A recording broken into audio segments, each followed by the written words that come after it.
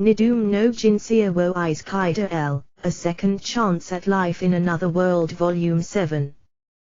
While Rinya was building his city, there were two institutions that called for a meeting at the foremost. One was the Adventurers Guild. One of the reasons for that was not only because of the guild's distribution network, but also due to their belief in the advantages of gathering adventurers and making progress by investigating and subjugating the monsters in the surroundings. Moreover, they could make use of the pretext that Rinya himself was still registered as adventurer. Rinya's authoritative pronouncement was, "Set up a branch quickly since it should be useful and convenient in one way or another if it's there." Seeing as that nicely agreed with the Adventurers Guild's forecast of there probably won't be any lack in work considering the location the Adventurers Guild's branch was established quite efficiently with the guild's building being provided by Rinya. The second was the creation of an adventurers training school. There were two reasons why the establishment of that was hurried. One was because Rinya wondered whether he would be able to call Lyris and Az to his own city as teachers if he went skillfully about it. However, in this regard there were objections from among the nobles about allowing Lyris, who holds an important position within the Trident Principality as Dragoon, to go to Rinya's place, who already makes others wonder whether he doesn't have, even under normal circumstances, an excessive combat force. At that point in time it felt as if it wouldn't go as well as he had expected. The second reason was the transfer gate. The transfer gate itself is something that has been set up in various institutions, but as it was necessary to make troublesome appeals and obtain permission, or due to its transfer destinations being restricted even if it was possible to set it up, it's not a device that's overly handy and usable. However, only the Adventurer Training School was an exception because it was possible to set up a transfer gate there with quite the liberty in its work setting. In Rinya's eyes, a convenient transfer gate, allowing him to receive the goods sent from the elven country for Krawa, was necessary. Also, going by the map he was shown before crossing over to this world, and for someone who has been asked to get to know the entire world with its outrageous size, he considered the existence of transfer gates, which enable instantaneous movement to quite distant places as long as there's a connection set up, as absolute necessity. Therefore he naturally poured funds into the construction and recruitment of the school, regardless of the expenses. As a result of that, the school was provided with extravagant facilities and buildings to the extent of having no match anywhere else, no matter where you looked on the entire human continent. Due to the excellent teaching staff provided and its high level of education, the children of nobles not only from within the Trident Principality but also from far distant countries expressly arrived to study there. However, for Rinya that's nothing more than a freebie. In his mind he thought about nothing else but the establishment of a transfer gate as his primary objective. A good while after the city took shape with people beginning to immigrate and the economy and circulation of goods and money starting to get in full swing, a certain guest visited Rinya's place through the transfer gate. One thing Rinya noticed after coming to this world is the fact that there's almost no climatic change if you go by the prerequisite of limiting it to the human continent. There are periods where small amounts of rain falls and other times where it rains more often, but something such as the 4 seasons, as they exist in his former world, don't exist in this world. It was unknown whether it was owed to the world itself being on top of a tray or whether the supervisors scrimped on the settings, making Rinya wonder at first whether that won't lead to problems with the growth of crops. However, what awaited him there, seemingly having been forced to match with the already sketchy setting, was the irresponsible reality of granting reasonable crop growth throughout the entire year, no matter what crops and at what time they are sown. However, if seen from the side of those cultivating those crops, those can be called extremely welcome circumstances. After all, there's no need to consider the time of planting the seeds, since all you have to do is to calculate the crop's growth period and sow the seeds in accordance to the desired harvesting time while making as many as you want. It's a very comfortable matter without any problematic issues. For that reason, trees are thickly growing throughout the entire city. Given that it's a little bit unreasonable to plant rice inside the city, we are cultivating a large quantity of elven beans in the open spaces. Rinya said, not speaking to anyone in particular, while also standing stock still and having his hands linked behind his back. The answers towards those words were only groaning and rough breathing. The location is the arena of the Adventurer Training School. A great number of students were scattered on the ground around Rinya, who stood all by himself in their middle, while holding on to the weapons they considered to be their forte. Basically, Rinya has too much free time after the city had, to a certain extent, taken shape. He considered continuing to work as an adventurer, but after receiving the honest opinion from the guild staff that they have doubts about the feudal lord himself accepting guild requests and proceeding towards the settling of raw materials and the subjugation of monsters, he wasn't able to meddle in that too frequently. As for the practical matters of a noble's job, since Maria is frantically dealing with those while holding one of Frau's special energy drinks in one hand, Rinya doesn't get involved with that part almost at all. If I schemed to hijack this territory, it would become mine in no time, wouldn't it? Maria, you want it. It's all yours. Maria tried to threaten Rinya with a voice full of resentment and a worn-out expression, but she ends up falling apart tragically in front of Rinya. All too simple reply. Each time he looked at Maria prostrate on top of the table in silence, Rinya thought that it would be great if he could somehow assign an assisting civil official to her, but although it was fairly easy to create or find civil officials in this world, the same wasn't true for civil officials that possess education above a certain degree. In the first place, Rinya doesn't possess the know-how to educate civil officials. Speaking of what he's capable of, it would be investigating the salaries of the civil officials working for other nobles and trying to recruit them by paying higher wages.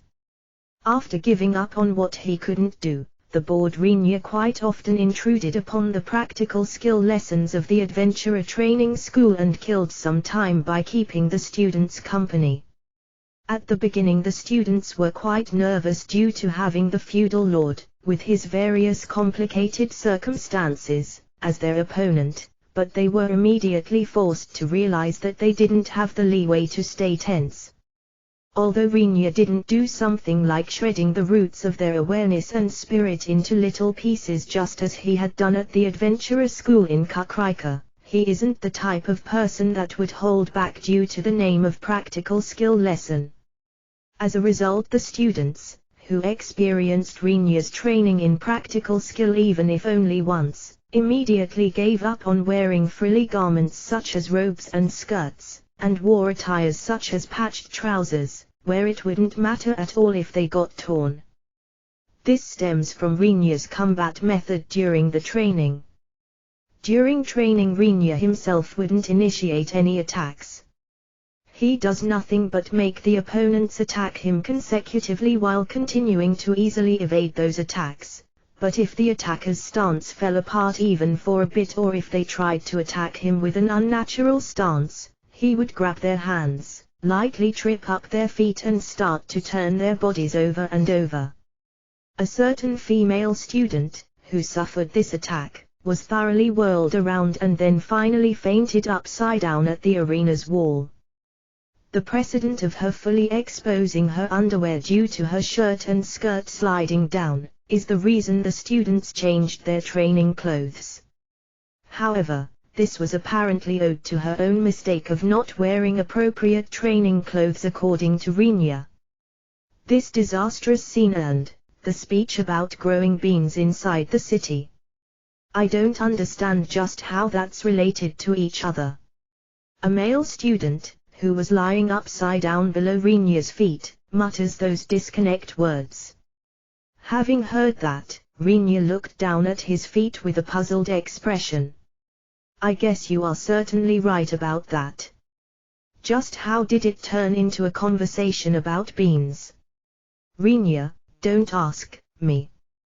The male student, who somehow managed to retort after having mustered his last remaining strength, completely stopped moving like a puppet that had its string cut while revealing a somewhat satisfied expression.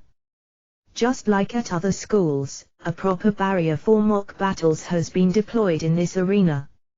Therefore one could say that something like dying most likely won't happen, but Rinya became somewhat worried since that male student seemed to have completely let go of his consciousness in an excessive manner.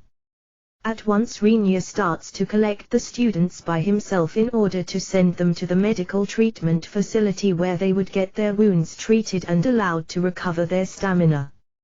Just as usual, stretchers for the students should be lining up in rows outside the arena, and the staff in charge of medical treatment should be on standby there. If they are waiting outside the arena, they could at least help with the collection of the students, Rinya thought, but there's a reason why the staff of the medical treatment facility insists on not helping with this job. It's something Rinya doesn't know, but this collection work enjoys a secret, which is that it has great popularity among the students. This is because Rinya carries each student to the stretcher while properly holding them in his arms, Princess carry. In the eyes of the students, the ability to directly touch the body of someone, who is far above them in skill and physical prowess, counts as precious time. Moreover, the other party is an esteemed earl, the genuine article with the biggest accomplishments during the war against the Holy Kingdom and a person who would hear no objection even if he called himself a hero. Rinya believes that the story about that hasn't spread much, but the Archduchess has secretly and indirectly spread the information between nobles of reasonable standing. Otherwise it wouldn't be weird for one or two flames of rebellion to surge up due to a mere adventurer suddenly receiving a peerage. For that reason those wishing to participate in the practical skill lessons were unable to do so unless they won against the total applicants that were several, no, 10 odd times more than those being able to join in on the actual training. The frightening fact is that this popularity didn't only stop at the female students, but also spread to a large degree among the male students.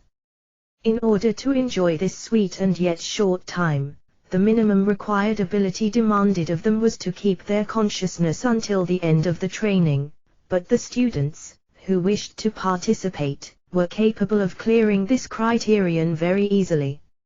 In other words, it means that the students, who are currently lying around at Rinya's feet, are all conscious without a single exception, but even Rinya could guess as much.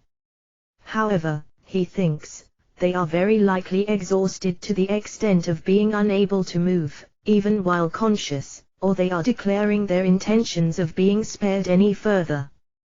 Just how would Rinya react if he knew the real reason? Since it was difficult to imagine that, this matter was treated as the most important secret among the students and all of them have been given detailed instructions to never disclose it for any reason. Putting that aside, Rinya carefully carried the students, who don't move while on the ground, outside the arena one by one as usual and gently puts them down on the stretchers. The faces of several students grinning slovenly bothered him somehow, but even so he finished carrying all the students without treating them roughly. At that time, in front of Rinya, who unconsciously tensed his body after sensing some kind of presence, a different entrance from the one from where he carried out the students, was blown away with a thunderous roar. The destroyed door was vigorously blown towards Rinya's location, and after being transformed into small, chopped up fragments in an instant, it fell to the ground. Before anyone realized, Rinya grasped the drawn katana in his hands while storing the scabbard at his waist. I've come for a duel. Can I find Earl Rinya Kunujai here? Rinya squints slightly after catching sight of the person who shouted loudly while sluggishly showing up from within the densely rising smoke. It was a tough, toned man who was around 2 or 3 heads taller than Rinya. His upper body was naked, exposing his forged muscles.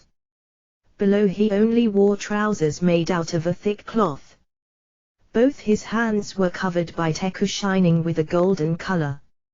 Even his feet were equipped with the same golden metallic armor. His skin color was swarthy. His looks felt as if calling him wild was the best description.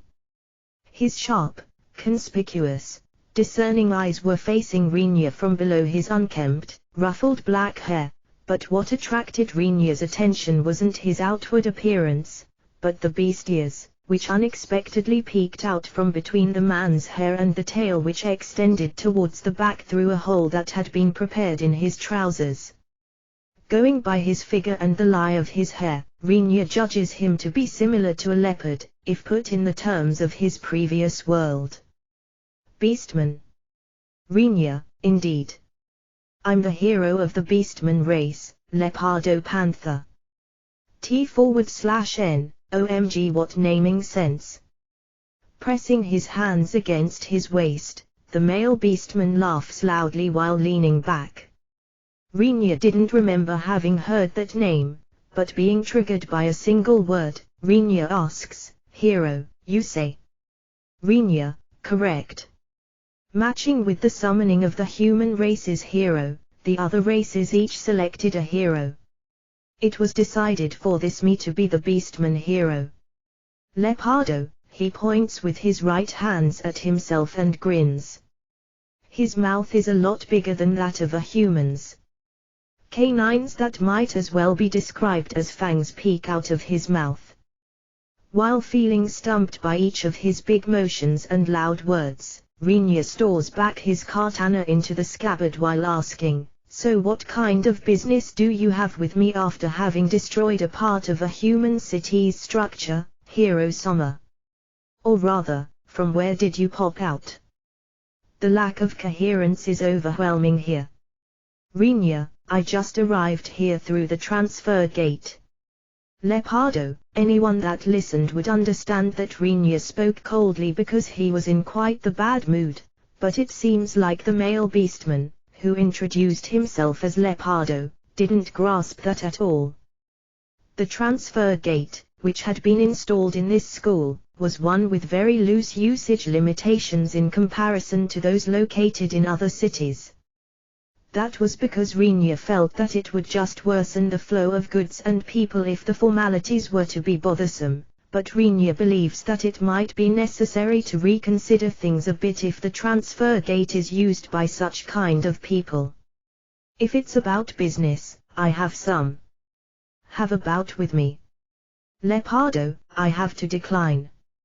Rinya's response towards Leopardo, who determinedly pointed at Rinya and demanded a match, was short and indifferent.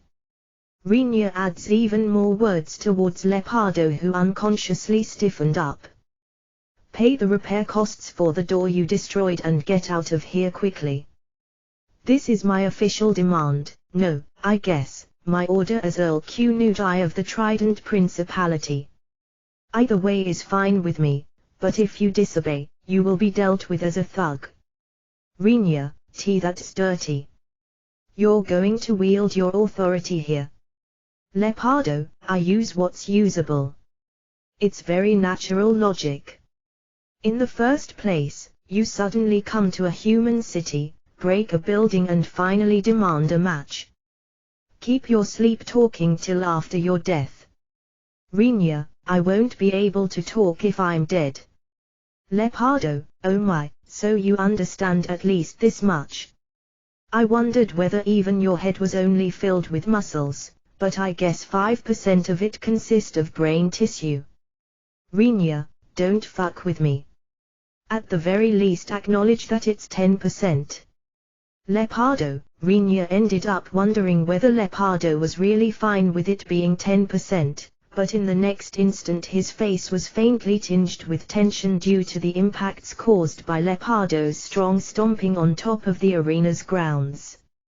The ground, which should have been thoroughly prepared and hardened for the sake of carrying out mock battles, deeply caved in after receiving one of Leopardo's stomps, and the vibration triggered by the impact shook the entire building.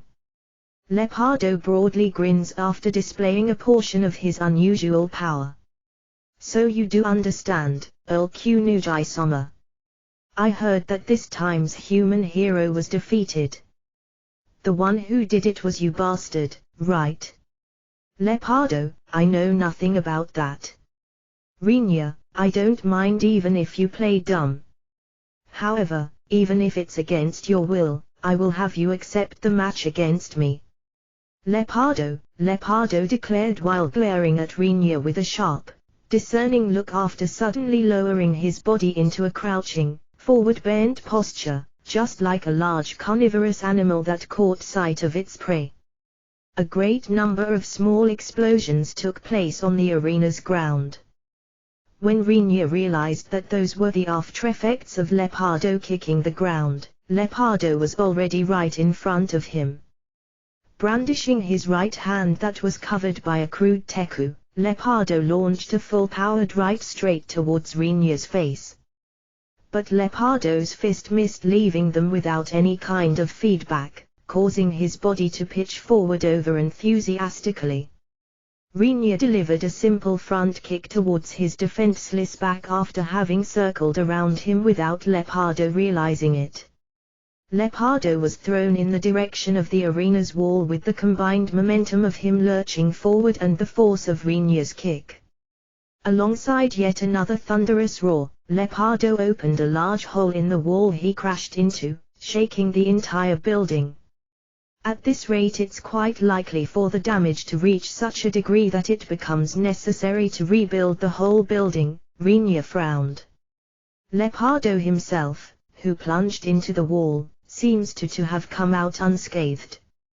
He immediately gets up and brushes off the dust that ended up raining down on his head when he destroyed the wall. TSK. Don't fucking move so skillfully. Once more. Let's go again. Leopardo stoops down in order to accumulate power once more. His speed was quite considerable to begin with. But since his movements are too linear, evasion was simple for Rinya. Even though it's easy to dodge him, the building will get destroyed once he crashes into the wall again after I've evaded his strike. Asking himself whether it was possible for him to take that Leopardo's charge up front, Rinya immediately concluded it as likely impossible. On top of there being quite a difference in physique, Leopardo's speed is abnormal. Since he has introduced himself as hero, putting aside whether it's true or not, he should possess considerable strength.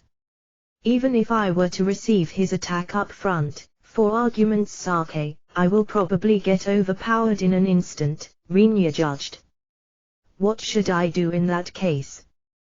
The easiest method would be to cut him down with the katana at his waist, but Rinya is currently inside a barrier that was designed to not allow any casualties in order to carry out mock battles.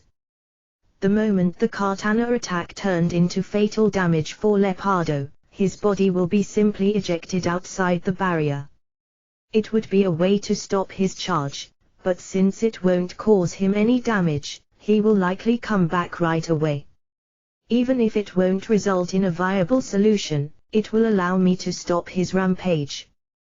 When Rinya, who guessed that he had no other option but to keep sending Leopardo flying until he discovers some kind of strategy to resolve this, put his hand on the katana, people suddenly rushed into the audience seating enclosing the arena.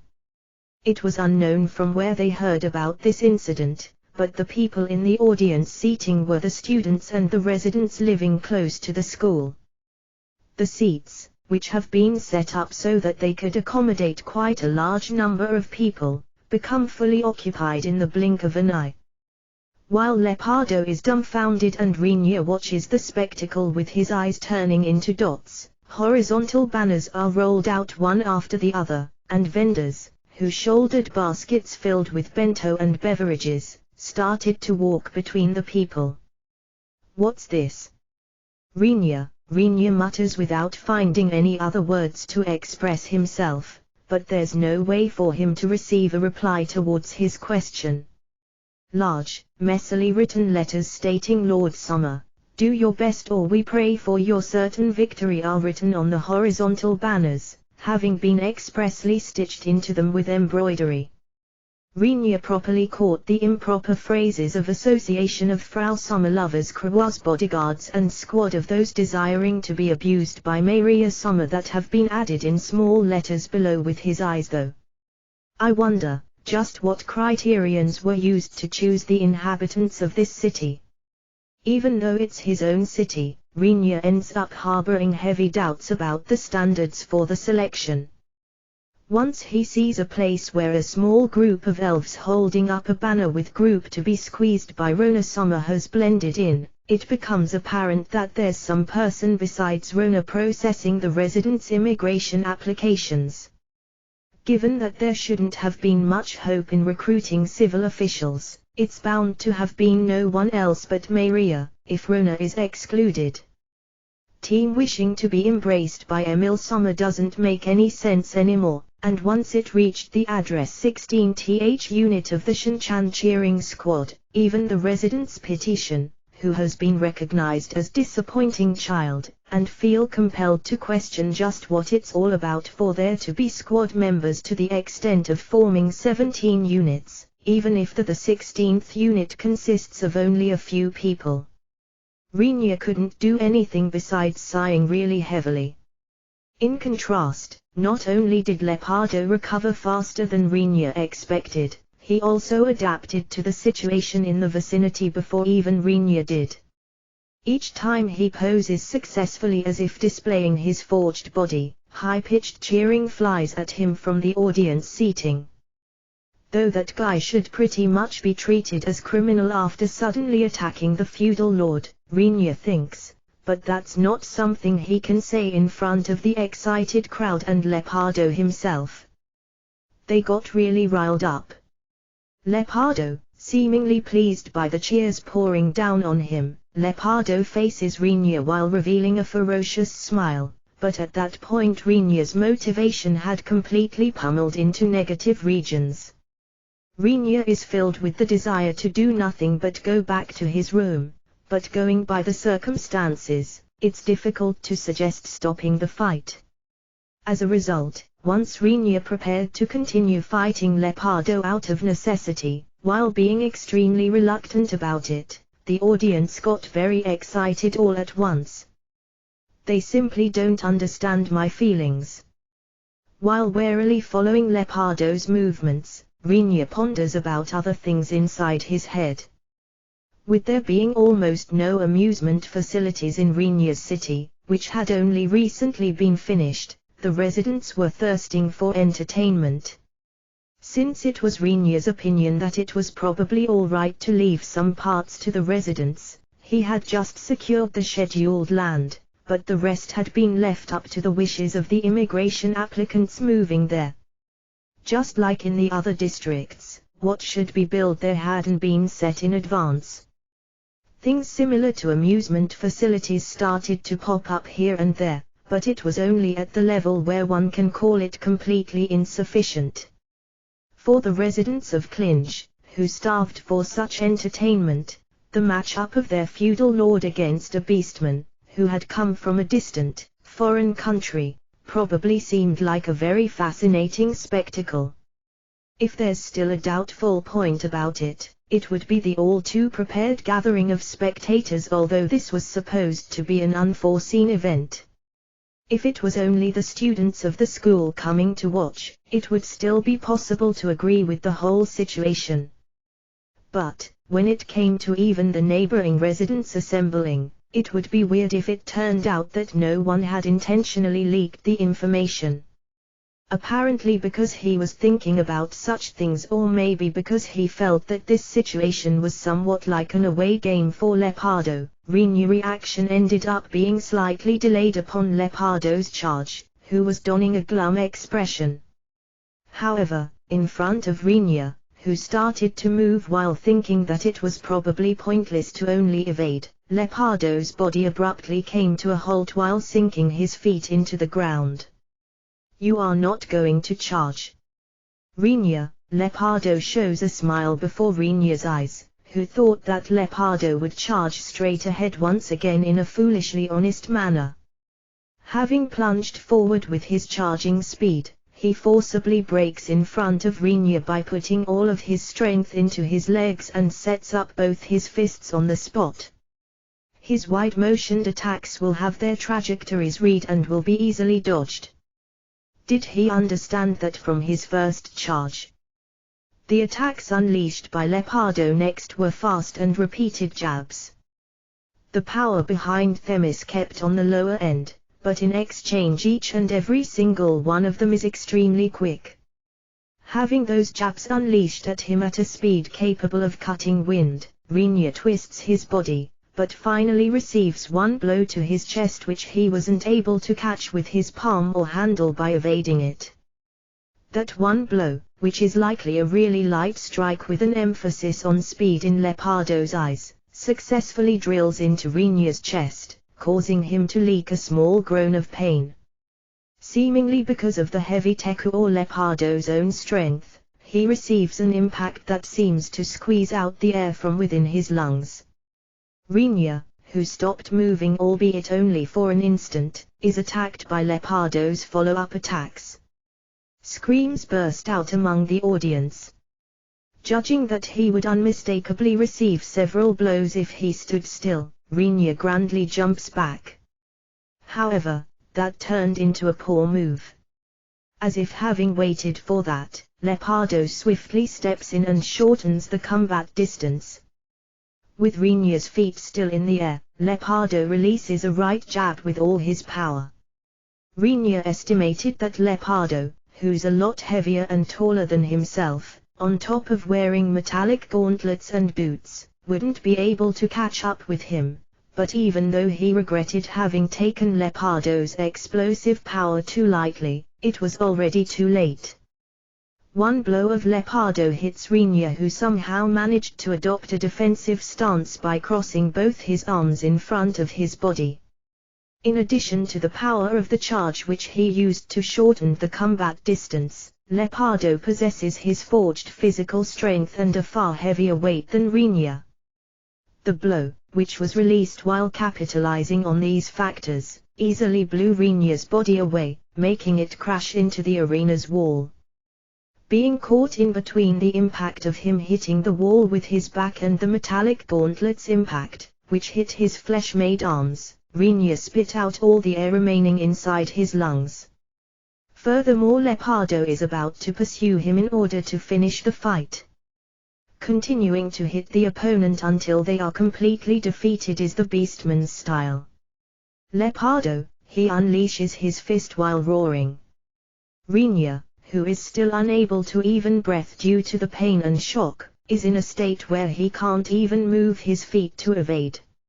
Leopardo was certain of his victory, but in the next instant his face cramps up for some reason and he increases the combat distance from Rinnu. As if chasing his body, countless lightning bolts swooped down towards Leopardo. "No way!" Chantless.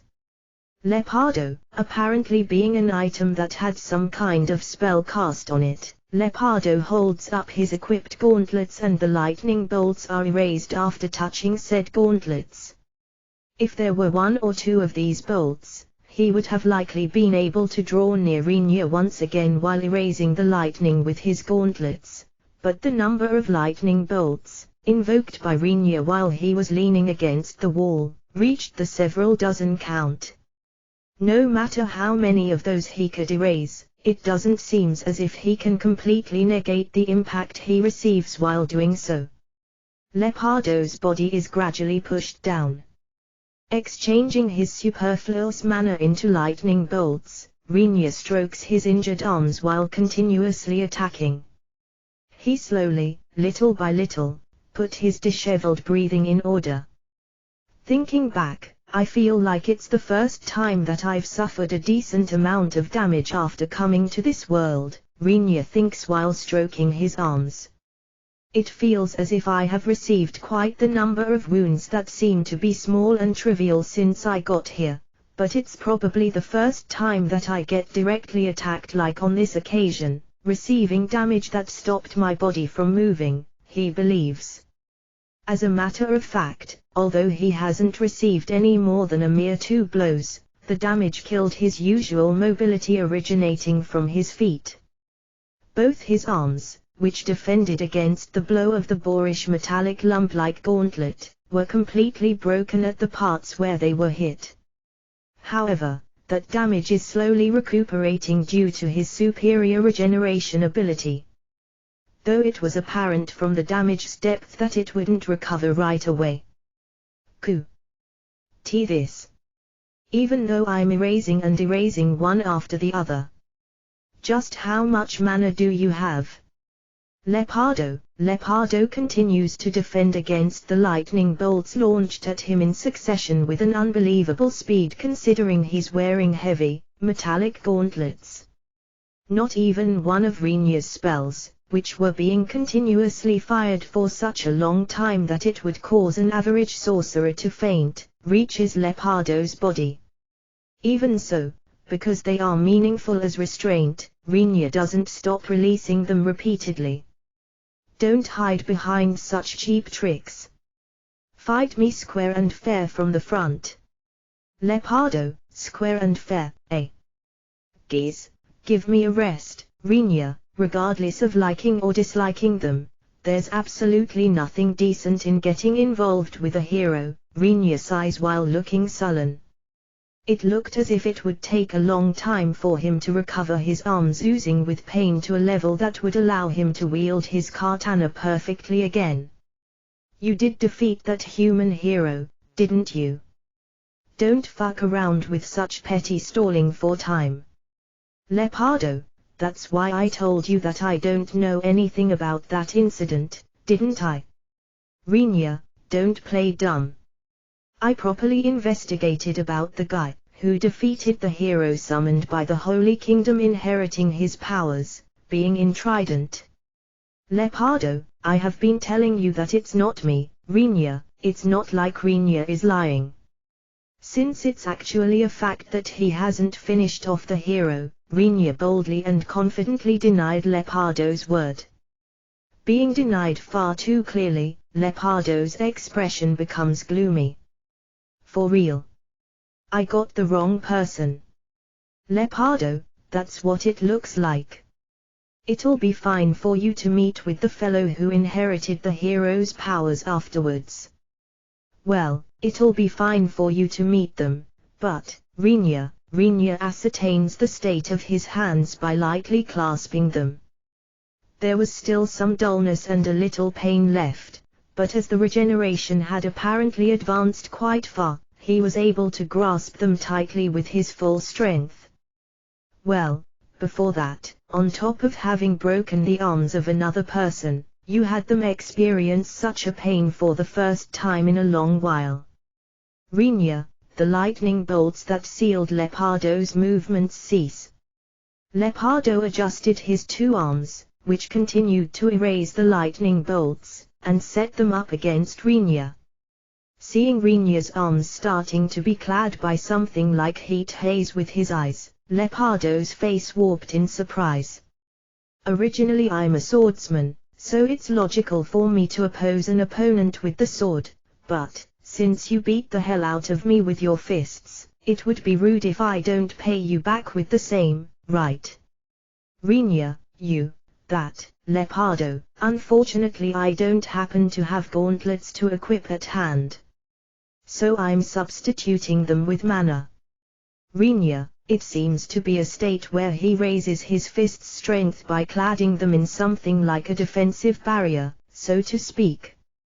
Because he is pouring an enormous amount of mana into them, It looks as if Rinya's fists are clad by heat haze-like fluctuations. There are various unarmed techniques, but I'm not very knowledgeable about boxing. So, I pray for your forgiveness if it's only rough, full-powered attacks, okay? What, there's nothing to worry about. Even if you are sent to the medical department in the worst case, I will have the guy, who inherited the hero powers, visit your hospital bed. Rinya, how amusing. Go ahead, make my day. Leopardo, Rinya releases a very casual right punch straight after taking a wide swing towards the prepared Leopardo. It's a telephone punch that's easy to evade due to its wide motion. Leopardo dodges that at the last moment and tries to shift into counter-attacking immediately. Even though Rinya's fist didn't even graze his body, he's still sent flying at full force while swirling in the air. Ahead of Rinya's fist, which finished striking and missing at the same time, Leopardo witnesses the arena's wall breaking into small pieces and dispersing. Leopardo, he heard a voice from the audience shouting at the others to take refuge. Without even looking at the figures of the panicked audience in the stands evacuating outside the arena, Rinya turns his eyes towards Leopardo, who had immediately adopted a fighting stance after getting up, although in the end he was suddenly slapped onto the ground. Leopardo didn't understand what the hell had happened. Even though he was sure that he had dodged Rinya's attack, he was sent flying, and moreover, the attack completely destroyed the wall which is at an unreachable distance. For argument's sake, what if this damage was brought about by the impact caused by his motion of swinging a fist? If that is the case, I wonder just how much power the actual fist possesses. Arriving at that thought, Leopardo's expression becomes pale within no time. Rinya wasn't moving any faster than at the beginning right now. While simply pasting a smile on his face, he very slowly, one firm step after the other, approaches Leopardo. Seeing Rinya's fists being clad in an even thicker fluctuation than before, Leopardo thought, I might possibly die in this place. Starting with the conclusion, Rinya was unable to do any meaningful damage to Leopard. And it's not because of the barrier covering the school's arena. If he was eager about it, he could have pretended to seriously attack Leopard, since it's easy to be moved outside the barrier, and then have slowly killed him once Leopard's body was outside the barrier. This beastman hero called Leopard didn't cross over to the human country bearing some kind of grudge, nor did he have some kind of plan. Instead, he simply followed the information saying that there was a strong guy who had managed to defeat a hero to be found here.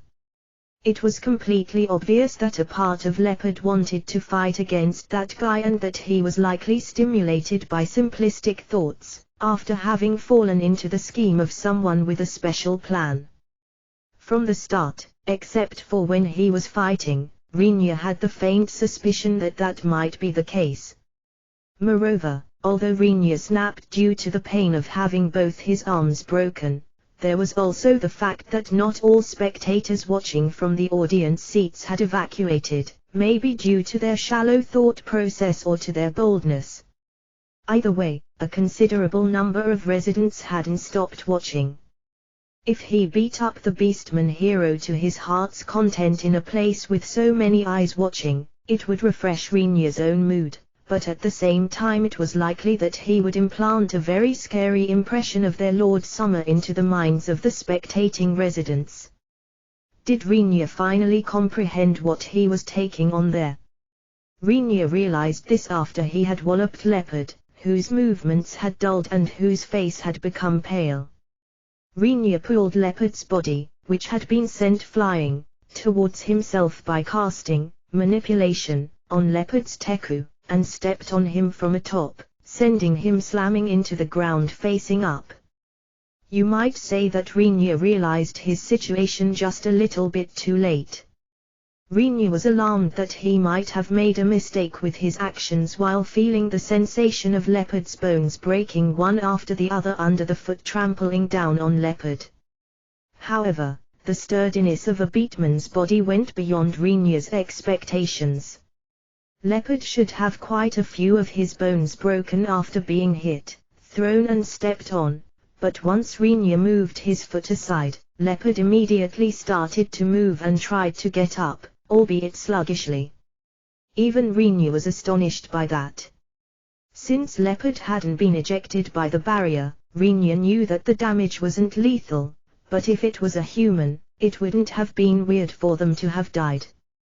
Or rather, even though the damage looked as if he should be 80% close to death, Rinyu didn't expect for leopard to remain conscious, let alone try to stand up by himself. His excessive surprise caused Rinyu to kick leopard's face, who was about to get up, with the sole of his shoe. That one blow turned out to be the final straw, causing leopard to collapse after finally fainting. After making sure that the opponent had stopped moving, the arena's recovery team finally entered the grounds.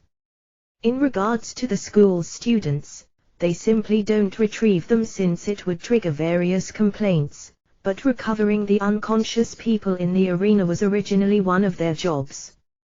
Having judged that there's absolutely no way for the Beastman hero, who had collapsed this time, to harbor the desire to be carried by Rinyu, they completely wrap up leopard, who had stopped moving altogether, with ropes and bandages, and place him on a stretcher. They were about to transport him to the medical treatment facility like that, but at this point a problem came up. The largely built leopard, who was a lot taller than Rinyu, and his boorish boots and teku were so heavy that it was impossible for the two-man recovery team to carry him. As a last resort they laboriously transported leopard with 4 recovery team members. A recovery team member also came up to Rinyu, who was observing the group around leopard off, but Rinyu refused any help. It's not a mistake to say that the damage Rinyu suffered was originally something that merited him being sent to the medical treatment facility and getting hospitalized there for several days. Rinyu himself knew that best, but as his super regeneration was something frightening, the broken bones of both his arms had already fully recovered. Even the bluish-black wounds at various places that had caused internal bleedings had only left something like a faint birthmarks behind by now. Even though it's his own body, Rinyu feels slightly spooked by it. However, there are also advantages in regards to this. Since even his current state, which would obviously trigger him being branded as a monster in his former world, was hardly minded by anyone, probably because there are things such as divine arts over here. Rinyu also decided not to care about it and forget about his injuries. Despite not knowing where they popped out from, Rinyu has the audience leave their seats, and goes back home while brushing off his clothes that had become covered in dust due to the battle. Although Rinyu's home was a normal mansion in Kakarika, he lived in a designed building in Clinge that made it difficult to specify whether it still counted as a mansion or was already considered a castle. It's pretty much located in the heart of the city with a wall and moat around it. What has been erected there on a fairly spacious plot is not something that has spires like a castle, albeit it's a building made out of stone, but at the same time it's far too tall and wide to be considered a normal mansion. It was a half-baked building with an uncertain categorization, but for the time being it was referred to as official residence of the feudal Lord Rinyu. The Rinyu only perceived it as something like a fortress with a little bit of extravagance added to it. Its size is several times larger when compared to his mansion in Kakarika. In proportion to that, the garden has become spacious as well. The seeds and seedlings brought from Kakarika by Frau were planted and grew strangely quickly. As for the harmlessness of those plants and creatures that seem to dwell in the garden, Rinyu tenaciously made sure, going as far as checking twice. The reason being that Frau won't be able to manage all of it by herself once the plot's size becomes as wide as it currently is. And if Frau can't cover it all by herself, they have to get the help of others by sharing the management. Rinja considers the appearance of a noble to be not worth worrying about, but in the end he also wants his own home to be in order and clean, to a reasonable extent. Since he would feel sorry for having Frau take care of everything by herself just to fulfill his wish, Rinja put up a recruitment ad for maids that would work as Frau's subordinates. Compared to the recruitment of civil officials, which has close to having 0 applications, a flood of applications rushed in for the maid positions for some reason. Rinja wondered whether he was too lax in his conditions by only stating that he's looking for young, hard-working women. But as a matter of fact, the cause for the rush of applications was Emil saying something unnecessary at an employment information desk-like spot, which was in charge of putting up the maid recruitment, unbeknownst of Rinja. As for the precise wording, Emil took Rona and Shin along to the employment information desk and said the following to the person in charge of the desk: "Our master is a properly behaved person to the point of not having made a move on these two even after they crept into his bedroom at night. Emil, the problem is that it always heads in that direction whenever a noble tries to recruit maids, whatever the noble's age may be. There are times when the applicants accept it as inevitable so long as it's limited to a certain extent, but in the end it's not something that gives them a good feeling.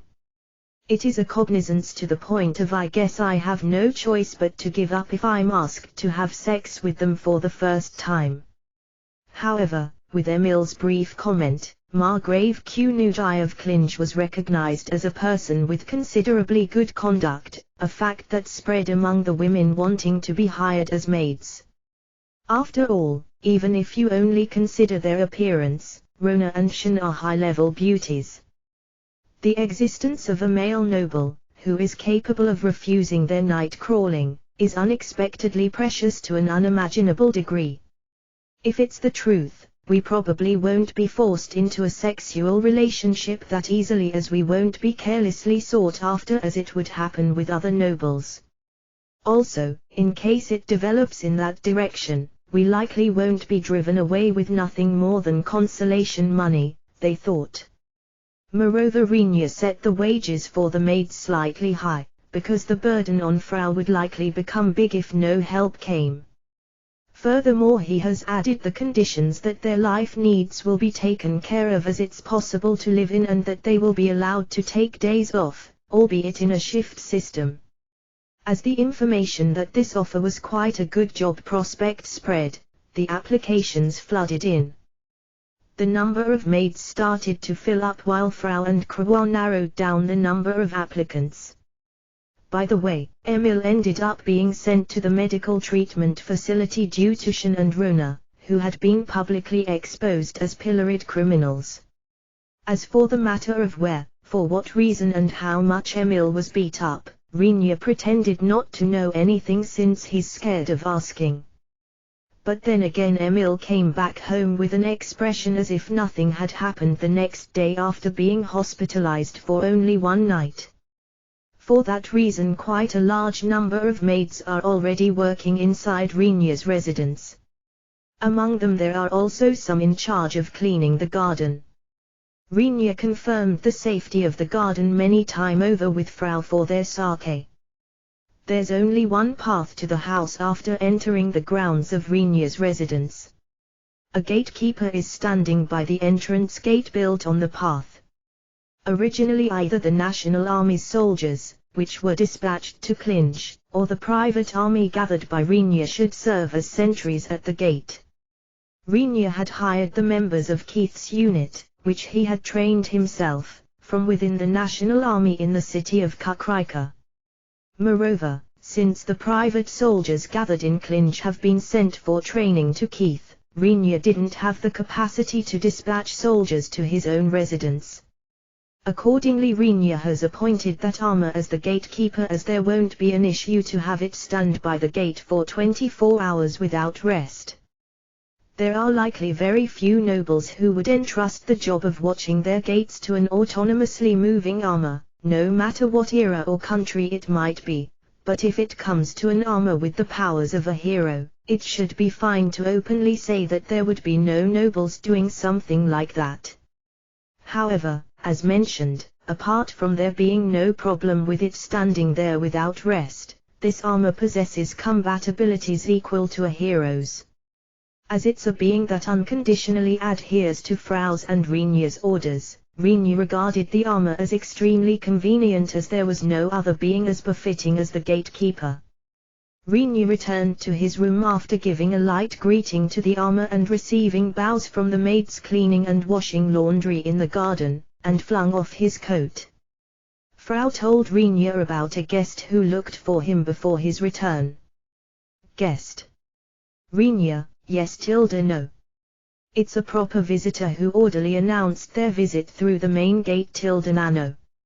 Frau: this condition seems to be the minimal, unyieldable, required condition for someone else to be acknowledged as a visitor by Frau. Who is it and where are they from? I don't remember having made any appointments. Rinya: once he became a noble, various people requesting a meeting had appeared. The type of people span from managers of some companies to representatives of other nobles and messengers from the Archduchess herself. Those people interested in a meeting made appointments a long time before the actual date as general custom of courtesy, and visited afterwards, but it's not like it doesn't occasionally happen that people request a meeting unannounced without any previous appointment.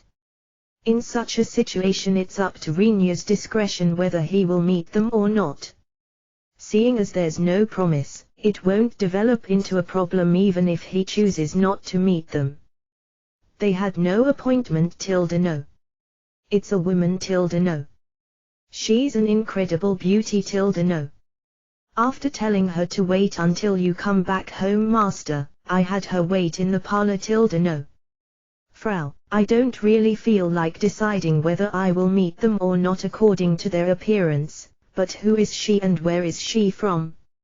Rinya: Rinya sits down on the chair in his room and asks while sipping the black tea prepared by Frau. Frau takes out a piece of paper from a pocket in her maid clothes and scans it. She's a beastman visitor hailing from the southern continent. She was able to come here through the transfer gate. No.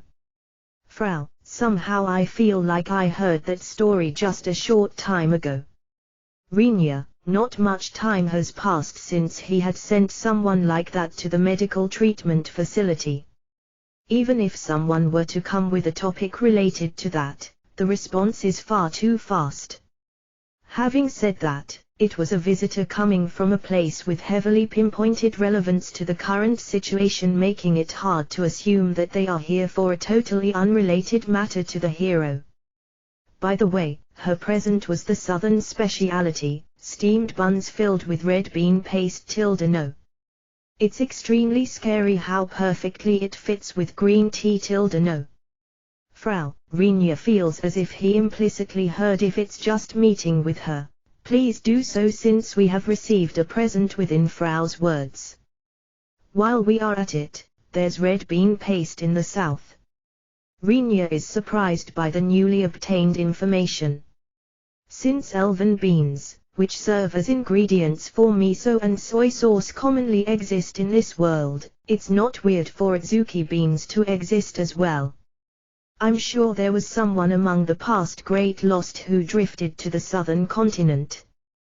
They probably imparted the existence of Azuki beans and their processing methods to the locals. Rinya offered his gratitude to his predecessor whose name he doesn't know.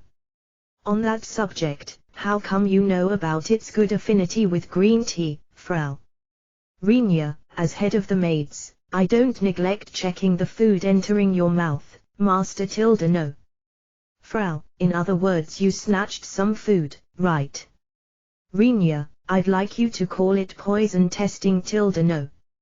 Frau: Rinya shrugged his shoulders as he looked at Frau, who quietly averts her eyes from Rinya while wiping away her dripping cold sweat.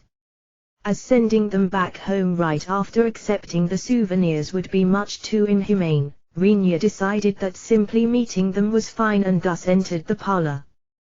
The person, who had been shown in there earlier, stood up and greeted Rinya. Rinya, who quickly let his gaze wander from the person's head to their feet in a way that wouldn't be considered impolite, felt slightly surprised. Her clothes had white and red as the basic colors. It's something far closer to the attire worn by the women referred to as shrine priestess in Rinya's former world than the attire worn by Shin. If pushed to say, the attire worn by Shin was something like a mix between a shrine priestess garb and a doji, but the attire worn by the visitor has been made out of thin silk, seemingly putting emphasis on elegance rather than sturdiness. With just a slight stirring, her garb smoothly sways in accordance. What surprised Rinya the most was apparently her attire, but the same could be said for her features. A white skin that didn't lose to the white of her shrine priestess garb. Something like makeup, which Rinya had seen for the first time after coming to this world, has been applied to her slender, well-featured cheeks. A faint shade has been applied around her eyes. The vivid red on her lips is to the degree of being glossy, but since she can make one feel a sense of fascination with only that much, makeup is certainly something mysterious, Rinya believes. Her blonde, silky hair reached down to her shoulders, but the second major reason for Rinya to be surprised were the triangular beast ears standing up on top of her head and the tail shaking gently behind her. Seeing those two features, Rinya thought, a fox has arrived here. I'm honored to be allowed to meet with thee for the first time. I'm called Keed, a shrine priestess of the Beastmen. Keed. Rinya, even her name caused Rinya to be astonished. It's the kind of name he hasn't heard often in this world, but would come up regularly in his former world. Keed explains to Rinya, who wonders whether that might be a coincidence. This name has been inherited by many generations of Beastmen shrine priestesses holding the highest rank. If you trace back its history, it's a name given to a shrine priestess by a lost several tens of generations ago. Keed, was that lost a hero or something like that? Rinya, our oral tradition doesn't tell us that much. Keed, Rinya invites Keed, who shows a sweet smile, to take a seat opposite to him. This time Rinya stared at Keed, who sits down as suggested, with a somewhat presumptuous look. Going by age, she's probably reasonably older than me. Judging by her well-mannered attitude, she's a person who has learned quite a bit of etiquette, Rinya assesses. From the clothes she's wearing, I can't grasp her bodyline at all, but going by the impression given by her nape and hands, it doesn't look like her body is one suited for fighting. So, what is the business that allows me the honor of your visit today? Rinya, with a timing seemingly as if she had waited for the two to sit down, Frau, who entered the parlor, placed brewed black tea on the table between them. The tea cake was a cookie garnished with raspberry jam, specially made by a maid. Yes, first I believe an apology is in order. Keed. Due to Keed bowing her head, Rinya, who was about to pick up the teacup, stopped in his tracks. Staying in a position where her head is lowered for a short while, Keed finally raises her head slowly after some time had passed and matched her line of sight with Rinya's, who was staring her way. Rinya offers the tea to Keed, who looks slightly doubtful, not understanding the reason why she is being gazed upon, and brings his own teacup to his mouth. Once he tastes it after enjoying its aroma, the black tea that was brewed in the usual skilled manner, flowed down Rinya's throat. Apology, is it? Rinya, if I'm told about apologizing by a beastman, the only matter that comes to mind is the hero that suddenly attacked me. But, the timing in regards to that event is suspicious. Since Leopard himself had been sent to the medical treatment faculty, it was impossible for the information to have circulated to the Beastman country. Given that he was tossed in there after expressly affixing him with ropes and bandages into a state where he couldn't move about, the possibility of the hero himself contacting his own country doesn't really exist. Even though it's unlikely that the news spread, the timing of this shrine priestess arrival while conveying her words of apology came almost instantly with no time in between the events. It's also a timing that makes it seem as if they had arranged for all this to happen in advance. But, if I assume that all of these events were pre-arranged, what is the intention lying behind it all? Rinya doesn't understand at all. Kid answered to Rinya, who believes that he's bad at trying to figuring out the true intentions of the other party. It's about the younger brother of the hero, Leonard One Panther Summer. Kid, who's that? Rinya feels as if he has heard a name similar to that previously, but it's obviously a different name. And, Rinya had no memory of having met this person called Leonard. He turns a fleeting glance at Frau, who was on standby behind him after having finished pouring the tea, but Frau tells Rinya that she doesn't know either by quietly shaking her head. Leonard Summer is the younger twin brother of the Beastman's hero, Leopard Summer. On this journey we overheard that the human hero Summer was to be found here. As a preliminary investigation before introducing Leopard Summer, he visited this place together with me. Kid, Rinya feels like retorting with "From where did you get that information?" or "Don't come investigating human territory without permission," but since he sensed that the conversation wouldn't make any progress if he said so, he decided to silently urge her to continue. That means Leonard Summer is the younger brother of the hero and he excels in military bravery, but his character is slightly bad. I guess you might say, he loses all consideration of his surroundings if he catches sight of a person excelling in military bravery, or that he becomes determined not letting his attention stray once he sets his heart on something. Kid says with a gloomy expression, as if it's very hard to speak about the subject, while also being evasive with her words. Somehow the situation took a weird turn, Rinya thinks. But unless I let her explain everything, I won't be able to see the whole picture.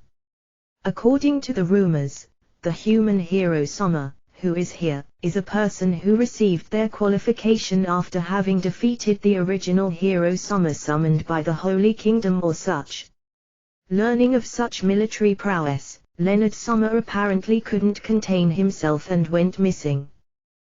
Kid, just put a rope around his neck or something like that. Rinya, that's something we ought to consider. Kid, Rinya glares at her scornfully. Kid reacts immediately by casting her eyes down. Even so, I wonder what I should do. Since it's a matter of the Beastman, Rinya doesn't want to get involved with it too deeply. I somehow get the picture. Certainly, I was attacked by a guy calling himself the Beastman hero a while ago and merely repelled him, but that guy clearly introduced himself as Hero Leopard, you know. Rinya, he's able to say with confidence that he hadn't misheard. Kid cast her eyes down while answering Rinya, who wanted to ask whether it's really that easy to win against one with the title of a hero, even if he's the younger brother. He knows that misrepresenting oneself as the hero is an unforgivable felony. Kid, our territory has rather lax limitations on visiting from another country through the transfer gate. Therefore it isn't a particular problem that you entered the Margraviate for a preliminary investigation, but that younger brother has attacked a human of the Trident Principality and inflicted injuries on them. This is a crime we can't overlook. Rinya, the crime of attacking an important person is heavy no. Frau interrupts with a small whisper. If the person attacked had been an ordinary resident, that would still be a problem in itself, but to a certain extent it couldn't be used as a vague reason to push for an unreasonable punishment. However, if the victim is an important person belonging to the country, this turns into a cross-national issue and the situation becomes big. Frau apparently wants to tackle the issue from that angle. After being told so, Keith's face cramps up a bit, but the words that came out of Renia's mouth were completely unexpected for both of them. I haven't heard any information about an important person having been attacked. Renia, Master.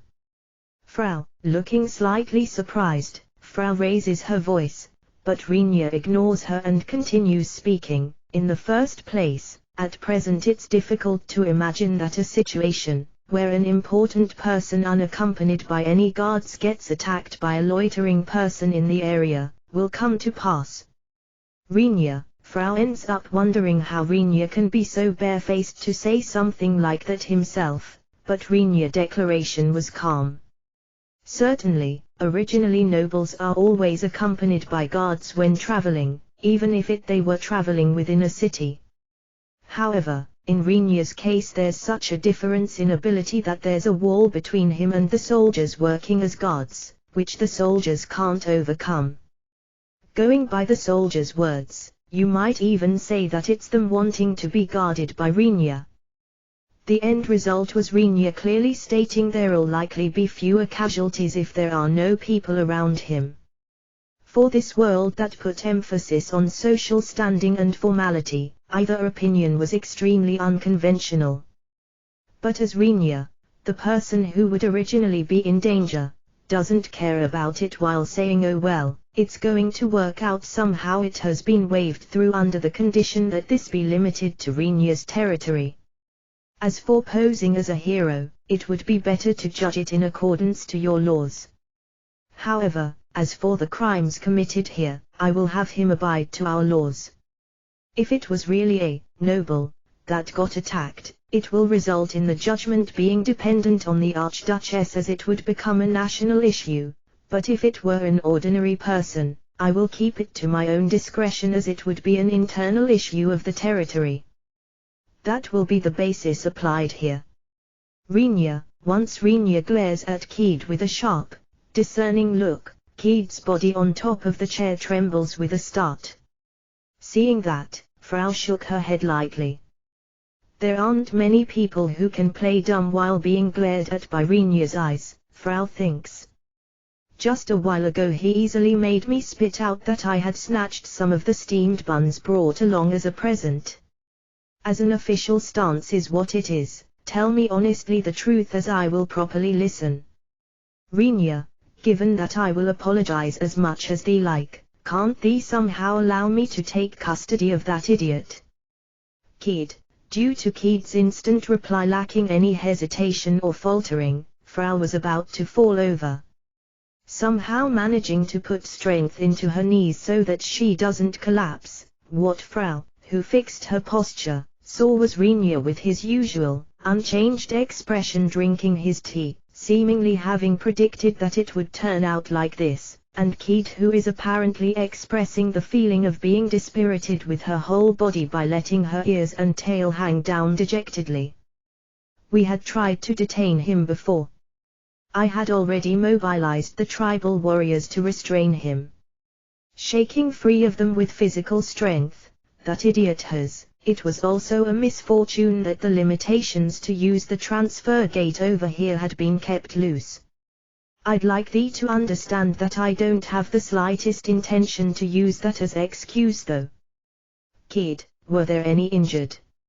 Renia, if her words that the tribal warriors had been mobilized are true, a splendid number of warriors should have moved to stop that hero.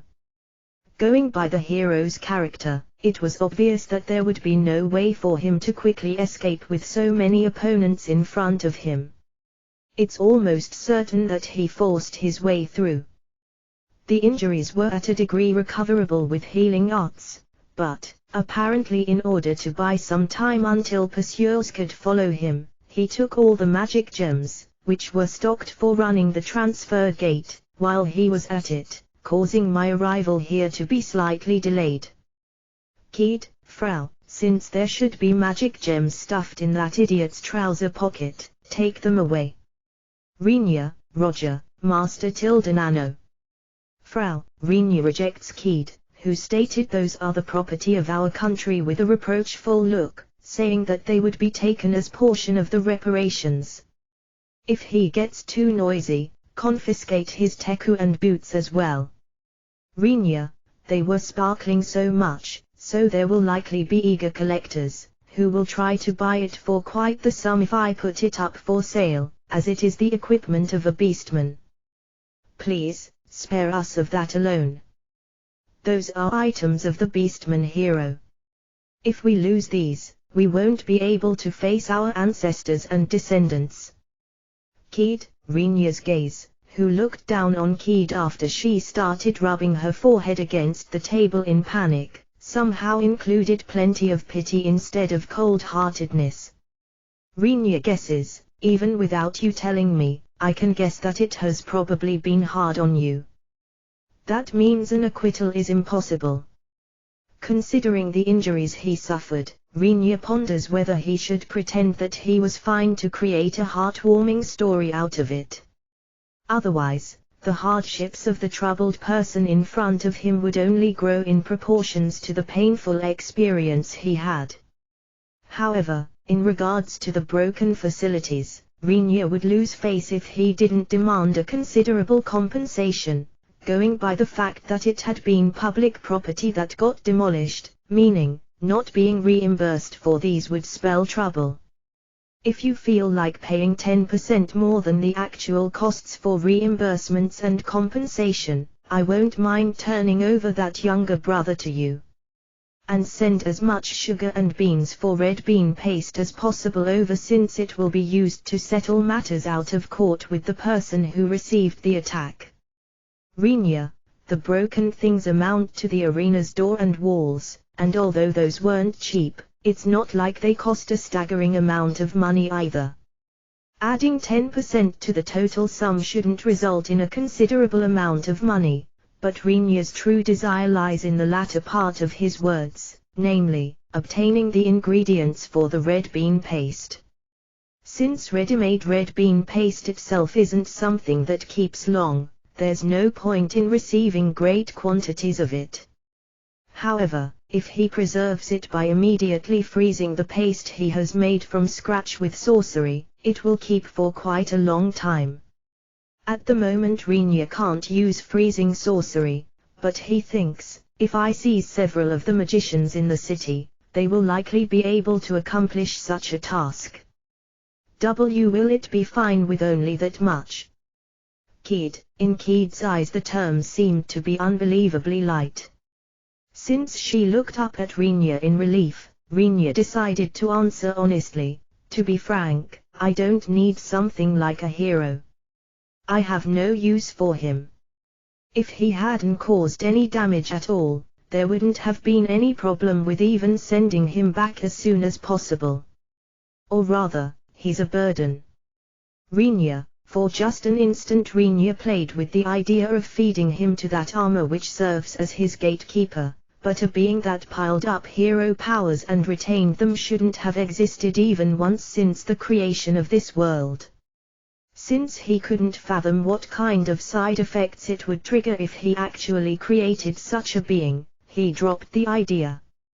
With that out of the picture, that beastman hero had absolutely no use and was nothing more than a nuisance. Immediately upon Rinya thinking, I suppose I can forget the matter of having both my arms broken, if the demolished things are reimbursed and if it allows me to get my hands on red bean paste in addition to a little bit of money, then I shall return to my home country at once to get everything ready. Kid, don't forget about picking up that idiot, okay? Rinya, why yes. So, that is, Kid. Once Rinya faces her with a fed-up look wondering whether there's still something left to discuss, Kid starts to fidget around, apparently having difficulties to say it. I will at least hear you out, so hurry up and say it. Rinya, as for the Demon King subjugation, At the moment it can be summed up with the movements of the demons being under investigation, but since time immemorial heroes are chosen from each continent and it has become a custom for them to gather at the human hero's location to attack the Demon King.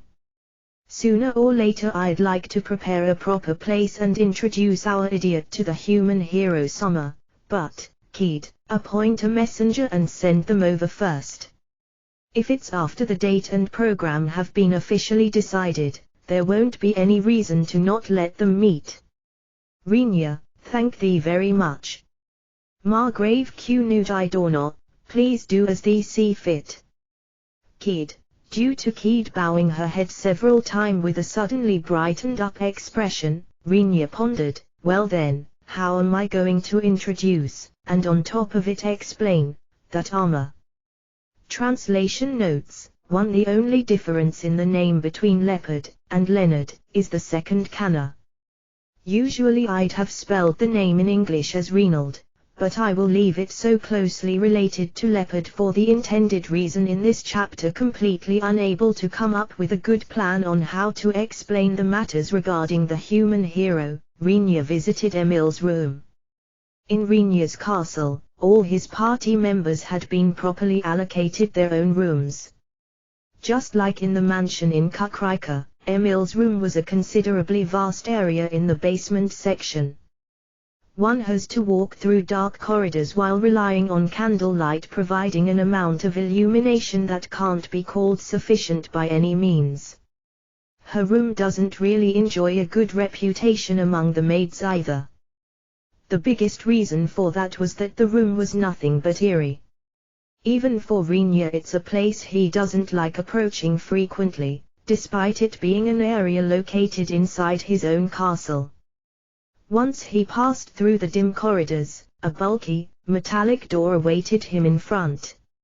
It just has a boorish knocker and not affixed to its smooth surface, lacking any other kind of decoration. Rinya uses the knocker and calls out to Emil. Emil, are you there? There's something I'd like to discuss with you for a bit. Rinya, the surroundings consist of thick stone walls and the metallic door.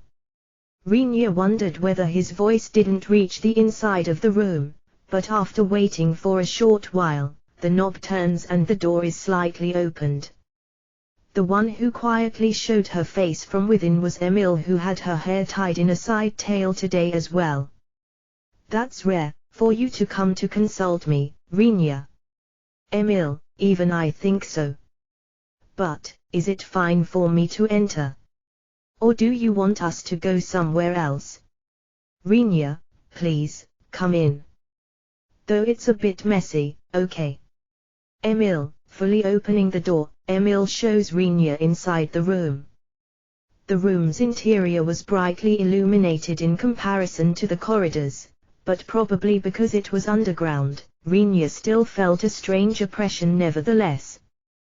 The fact that there isn't a single window either only served to spur that feeling on.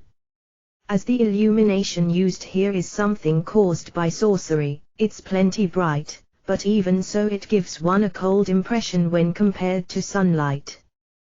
The room's furniture consists of a bed and a box with clothes. All the other furniture are tables which are fully packed with some kind of experimental equipment like items. It's certainly a mess here, Rinya judged. Well, sit down. But then again, there's no place to sit down either. I guess you can sit down on the bed. Emil offers Rinya the bed while dragging out a chair from below a table for herself. Taking her up on it, Rinya sat down on the edge of the bed. Just as he does that, Emil starts to act as if she's wiping away her drool while licking her lips. What are you doing? Rinya, unable to understand the meaning behind her actions, Rinya asks her casually. Emil waves her hands in panic. No, it's nothing. So, what is it that you want to consult me about? Emil, as a matter of fact, it's about that armor whom I'm making work as the gatekeeper of this castle, but, Rinya, the moment he said that, Emile's face became stiff. Due to the all-too-sudden change in her expression, Rinya, who started to speak, becomes surprised. With awkward movements, to the extent that it would seem that she's making creaking sounds from around her neck, Emile takes her eyes off of Rinya and looks into the far distance. Even if you discuss that with me, I think it's a troublesome subject, you know. Emile, hearing how Emile's voice trembles, albeit only slightly, Rinya's face becomes grim. Are you really telling me that? Rinya, if she's serious, that'll be quite a problem, Rinya thinks. Although even Rinya at times tends to forget due to her aloof words and deeds, Emile is a demon possessing reasonable strength. Moreover, she's someone that calls herself a researcher among demons. Even though he has admitted repeatedly that it's a prejudice, in Rinya's eyes someone with the title of researcher attached to them is someone that cannot help but start to meddle with a target in the name of curiosity, no matter how dangerous it might be. Such a researcher is now saying that she's giving up all hope without even listening to the details of the consultation. Well, seen from my standpoint, you, Shen and the others seem to be disinterested in that kind of area, therefore I think it's not unreasonable for you to be unable to understand. Emile says with her eyes still averted. A slight amount of sweat surfaces on her forehead. Emile, at least in this city there's no one superior to you in these kind of matters, is there? Rinya, isn't that actually something you should clear up with Frau? Emile, certainly, you're right there, but, Rinya scratches his head. Even Rinya was aware that this would surely be the most reliable and shortest way to get what he wanted. She would dodge the issue by saying what, there's no problem no, don't you think? Rinya, that's possible for sure. Emile, while nodding as if having understood and accepted Rinya's rebuttal as valid, Emile turned her gaze back towards Rinya, who was in front of her. Even if there might be someone who understands these kind of matters, I'm sure that there's likely no one besides me who could also be able to put it into words. Emile, what do you mean?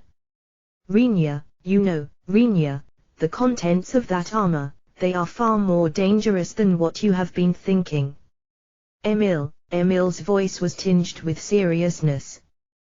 The Emile, who looked like she could happily hum even when testing things on a living person or handling something that looked to be a matter of life and death, speaks in a way of deliberately letting the seriousness in her vocal tone show through.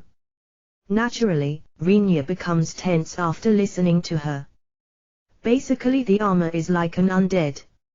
It might be strange why a fairy like Frau is capable of creating something like that, but a few of them do exist.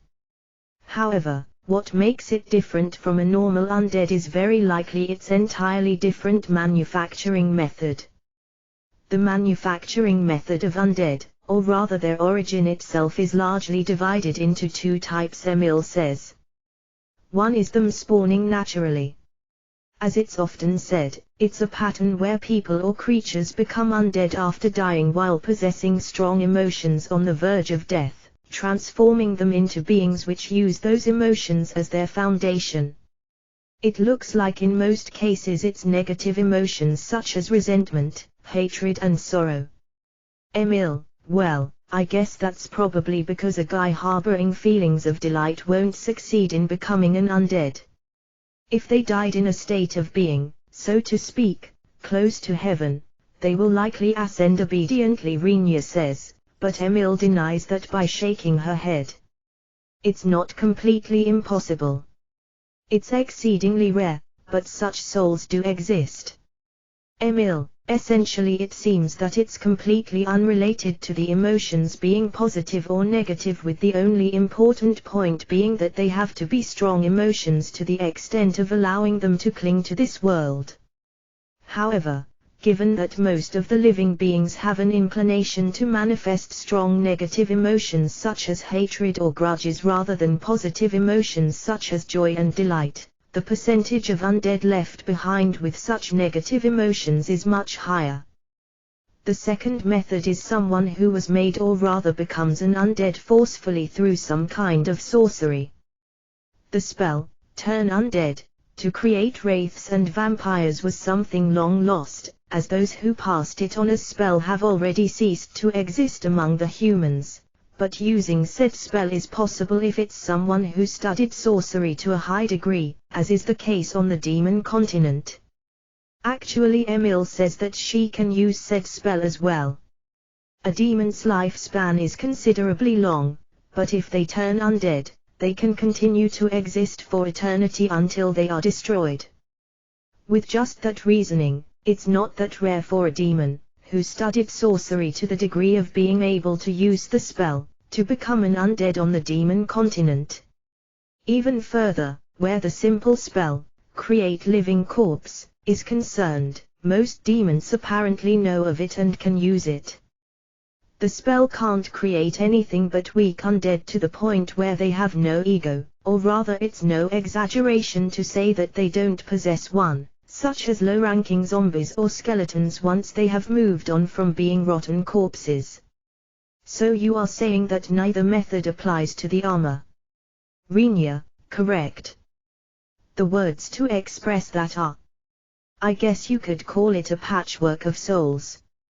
Emil, due to Rinya blinking his eyes in surprise, unable to understand the words he heard, Emil ponders how to phrase it best while saying, even though you can't say that it's completely the same, that Armakun resembles the technique of creating a perfect soul that was used among demon researchers a long time ago. Are you aware of the belief that the souls of living beings are incomplete and full of holes? Emil, being asked that, Rinya shakes his head. There's no reason for him to have heard of such a belief after coming to this world, and in his former world such a belief would leave the stage after being asked soul, what's that, in the first place? The souls possessed by humans, elves, beastmen and of course demons are incomplete, having many holes. If it was possible to fill these holes to compensate for the soul's imperfection, just how many perfect souls would one be able to create if they patched the countless souls existing in this world together? And, won't those perfect souls lead to the existences called gods? In the past there were people who fervently researched these ridiculous questions. Emil, Rinya thinks about Emil's words. Her manner of calling it a patchwork probably refers to trying to fill those lacking parts or holes by repeatedly dividing and joining souls, which are said to be imperfect and full of holes, after preparing a great number of them. What's left behind is the doubt of whether that's really possible to accomplish, but Rinya urged Emil to continue for the time being. The research naturally fell through. In the first place, something like processing souls is far too unreasonable. Even if you were to compensate for the incomplete parts of a soul, you have to consider just how many components a single soul possesses, right? Moreover, if you reach such a level, defining those souls as being imperfect becomes vague unless you know what perfect is. If you were to ask me, I don't think it was a research worth its time, but you know how people are. Emil, knowing about that means that you have taken part in the research for a bit, doesn't it? Rinya, Emil faltered a bit due to Rinya's retort. It seems I hit bullseye. When Rinya shows a mean smile, Emil's cheeks blush slightly and she turns her face away. I don't have to explain any further, right? Emil, sorry.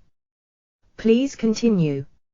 Rinya bowed his head since he would be troubled if she were to stop her explanation after becoming bad mood.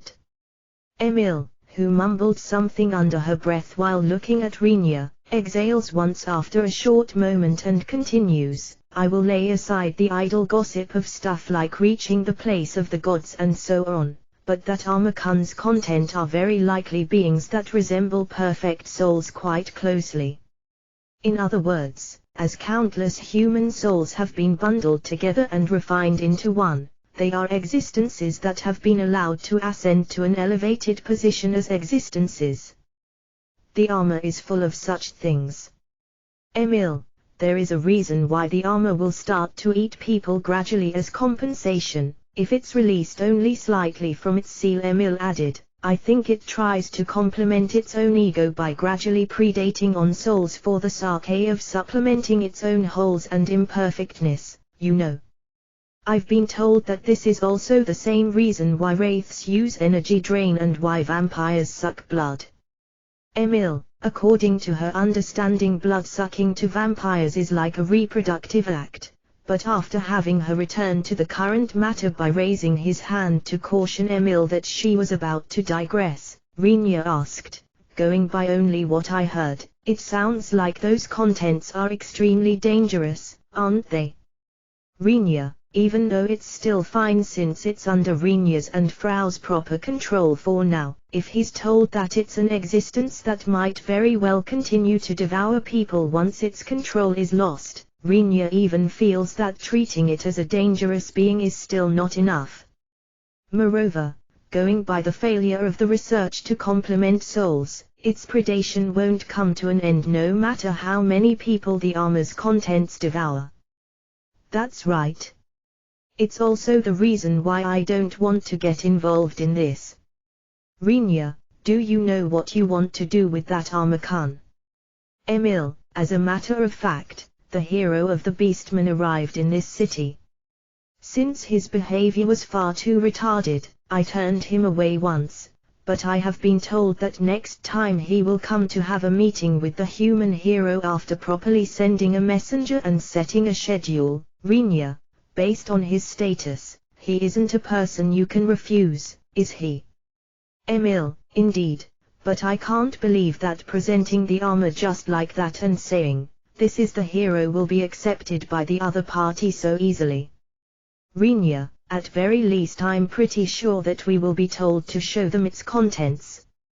Having said that, even if we show its contents, there's nothing but that black smoke-like cluster inside. I can't possibly imagine them being able to understand after having told them that this is the hero. In other words, you are saying that you want something that can be shown. Emil, yes. Ideally it would be great if we could put something human-like in there. Renia, it's kind of extreme, but it would be enough with simply putting a freshly severed head that could talk inside the helmet, Renia thinks. As long as the other party can consent to this being the hero after the armor removes its helmet, shows its head and talks with them, then it won't be any kind of problem for Renia, even if there's nothing below the head. The creation of a god's vessel. How troublesome. Emil, a god's vessel. Renia says, parroting the phrase he isn't familiar with. Well, it's a continuation of the previous story about the complementation of souls. It's about a body created with a perfect ratio following the idea that a god's soul should be put into a suitable vessel. Since there's a tendency for the soul to be influenced strongly by the flesh, it was researched that there's no point in an imperfect body, even if the soul itself is perfect. Emil, the fact that you can dish out that information so smoothly is probably owed to you getting involved with this story more than once, Renia assesses. But, even though he thinks that, he doesn't let it show on his face or say it. It's because he fully knows that he would offend Emil if he did. I think it should be fine even if we don't make something that close to a god's vessel this time, but those matters require me to consult with Frau for starters. Emil, can I request that of you? And in addition, as fast as possible. Renia, the present state is that we don't know how fast the Beastman priestess and hero will come back here. But no matter how soon that might be, it's absolutely necessary to get ready in advance so that we won't run into any problems. If you'd like, you can get in contact with Frau through me. Renia, yeah, I'd like to ask that of you, after all even I will be troubled if I'm snapped in two due to meddling in the wrong way. Emil shows an unpleasant smile, but the words she said aren't words that can be washed away by smiling. Rinya turns a severe look at Emil. You are saying that such possibility exists? Rinya, I can't definitely state that it doesn't. I mean, after all the only ones controlling that armor are you and Frau, Rinya. Getting involved with something you don't control yourself is usually a suicidal action. Emil laughs. If you think that it's dangerous, refusing this is, Rinya, won't it be all right as long as I can talk with Frau through you, Rinya? Besides, it's necessary, isn't it? Emil, that is, well, Rinya, if Emil is so cautious, Rinya believes that it would be better to become defiant and introduce the armor as the hero rather than forcing things. Though, if he did that, he wouldn't be able to predict at all what kind of effect it would have. I guess my biggest worry is that my sleeping hours will be cut down since it's a very urgent task. Emil, that is. I'm sorry, Rinya. Not knowing what else he could say, Rinya simply apologized to Emil, who said that in jest. A story from somewhere, not of this world. 4 men are sitting around a round table that was set up as the sole object within a desolate space. Looks like the human supervisor was done in. The one who started the conversation was a blonde man with his hair swept back. That fellow was the weakest among us 5 supervisors, a man with bright red, unkempt, ruffled hair responded. A man, who had his violet hair grow out long, wore a very displeased expression, but the other 3 didn't show any signs of paying his reaction any attention. QQQ, that fellow was a disgrace for us 5 supervisors. The one who took over last was a man with long, blue hair that has been gathered tight together at his nape. Due to that line being spoken with a giggle, the violet-haired man's expression got even worse and he interjected, I'd like you lot to give it a rest, okay? Just what flags are you trying to raise? Are you idiots? Did you lose your drive? Or do you want to die? Let's leave the jokes aside. After clearing his throat once, the blonde-haired man looked around at everyone. It's a fact that the human supervisor has gone beyond any hope of recovery after receiving an intervention from Master. Who's the human supervisor at the moment? The blue-haired man asks. His oblong eyes that stand out from within his well-featured face focus on the violet-haired man. Feeling his gaze, the violet-haired man shrugged his shoulders and shook his head.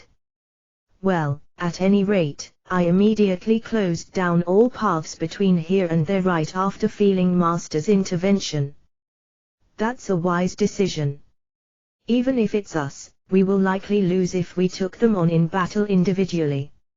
Although they started that exchange just on the spur of the moment, it's a fact that there's almost no variation in the comprehensive abilities between the 5 including the human supervisor, even if there's a little bit of difference in raw strength between them.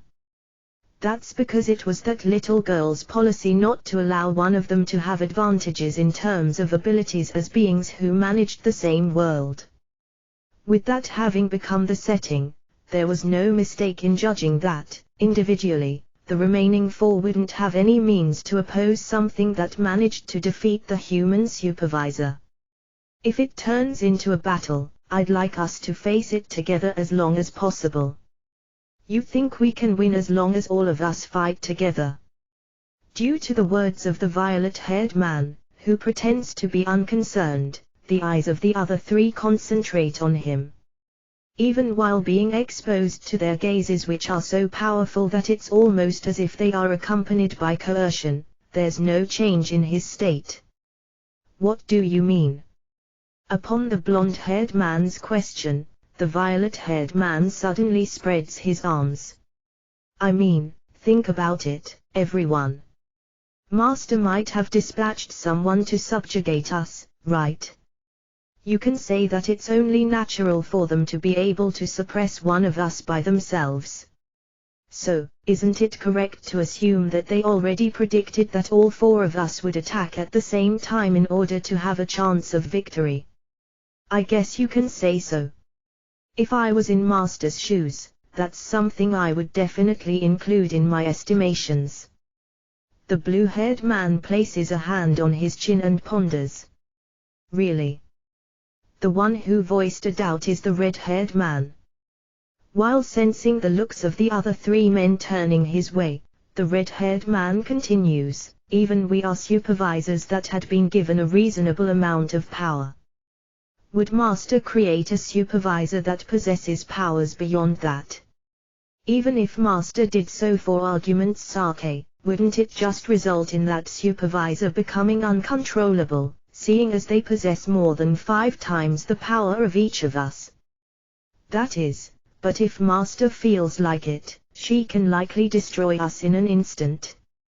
The only reason why we can amuse ourselves with our current game is because we are using the fact that Master is hesitating over destroying this world as a one-fold shield.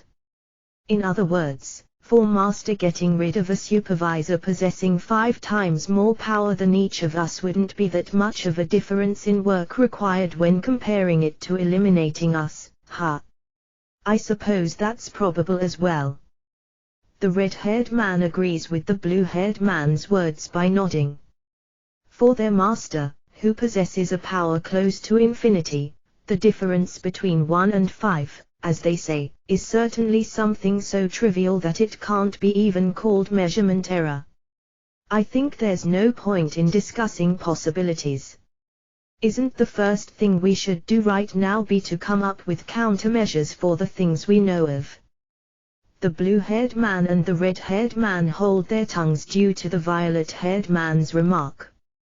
There won't be an end to the discussion once they start pondering over possibilities. And moreover there is going to be almost no end in the possibilities parameters. She is a Master that can fulfill any condition as long as she feels like doing so. We need information about the being that Master dispatched to the human-controlled domain. The violet-haired man replies to the blonde-haired man, that's very difficult. I said so just now, but the paths between here and there are currently shut down. But they have been trying the whole time to invade this place after the human supervisor was dealt with. If we opened a path to gather information even for an instant, we will be invaded in the blink of an eye. That will be the end for us.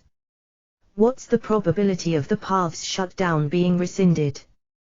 Being asked by the blue-haired man, the violet-haired man pondered for a bit while letting his eyes wander and then, at present it's close to 0.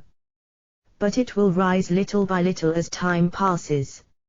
Since we will likely get invaded the instant a path is established, we should change locations so as to give us a bit of a safety net and erase all of the old paths. Even that will probably not result in more than a temporary measure to stall for time. The red-haired man drew some figure on the table with his index finger at quite the speed. However, even though he simply traced the surface of the table with his finger, it turns into an outlined graph with its lines glowing faintly. Looking at it, the violet-haired man sighed slightly. I guess it'll turn into a game of tag where we move location before it's penetrated by our opponent and then close all the old paths. However, sooner or later we will be caught, won't we? If we grasp information about our opponent, we might find a method to beat them, but currently we are lacking too much information. I think we have no other option but to plant insects each time we move our base and extract the information little by little. The insects mentioned by the blue-haired man are actually beings different from the insects existing in the real world. They are creatures made by the supervisors to travel and amass information through observation. Since their bodies are extremely small, it's difficult to find them. Moreover, each time they travel through space, the size of the path opened will be kept to the minimum, resulting in their operation cost being kept low. Because of the tininess of their bodies, they are suitable for espionage activities. The blue-haired man is saying that they will dispatch those insects each time they abandon a base, allowing them to gather information about the people who came to occupy said abandoned base. If we make a single error, it will be the human supervisor all over again, huh? That's not very appealing, is it? We have no choice but to consider this as part of the game. Games with many restrictions are tough and fun, right? The violet-haired man said while grinning broadly at the blue-haired man whose body suddenly trembled. On the other hand, Giliel, who had become that human supervisor. Damn through it.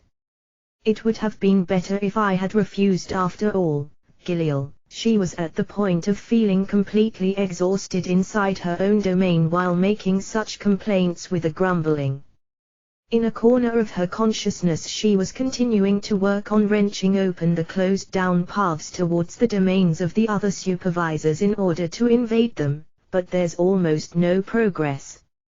One of the reasons for that was the fact that the other supervisors had thoroughly shut down the paths, but the main reason was that the majority of Giliel's throughput was utilized towards controlling the human continent.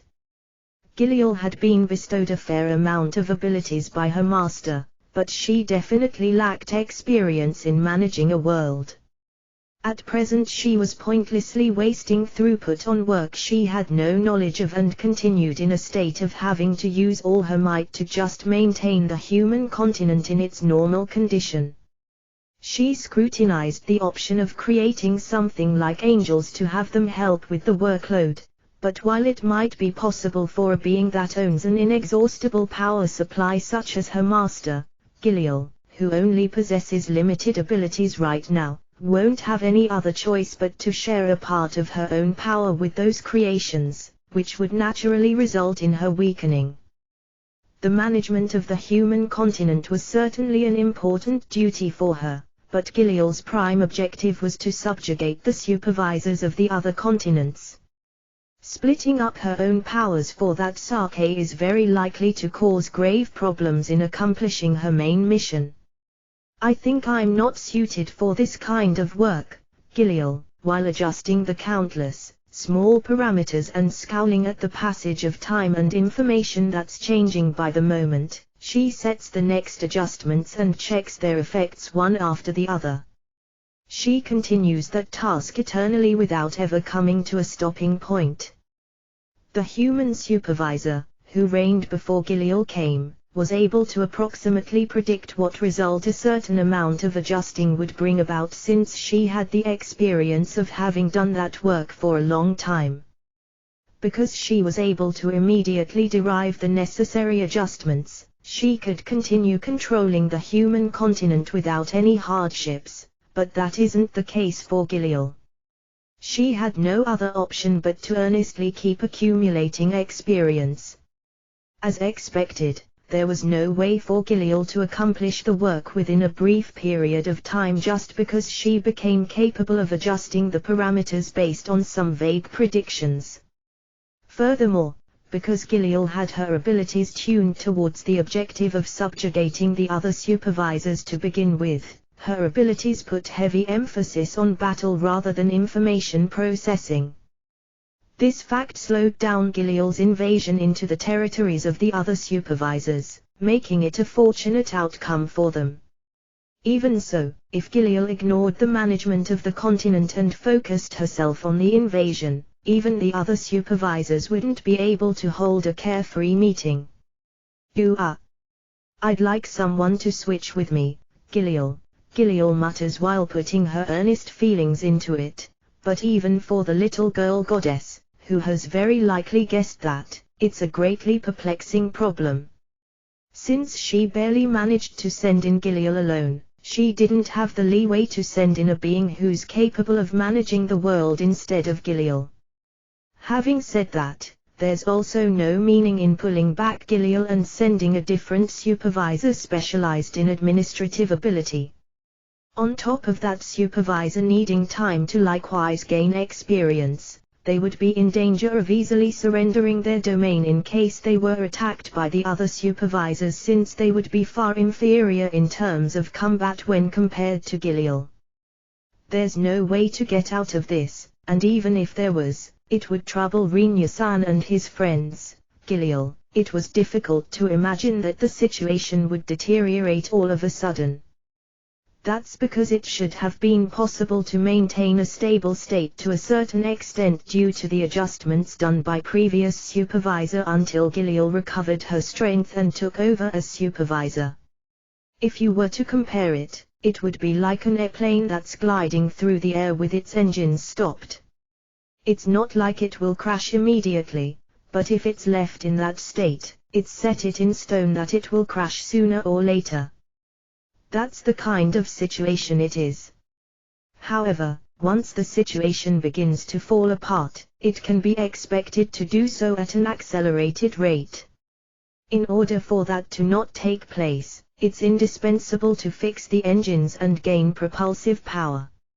I will put maximum priority on maintaining the status quo. I can understand that it's something inevitable, but it still irks me to no end.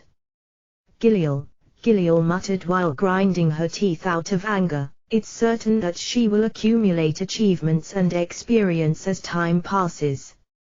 That will lead towards the next adjustment becoming easier. I think it will become possible before long to do most of the adjustments in my spare time like the previous supervisor did.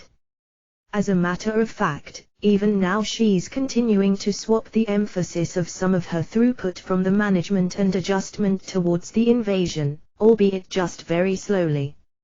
For me, having to go through such hardships is all because of the supervisors not doing as they are told by Master. Giliel, while being scorched by a gradual feeling of irritation, Giliel tightly grasped her fists loaded with her piled-up anger and immersed herself in the dark delusions of what she would do to the supervisor on the other end once she established a path. It was the early afternoon on a certain day when Krewa was summoned to Rinya's office with the words, "There's something we have to talk about." The act of being summoned doesn't give Krewa a very good feeling. In the first place, usually when one is called out in such way, the probability that some kind of trouble is awaiting you is extremely high. That was something I had learned through experience during my time in the Elven country, but I'm pretty sure that it's the very same on the human continent as well, or is it not? Krewa pondered. Meaning, it's a commonly shared fact across the whole world that this will become a seed for trouble. Even so, seeing that it had been Rinya who had summoned her, she couldn't ignore it. On top of it being an official summons by a Margrave, Rinya acts as Krewa's guarantor and moreover guardian while she's in the human continent. In addition, for Krewa he is her benefactor and also her loved one. There had been times when she wondered whether she could somehow pull him over to the Elven country, but she soon abandoned that idea since Rinya's impression towards her father, the Emperor, was close to being the worst possible. Later, after Rinya had been appointed to be a noble of the Trident Principality, any paths leading in that direction were basically shut down. In exchange for becoming a noble, Rinya gained a position that allows him to welcome several women as his wives without any problems. Thus it's probably easier for me to stay at his side by now, she judges. She has also been vaguely telling something along those lines to her father through her letters, but he apparently was uninterested as no particularly conspicuous reaction came back, and thus she started to think that her father probably considered this matter as relatively unimportant. Putting all that aside, since she had to respond to the summons, Krewa changed into a navy blue skirt and a white shirt, an outfit which she had taken a liking to most recently, and furthermore put on a navy blue jacket, black knee-high socks and silver pumps. After fixing her outfit in such manner, she headed over towards Rinya's office. By the way, the entire outfit worn by Krewa was handmade by Frau Krewa, an elf, has quite the resistance to wearing the somewhat unfashionable attires created by human tailors who put priority on the clothes' durability. But Frau's clothes are both durable and of thin make. Moreover, the design is completely different from any clothes available on the market. It's not that she didn't feel worried about the fact that the raw material's origin was still somewhat ambiguous, but because they look and feel good when worn, Krua became completely dependent on Frau when it came to clothes. It's a digression, but even the underwear worn by Krua had been completely handmade by Frau. However, in regards to the underwear, Krua highly valued design and functionality. However, when Rona and Shin saw her underwear by coincidence, they averted their looks with brightly red faces. From that fact alone one could probably guess what kind of design it has. Having arrived in front of Rinya's office, Krua takes a deep breath to prepare herself and then knocks on the door. Since she was answered with "please come in no time," Krua turns the knob, opens the door and goes inside. The first thing she sees inside the room is Rinya sitting at the desk of his office with a somewhat sullen expression. Looks like this will be a seed for trouble after all. While sighing in her mind, Krua bowed elegantly and approached the desk with Rinya sitting behind it. "I heard you asked to see me." Krua: "Yeah. First of all, sorry, I didn't prepare a chair for you." Rinya: "Given that it's a room designed for Rinya to carry out his desk work, it wasn't equipped with furniture suitable to receive guests." Rinya didn't consider it acceptable to keep talking while having Krua stand throughout the conversation, thus, while tapping his index finger on the table as he looks at Krua, who told him to not concern himself with the chair, he asks, "How about sitting here?" Rinya: "On top of the desk." "Isn't that bad manners?" Krua: "There's no one present who would be bothered by it, right? Besides, it might trigger some feelings of superiority in me by making an elven princess sit on a desk, since I'm actually one of the nobles doing their own work." Rinya: "I guess he's joking about it." However, due to Rinya's expression being difficult to read as to the extent that he's joking and how far he's talking about his true feelings, Krua nimbly sat down on the edge of the table after pretending to consider it for a bit. Krua sat diagonally to the right ahead of Rinya with her back turned towards him, but while watching her figure, Rinya secretly thinks, surprisingly this might actually be a nice view. With her butt resting slightly on top of the desk, her slender and smooth back could be seen. As a finisher, by looking over her shoulders, Krua's smiling face was turned his way. His work doesn't show any signs of making any progress at all, but Rinya felt extremely at ease. Aware or unaware of the fact that she was being watched by Rinya like that, Krua, feeling that things won't get anywhere at this rate, smiles impishly and addresses Rinya in an attempt to get the business as for why she was summoned out of the way. "So, Rinya, what's your business with me today?" Krua: Right. Something I'd like to consult you about has been delivered." Rinya, as if finally remembering after being spoken to, Rinya retrieved a paper roll, which seemed to be as thick as a bundle on a first glance, with an effort from below his desk. Rinya spreads a part of the paper roll on top of the desk in front of Krua, who has question marks floating above her head, not understanding the true identity of the paper roll he took out. Small, densely packed characters were noted down on the paper. "A letter." Krua: "It's in Elvish, right?" "It's a letter from that elven emperor, your father. It arrived here this morning." Rinya's expression while answering was one of puzzlement, looking cryptic rather than displeased. "I can read Elvish as well, so I tried to read it from the beginning, but I don't get the meaning at all." Rinya: "So?" Krua: "Well, I think it's probably faster to have an actual elf read it." Rinya: is it something I'm allowed to see?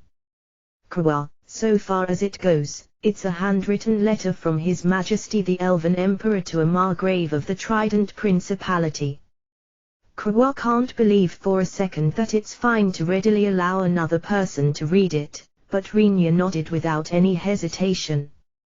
Yeah, I mean, it's weird for the Elven Emperor to directly send a handwritten letter to a noble of a human country to begin with. He probably anticipated that I would show you the letter anyway, Krua. Rinya, while sitting on top of the desk, Krua pulls the letter towards herself and lowers her eyes onto its contents. What was written in there was foolish rambling. Beginning with a seasonal greeting, it started from describing the elven country's state and then proceeded towards the results of field produce. After that the emperor began to report about his own current condition, then proceeded to state the names and personalities of the many empresses, then moved on to a talk about his hobbies that he had started to enjoy recently and then continued on to the names of the children born from each empress and the origins of those names. To be honest, it's a letter sent by that emperor. I don't think that it's a mere letter, but the contents are far too disconnected from me and my territory. Rinya, what do you think this is? Krua, a roundabout harassment. Rinya, Krua smiled wryly due to Rinya's plain answer. That's because she also thought that this is certainly some kind of harassment by the emperor. If it was a letter written with the intent of wanting to inform Rinya of something, the deciphering would be far too difficult, resulting in Rinya racking his brain. On the other hand, even if there was no real information hidden in that letter, it would also mean that there's some plot at work here, resulting in Rinya also having to rack his brain. That means, no matter which was true, Rinya would still fall into a situation where he has to think about this letter, whether he wants to or not. Can't he be at least upfront in a letter? That emperor is, Rinya, this kind of mischief is something we elves like. What did you think after reading this, Rinya? Krua, Rinya tilted his head to the side in confusion, not getting the meaning of Krua's question, who asked him while laughing. Please tell me honestly what your thoughts are.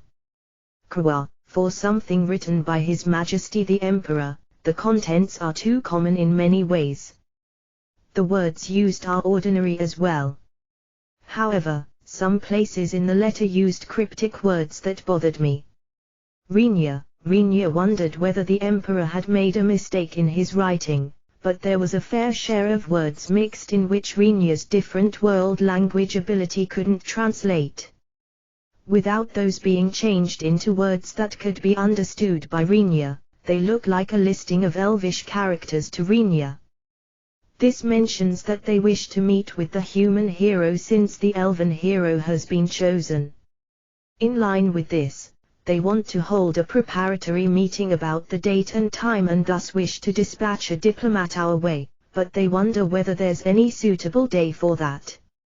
Krua, once Krua says so as she scans through the long letter while winding out the paper roll, Rinya looks at her in surprise. It's only natural, but such sentences weren't there when Rinya read the letter. In addition it mentions various things, and asks how I am doing, but well, I think the important information he wanted to pass on is only the matter regarding the hero, or what do you think? Krua, where's that written, what you've just said? Rinya, as Rinya wondered whether he overlooked something due to the absurdly high number of sentences, Krua confronted him with a question from a completely different direction. Let's see. Can you look at this letter while excluding the elvish characters, Rinya? Krua, being told so, Rinya switches his consciousness over to the human language. As he does so, the letter's contents, which he understood until then, completely transformed into a series of elvish characters. I guess it looks like I can. Rinya, really? So, which of the unknown words can you actually understand? Upon Krua's question, Rinya lowers his eyes on the sentences written in the letter once again, but he can't see them as anything but a listing of symbols that make absolutely no sense to him in that state. He doesn't comprehend at all what words he's looking at right now. No, in this state I don't understand it at all. Rinya, I see. Father might have been aware of Rinya's abilities. Is it fine for me to scribble on this letter a bit? Krua asked for permission while pulling a nearby quill and inkwell to herself. Rinya nods. After getting Rinya's approval, Krua started to circle a part of the Elvish characters lining up in huge numbers in the letter. Usually, when you write a letter, it's written in cursive style, but this one is expressly written in block letters. And the cryptic words, "You couldn't read Rinya," had each a single character exchanged with another inside the word, thus making it incomprehensible to you. Krua, okay. Rinya, Krua draws one circle after the other on the letter while explaining. When she had finished drawing a certain number of circles, she then connects said circles in order with lines. As encryption method, having the locations where the deliberately wrong characters are written, holding a meaning is an overused technique. Krua, once Rinya looks at the connected lines after switching his consciousness to the Elvish language, he immediately noticed that those lines had turned into the word hero. In other words, that emperor apparently came up with a drawn-out letter on purpose to insert this cipher. For the sake of encrypting the letter with this method, it became necessary to write a considerable amount of words. Because of that, it apparently resulted in the dummy letter becoming much too long. Feeling as if he was suddenly hit by exhaustion, Rinya fell prostrate on top of the desk. Just what is he thinking, Rinya? I think I somehow get it though. Krua, in contrast to Rinya who speaks up tiredly, Krua said her words somewhat happily. You do. The intention of this stupid prank? Rinya, yes. First he probably wanted to tell you, who possesses the human hero at present, about the hero selection having finished, but I think maybe Father wrote it like this believing that you probably won't be able to read this letter alone, Rinya. Krua, but is there any intention behind doing that, besides it serving as a prank? Rinya, yes, after all you will try to consult with someone, if you can't read it, right? Krua, with a bright smile Krua announces her reasoning. As it's a handwritten letter from the Elven Emperor, it's not like you could speak about it with just anyone. Naturally it's easy to predict that you will likely consult with me, isn't it? Krua, well, after all the only elf close to me is you, Krua, so I guess it's set in stone that I will consult with you, if we go by logic. Rinya, moreover it's a handwritten letter with unknown contents, so you likely can't show it to other people, right? Krua, if he showed the letter to other humans while not knowing what might be written within, it would naturally turn into a really bad situation if the letter included information that must not be shown to others. But then again it's usually impossible for a letter with such dangerous content to be directly sent to a noble of a foreign country.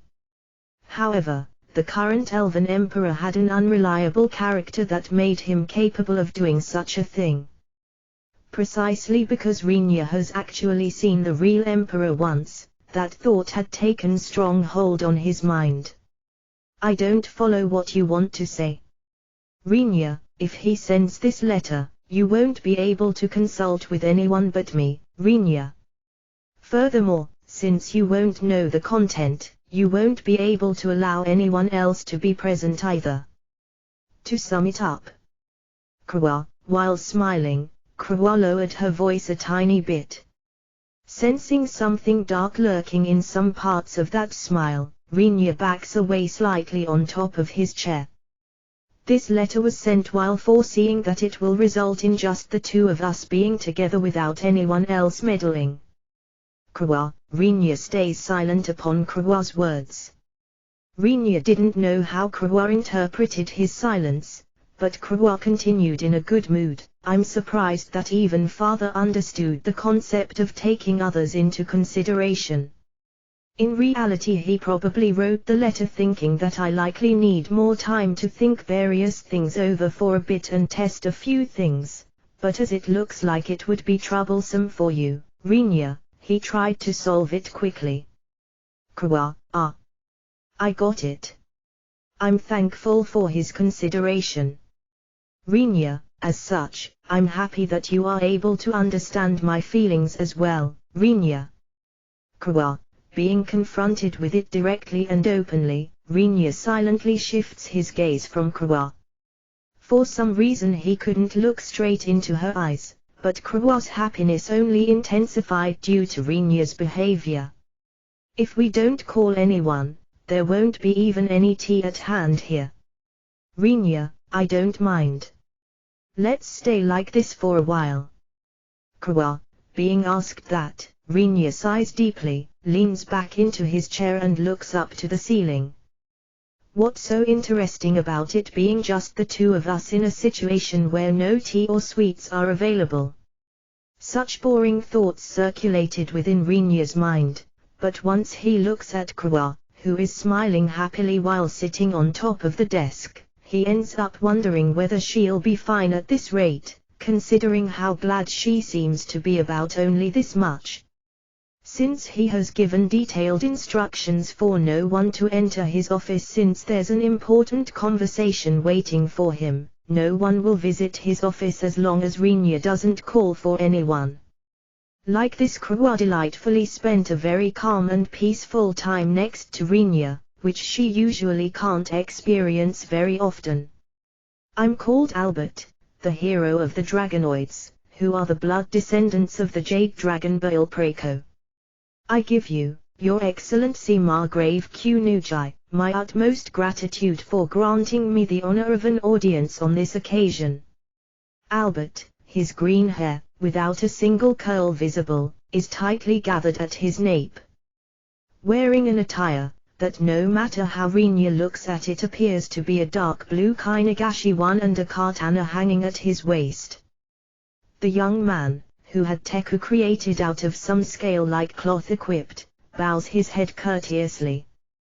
While listening to the greetings of the man called Albert as he sits, deeply sunken into the sofa in the parlor, Rinya kept wondering how did it turn out like this, without knowing just how many times that particular sentiment assailed him since having arrived to this world.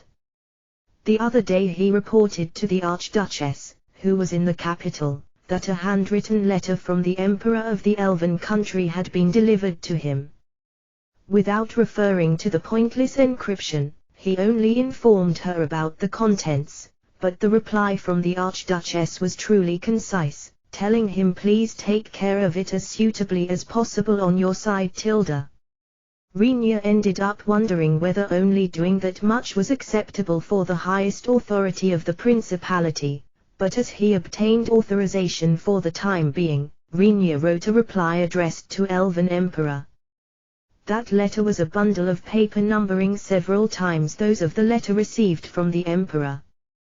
The content was composed of sentences conforming to the misspelling rules of the received letter, confirming the intention of including said errors and through them giving a detailed and thorough description of Rinya's thoughts regarding the subject.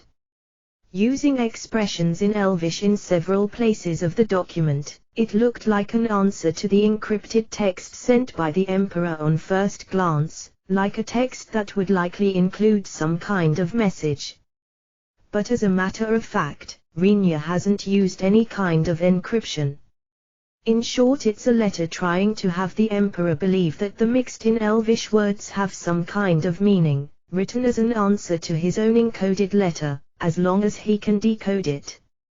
Moreover, Rinya pretended that he wasn't able to decipher the encrypted text on top of it. When Kurwa read the content of Rinya's letter, She looked at Rinya with an expression that was rare for an elf, a faint smile, but Rinya pretended to not have noticed that. Rinya felt indifferent, saying that it's a pretty bad move to not insert an encrypted message in a letter that might be classified as a diplomatic document, but then again he has no obligation to go along with that. Furthermore, since Rinya's return letter is a proper reply towards the contents mentioned in the letter sent by the Emperor, there's also no reason for him to get criticized by anyone. While revealing a malicious grin, judging that it would be great if the Emperor racked his brain to the utmost, Rinya sent the letter to the Elven country through the transfer gate. Putting that aside, alongside the reply from the Archduchess regarding his report of a handwritten letter having arrived from the Elven Emperor, a directive was delivered to Rinya's place. Given that it was a message stating that a hero had been chosen from among the dragonoids ruling the northern continent and that they were requesting a meeting with the human hero, it was an official order from the Archduchess, telling him to welcome the dragonoid hero on his side. When he saw that, Rinya dropped the directive from the Archduchess on the table after being overwhelmed with surprise. Runa, who happened to be present by coincidence, became flustered, wondering just what had happened for Rinya to become so astonished. After obtaining permission with a few words, she gathers the documents scattered on the table and looks through them. Confirming that there's no particularly surprising content written within, she looks at Rinya, who was still frozen, with a puzzled expression. What was so shocking about it? Runa, there is a hero, who will arrive here after going through the proper channels. Rinya, pardon. Runa, apparently not having noticed Runa saying the words similar to asking what's this guy going on about, Rinya continues as if reciting a monologue, no, I mean, he's a hero, isn't he? He's one of those heroes, right? The ones who foolishly chase skirts and when they finally become unable to do so, come to force a war while being angry at the victim, or those who come picking a fight with a noble after arriving at a human city all of a sudden. That person is a hero, a term that stands as a synonym for idiocy in my mind, you know. Rinya, Rinya. Runa tried to interrupt him timidly, but there was no sign for Rinya being about to stop. Moreover, these guys are probably deeply related to dragons, seeing as they are called dragonoids, correct? Considering it normally, wouldn't it be natural then for him to appear while riding a dragon, partially destroying the city, after spouting some bullshit along the lines "here I am" with a smile as his dragon spits its fiery breath or such? Rinya, no, just a moment. Runa, it's weird, don't you think? It's strange, right? It's definitely strange. That means, this guy is a weirdo. Rinya, in this case, the weird one here is you. Runa, as expected, even as Runa retorted calmly, she was unable to put up with this any longer. Did her voice finally reach his ears? Rinya looks at Runa with an expression full of shock. If there were only such heroes, you could expect them to get subjugated even before the Demon King. Besides, you also couldn't expect us to express any level of respect towards the existence referred to as hero. Runa, no, wait, Rinya, being at his wit's end and feebly tottering, Rinya suddenly lifts his head in the next instant, as if having recovered his vitality all of a sudden. I see. The matter of this guy seeming to be relatively decent is just a prelude to the arrival of an exceptionally insane elven hero. Rinya, Runa urgently blocks Rinya's mouth, who was starting to talk, with both her hands. Due to Rinya appearing to want to say something with him mumbling into her hands, Runa brought her face close to him with a serious expression and said, "Please stop it. What do you plan to do if someone like that really came here?" Runa, from Runa's viewpoint, the elves are a race she can't develop any fondness for, despite Krua being nearby. Even under normal circumstances, elves seem to go as far as creating factions for various sizes of breasts. If now even an insane elf with the power-up of being a hero arrived here, it would become necessary for Rona to escape to the Archduchess in the capital. Please think about the reply to the Dragonoids without jinxing it unnecessarily. Rona, N. Mu, Renya. Due to Rona's overpowering, threatening attitude, Renya had no option but to nod while still having his mouth blocked. Such being the case, he asked Maria and Rona to carefully teach him about a harmless and inoffensive way of writing a reply. Almost at the same time as Renya sent his answer to the Dragonoids through the transfer gate, the Dragonoid hero arrived through said transfer gate. Since it was much too fast, Renya suspected him lying in wait on the other side of the gate, but that actually turned out to be the truth. The Dragonoids, who should be deeply related to dragons, who pass their time suitably as they have basically a very long life, seem to actually have a strict way of thinking in regards to time and timing for some reason. It's said that it's their standard to regard making the other party wait for them as unreasonable. Since it's also said that they are not very concerned about being made to wait themselves in comparison, Renya considers them to be a strange race. Moreover, it was only a single person that arrived in Clinch. Since he's tentatively a key figure of a country, Renya thought that he would always be accompanied by servants or comrades, resulting in him being surprised by the unexpected state of the visit. It became apparent on Renya's face that he was thinking, I wonder whether this guy is maybe a loner who doesn't even have comrades or friends, considering that even that beastman hero had a proper priestess as a companion. Albert looked at Renya with a slightly suspicious expression. Your Excellency Margrave Kunujai, is there something on my face? Albert, no, nothing, though it's not like I can say that either. It's the first time I see a Dragonoid, but I suppose except for your eyes, you aren't any different from us humans. Renya, no matter how long he stared, Renya was unable to discover any difference between the humans and Dragonoids. But once he very carefully observed Albert, he was able to perceive that the shape of his pupils wasn't round like those of humans, but instead had a shape similar to an oblong rugby ball. If he were to speak the unvarnished truth, Albert's pupils have a shape similar to those of reptiles. I guess you're right. What differentiates us from humans are the shape of our pupils and the scales remaining on some parts of our bodies. Albert, so you do have scales. Renya, after dismissing the discourtesy with a brief comment, Albert suddenly opens the neckband of his kainagashi. As he apparently doesn't wear an undershirt, his bare chest becomes exposed right away, but at the same time a cluster of scales growing around his solar plexus became visible. That's how it has turned out. Albert, are those hard? Renya, for the time being, if you consider us being descendants of dragons, quite hard. Albert, isn't it strange to call them Dragonoids although they are descendants of dragons? To Renya wonders, but there appear to be reasons for this as well. The biggest reason is that they were apparently not deemed worthy enough to call themselves dragons as their strength had fallen quite a bit, despite being descendants, since they were treated as the lowest rank of dragons, somewhat below serpents, that are treated as beings below the noble dragons. So, Your Excellency Margrave Kunujai, where might I find Hero Dornor?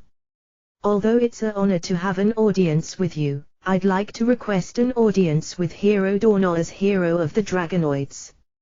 Albert, I have fully grasped your wish. Given that I have sent for someone to call him, I think he will arrive shortly. For the time being, how about sitting down and, well, having a cup of tea? Renya, to be frank, Renya himself has absolutely no clue about the normal behavior of nobles. He's aware that he might be handling some things differently, but there's no way for him to fix that at this point.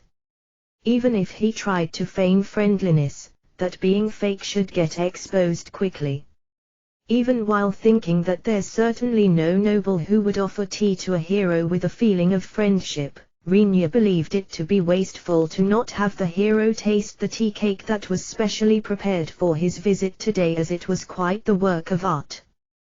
Due to the fact that he was being offered tea by a noble himself all of a sudden without any maid attending or any guard being on standby, Albert might have felt that it was slightly different from usual, but with the green tea releasing a highly aromatic steam and the pitch-black clusters that were loosely scattered on top of a plate placed next to his teacup, Albert takes the seat opposite of Rinya, obviously having his interest aroused. Seeing Albert properly remove the katana from his waist and leaning it against the table at the time of sitting down, Rinya breathed out in slight admiration of Albert. "This is red bean jam, I guess. Did the Beastman hero arrive over here already?" "Albert, no, I don't know. This is something I received as an apology from the companion of a criminal, who went on a rampage in the city, at the time when I handed the criminal over to said companion." Even Rinya was unable to do something like serving the red bean jam in its jam state. If there was arrowroot, he would have considered making sweet bean jelly, but he was unable to find something similar within the short period of time. Rinya regretted that he didn't also rip off the ingredients for making sweets using red bean jam from the Beastman once he had received the ingredients for red bean jam, but it was too late now. Since there's wheat flour, he considered making steamed buns at first, but since they already existed as souvenir on the southern continent, it wasn't an overly novel idea. What Rinya came up with after considering various options are the fake ohazy, which are currently placed on the plate right in front of Albert. Originally one must use glutinous rice for these, but currently that's not an ingredient Rinya has at hand. Since he had a vague feeling that this specific type of rice existed on the southern continent, Rinya was planning to have Leopard spit everything out when he comes to meet the human hero. But since there's no point in worrying about something that isn't available at the moment, he settled for fake ohazy, mixing lightly cooked rice and red beans, and rolling it all up together. He couldn't deny that the food's texture was different after all, but since he felt like the taste had worked out reasonably well when he sampled the food, he decided to serve it as a treat for the hero. It's a pastry of lightly crushed aloes with a red bean jam coating. I don't know whether it will be to your liking, but I can guarantee that it fits very well with green tea. Rinya, red bean jam itself is something that doesn't appear on the market overly often. Albert, using the toothpick that was provided, Albert skillfully cuts up the fake ohazy. While looking at Albert, Rinya throws a fleeting glance at the entrance to the parlor located behind Albert. The entrance door has been faintly opened and only Frau's head peeks through that gap. She told him a little bit longer, Nano through the movements of her lips. Albert carries the cut-up fake ohazy to his mouth, apparently not having noticed the shift in Rinya's sight, who's thinking although it's not like I have plenty of topics to talk about with him, and squints his eyes happily as he slurps the green tea. "Oh, you have a sweet tooth." Rinya, I believe that to not be the case, but sweets are a treasure. Albert, well, I guess that's true as well, one can't obtain the raw materials for sugar anywhere but in the south after all.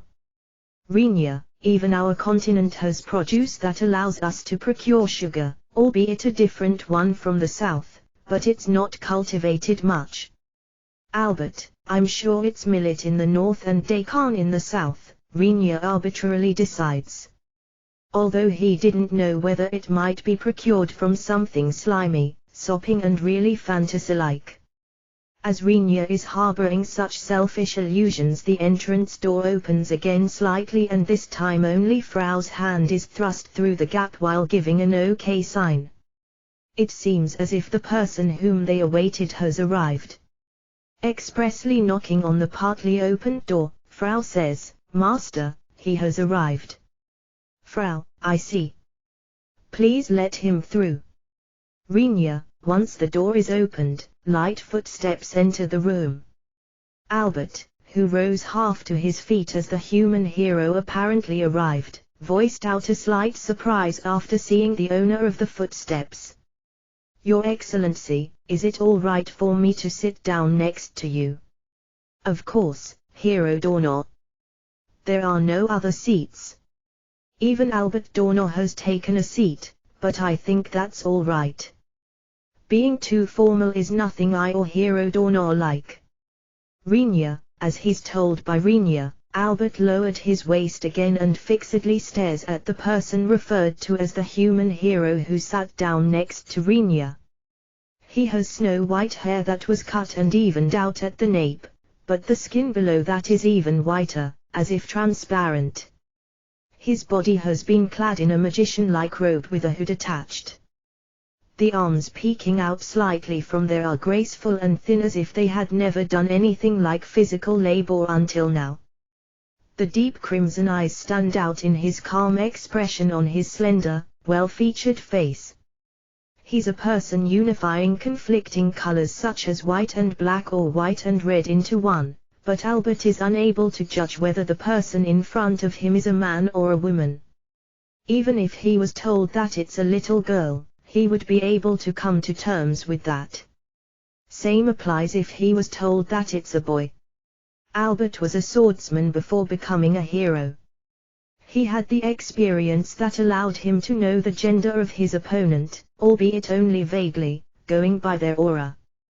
But the person in front of him, far from feeling any aura, their existence itself possesses an unsteadiness as if they will disappear like an empty dream. Due to them being a type he never met until now, Albert felt perplexed. The person over there is Hero Dorno, right? Albert, that person nodded at the words Albert managed to squeeze out somehow. Albert believes the other part to be a man due to such a behavior. As strange as it might be, a woman being chosen as the hero has never been recorded in history across the large human continent. All the heroes have always been men. I'm glad to meet you, Hero Dorno of the Dragonoids. I'm the human hero, Katsverdi. Translation notes: one won't bother to describe, just look here, https://wowma.jp/item/2727127582. The dragon part in Dragonoid refers to Chinese dragons, called serpents in the next sentence to make a distinction, whereas they descend from Western dragons. That's unexpected, isn't it? Albert says with a somewhat exhausted voice while fixedly staring at Katz who sat in front of him. I had already heard about the human hero Dorno having a tall figure and wearing a big armor, but, Albert, as for the information regarding who killed the previous hero might be, it hasn't spread. This is the result of the Trident Principality's Archduchess thorough information lockdown, but it's not like she can completely stop information from leaking either, and thus there are some pieces of information that spread to some extent. One of those pieces of information is that the ones who personally fought the human hero were a swordsman and a tall, armored swordsman. The swordsman, who defeated the hero between either of the two, seems to be the one who took over his status. Information regarding his identity was completely hidden, but the news that the tall armor apparently became the hero has propagated to some degree. On that occasion, the question of whether the name of the swordsman, who accompanied the armor, wasn't Margrave Qnudai swirled about as well, but as there was no definitive confirmation, it didn't leave the area of simple speculation. It was conceivable that the information Albert heard about was very likely at least a part of said pieces of information. Kurtz, the target of Albert's gaze, doesn't have a physique that would allow him to clad his body with such a large armor. Even his height is around 1 head smaller than Rhaenyra's. In the first place, going by the thinness of his arms and legs that peeked out from the cuffs and sleeves of his robe, there was no doubt that he should get crushed by the weight of such a big armor if he put it on. That armor is actually a magic craft produced by myself. Rhaenyra explained as he tapped Kurtz's head, who was sitting next to him, while scattering a bright smile into the surroundings. It's great that this child succeeded the hero's powers, but, as you can see, he's an albino with a frail body and a weakness towards sunlight. If his skin is exposed to strong sunlight for an extended period, it will become bright red and get sunburnt, causing him to develop a fever that forces him into staying in bed for a while. That's the kind of child he is. Rhaenyra smoothly provides information about the human hero, but in his mind he's in a state of cold sweat streaming down like a waterfall. He had received an explanation about the setting related to the human hero from Frau and Emil in advance. He was given a stuffy, detailed account in their hopes that he would not making any mistakes when introducing him. There's no way I could make such a child head into battle just like that, right? Rhaenyra, that's certainly true. Albert, since fortunately his amount of mana is off the chart in comparison to normal humans, I had him participate in the battle while using something like a shell that can be controlled with mana. The battle against the hero was, so to speak, something akin to a first battle for that armor and this child. Rhaenyra, the entire explanation had been composed by Emil and Frau. On top of that, the contents were checked by Maria, adding finishing touches to it so that it wouldn't sound unnatural as much as was possible. This boy called Kurtz is a homunculus built by Emil, using the body of the former hero, which apparently had remained in a half-eaten state, as raw material after having pulled it out from within the black cluster which has been stuffed into the armor by Frau. Even Emil, who should be accustomed to test subjects in not overly good condition, felt slightly sick after seeing the corpse dragged out by Frau, but there was no objection as for the quality of the material.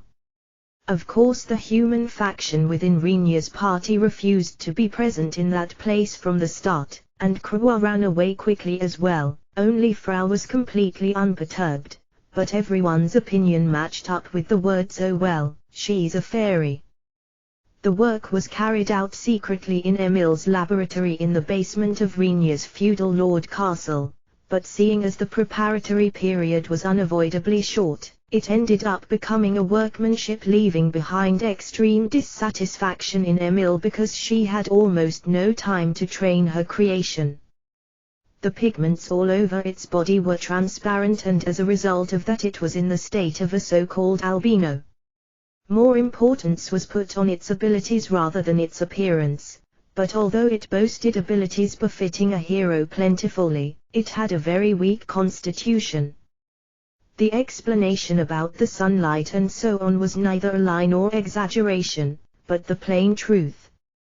Having done that, you are, Albert, yes, I beat that human hero. Kurtz readily agrees with Albert while also lacking any kind of enthusiasm. After groaning slightly due to that answer, Albert shook his head while sighing. As those are the honorable words of His Excellency the Margrave, it seems they are the truth, but it has become a story that is hard to believe in all of a sudden. Albert, seemingly incapable of arbitrarily deciding that the words of a noble from a foreign country might be completely untrue, Albert points out to Rhaenyra that there are still some questionable parts in the story, choosing his words carefully. That surely makes sense, doesn't it? Rhaenyra thinks in his mind without changing his expression. Even if one might say this or that, it's an obvious fact that the previous hero Yuuki boasted strength unsurpassed by any other human. Being told that the boy sitting in front of Albert, who looks like an albino and moreover like a young girl, has a weak constitution as the hero is ridiculously difficult to believe. Although even Rinya was well aware of that fact, he has no other option but to continue insisting on it for now. That's because the words of Rinya's group should eventually establish themselves as truth as long as it's not exposed which parts of their statements are actually true. Do you doubt them? Cuts. The words directed towards Albert, who was brooding while groaning, chosen by Cuts had a sound quality that felt sweet and gooey like honey. As if taken aback by that voice, Albert shifts his eyes towards Cuts, and Rinya, who sat next to Cuts, feels a shudder travel down his spine. Rinya hasn't had much to do with this boy called Cuts until this point in time. Speaking of the only time he got involved with him, it was when Rinya was half-forcefully dragged to Emil's laboratory for a visit after Cuts's exterior had been finished. It was around that time that he saw Cuts floating inside a transparent cylinder filled with a liquid, which was called a cultivation tube. The black mass gushed out into the cylinder from within the armor that was placed on top of the cylinder. For some reason Rinya clearly remembered thinking, I guess that has changed into something like a liquid for the time being. At that time it already had features that made it hard to discern whether it was a young boy or girl. Due to Rinya cocking his head in contemplation in front of the cylinder, Emil and Frau, who happened to be present, pointed simultaneously at the nether region of the young boy floating while being nude and said, "He has won." "Ah, yeah. It looks like it." Rinya, Frau and Emil deliver the finishing blow to Rinya, who nods with a dejected expression, quite the splendid one. No. Frau, he's a gap character with a fiendish lower half while having such a cute face. Emil, yeah, I got it, so both of you shut up. Rinya, I wonder, is Krua actually the only one who has some understanding of the word shame among my party members? Rinya sinks into a gloomy feeling. Which reminds me, just how did I end up pondering over these past events? Once he tries to recall that, he noticed that he was stared at by Cuts, sitting next to him, and Albert, sitting in front, with somewhat worried expressions. Are you all right? Cuts, somehow you wore an unspeakably pained expression just now, Margrave Sommer. Albert, the emotions stemming from an experience, which he must not remember, and the final debacle of something eerie traveling down his back as he was about to recall the past events seemed to have clearly appeared on his face. At any rate, Rinya looks at Cuts' face, who's looking anxiously in his direction. Even looking from nearby, it's the face of a little girl with no visible faults. However, his lower half is fiendish. Somehow you seem to agonize, Margrave Sommer. Cuts, to me, no matter how I look at it, it seems as if he's simply enduring not bursting out loud laughing though. Albert, Rinya's attacked by a chain of laughing impulses that they have adequately guessed. The appearance of his shoulders trembling while he's slightly blushing and covering his mouth with a hand can certainly be seen as him suffering, but at the same time it might also be regarded as him resisting to laugh out loud. No, sorry. I was just laughing a bit due to something I remembered. Rinya, who finally escaped from the cycle of laughing impulses after a little while, wiped away the tears that had gathered at the corners of his eyes while apologizing to Albert with his doubtful expression and Cuts with his worried expression. It's not like Rinya is a person who laughs especially easily, but this is probably because he usually wasn't blessed with too many opportunities to burst into loud laughter, but he appeared to have quite a bit of trouble in suppressing his laughing urges once he entered into such a state. What were we talking about? Rinya, about me defeating the human hero. Cuts, Yeah, now I remember.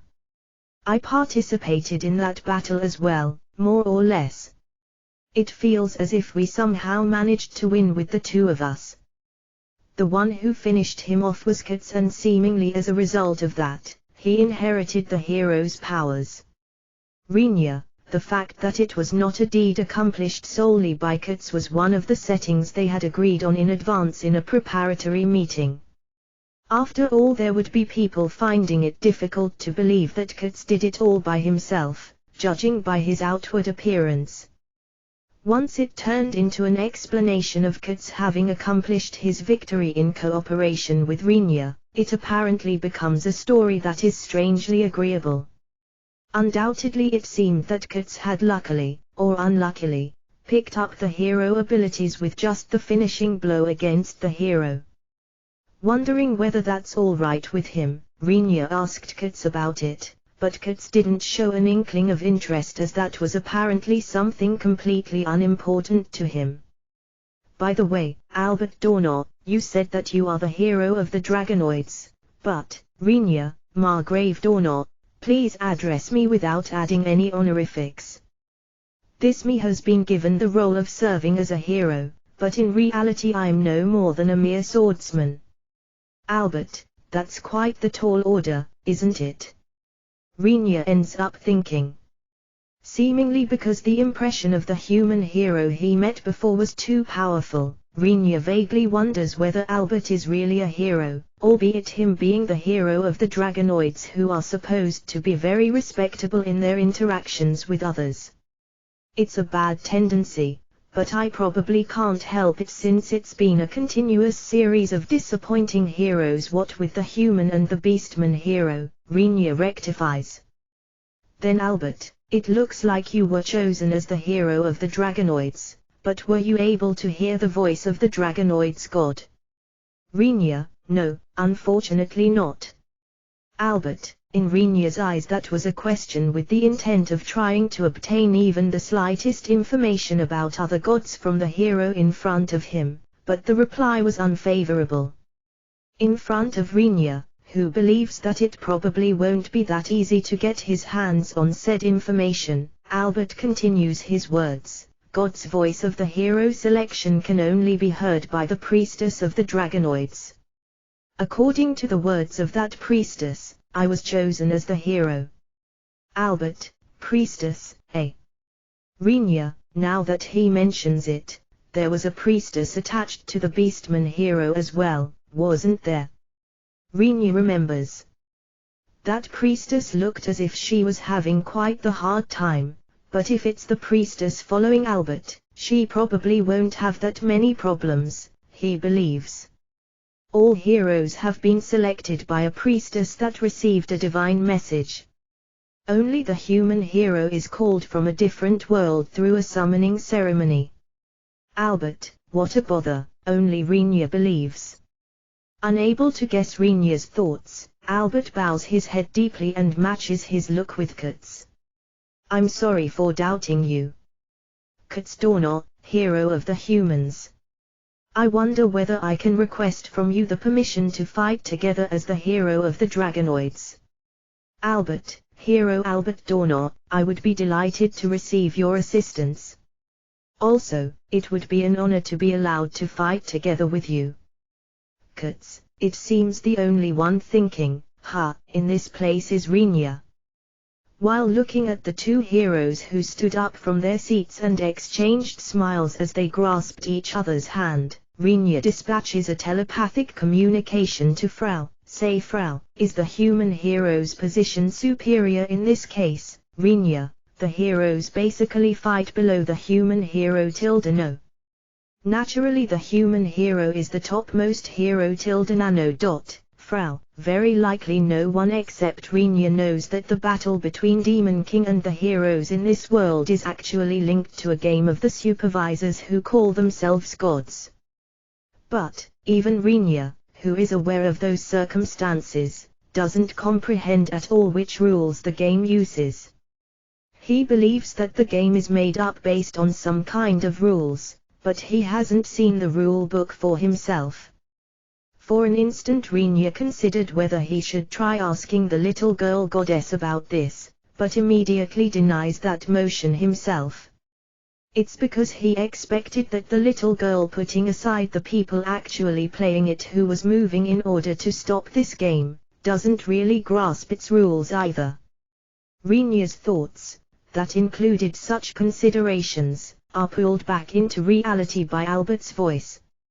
Margrave Dornor, although the existence of the Demon King hasn't been confirmed yet, they will definitely make an appearance, seeing as the heroes, such as us, have appeared. It was fortuitous that I was able to get acquainted with the human hero in preparation of that coming day. Albert, MMH, yeah, I suppose that's true. That's probably the same for our side's hero, too.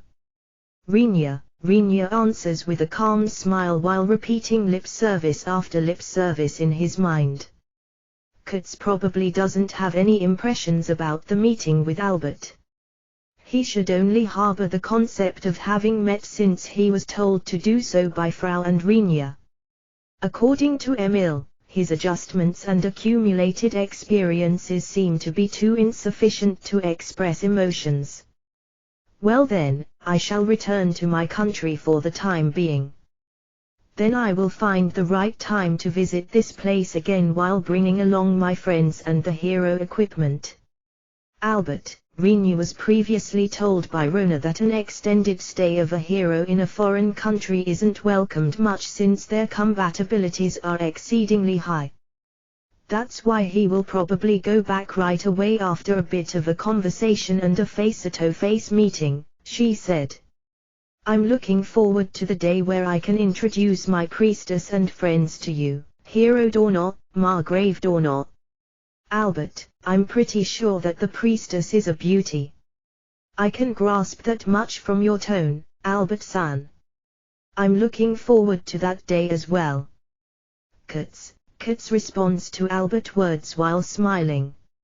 Seemingly because his priestess was praised, Albert scratched his head with a slightly embarrassed smile. While gazing at those two, Rinya couldn't help but entertain the doubt of whether the emotional aspect of Kurtz, who is far more Hunamath than himself, are really in the middle of adjustment. A short while after the Dragonoid's hero went back to his country, the peaceful days resumed.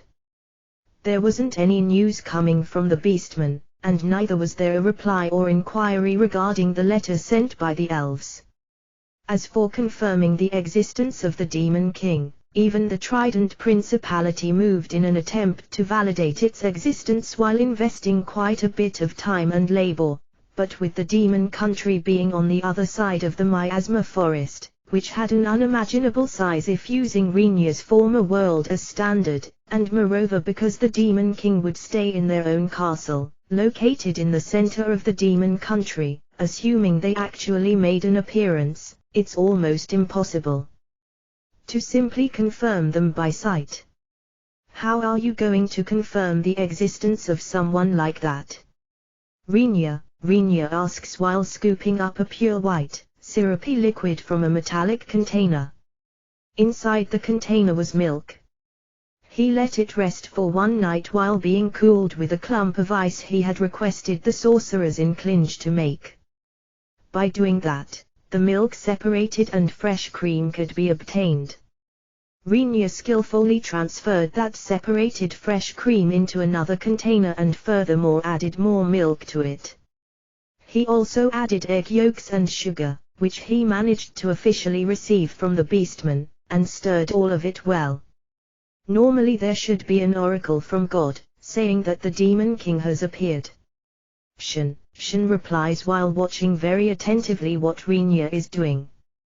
Kurtz, who was next to her while resting his chin in his hands, seemingly enjoyed something about Rinya's work and thus watched it while smiling brightly. Rinya had received a request from Frau and Emil that they would like him to spend as much time as possible with Kurtz. It seems that they finished putting various information regarding combat techniques and dignified behavior into his head, but as experience was apparently preferred over plain knowledge in regards to the emotional aspect, Kat's current emotional level seems to be mostly below that of an average baby between 3 and 5 years. Due to Rinya considering even that to not be much of an issue, Emil passionately pointed out the problems with that. The biggest problem can be summarized with Kat's being unable to control himself like a child, compared to the crazy power he possesses. Even if a child threw a tantrum, the level of damage would be obviously low, but that changes if it's Kat's throwing a tantrum. Jokes aside, he's quite capable of destroying one block of the city. If he was a normal homunculus, such problem wouldn't crop up. That's because they are absolutely obedient to their creator. But as for Katz, although he has been created using the production method of homunculi, his interior is based on the black something which filled that armor. According to Frau, evil spirits and similar, which she had controlled in Rinya's home in Kukrika, that were adequately and tightly stuffed together are the true identity of that black, misty something. Due to it partaking in the war against the Holy Kingdom, the number of spirits inside grew rapidly, and apparently because of that, the personalities of those spirits disappeared. However, Katz, who was configured as a synthetic personality, apparently can't draw out any human traits no matter what he does. Right now the national power of the Holy Kingdom has declined, and even the priests seemingly haven't been given an oracle as they appear to be lacking. But, since the hero summoning took place, there's no doubt that the Demon King will appear sooner or later. According to Shen, the fact that there's an oracle and a period of time until the Demon King appears after the hero summoning follows the god's intention to allow the hero to be raised into an adult, but in Rinya's eyes, who knows that the chain of events is nothing more than the supervisors, who call themselves gods, killing time. It doesn't look as anything but a mere period of time to raise levels and a chance to form close ties with royalty and friends. However, so far as it goes, Rinya is a man as well. There's no way that he won't feel some envy over a romantic relationship with a princess. However, if one properly assesses things, even Shen, who is intently staring at Rinya's work, should be a woman in a position that forces others to nod while saying certainly, you're right there if one insisted that she was a princess. And yet, no matter how long he looks at Shen's face, the word romance, LOL, simply doesn't pop up. While sighing slightly as he thinks, even though the base should be at quite a high level, what a disappointing child, Rinya taps Shen's head to caress it gently. Shen, whose expression became blank in an instant, smiled happily with her expression becoming all slack for some reason. While feeling slightly startled due to that smile, Rinya hermetically seals the container that contained all the prepared ingredients and puts it into a far bigger cask filled with crushed ice. After he finished cramming it inside, he shuts the cask's lid. The cask is a special-made cask that has been tightly reinforced with metallic sheets. As test, Rinya tried kicking it with quite a bit of strength, but it was so sturdy that it didn't even budge. Of course, the weight of the cask itself has become considerably high.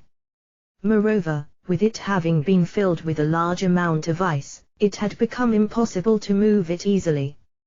Yet Rinya lifts that without any difficulty and addresses Katz, who is chasing the cask with his eyes as if being lured by it. All right, Katz. You want to play with me a bit inside the castle's courtyard? Rinya, you ease. Katz, Shen, you want to join as well? Rinya, if it's a game I can join. Shen, while thinking that it might be slightly unreasonable, Rinya takes Katz and Shen along and heads to the castle's courtyard. Having arrived at the courtyard, the three take up positions with a distance of around 10 m from each other while being instructed by Rinya, forming a triangle. The rules are simple. We just have to toss this cask to each other without breaking it. The person who breaks or drops it loses. I don't intend to impose a penalty even if you break it, but there will be a reward for those who persist all the way to the end. Rinya, you ease. Kurtz raises his arm with a cheerful smile.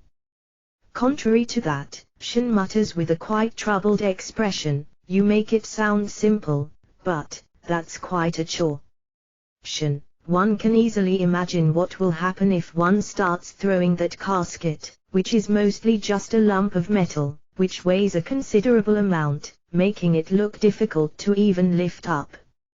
As a handicap, I will allow you to use tools, Shin. And, as long as it doesn't break, you can drop it to the ground. Rinya, in that case, well, I guess I will manage somehow. Shin, upon the terms provided by Rinya, Shin nods even while pondering. Just her nodding at this point in time is already an act disconnected from common sense, but Shin doesn't realize that. It's fine to throw it back to whomever. Since they might die if they are unlucky, make sure to take your target into account. Rinya, you ease. Kurtz, it's possible to die, then this is not playing around anymore, is it? Oh well, whatever. Rinya, I'd like to borrow the pole sword I used in the mock battle the other day. Shin, here you go.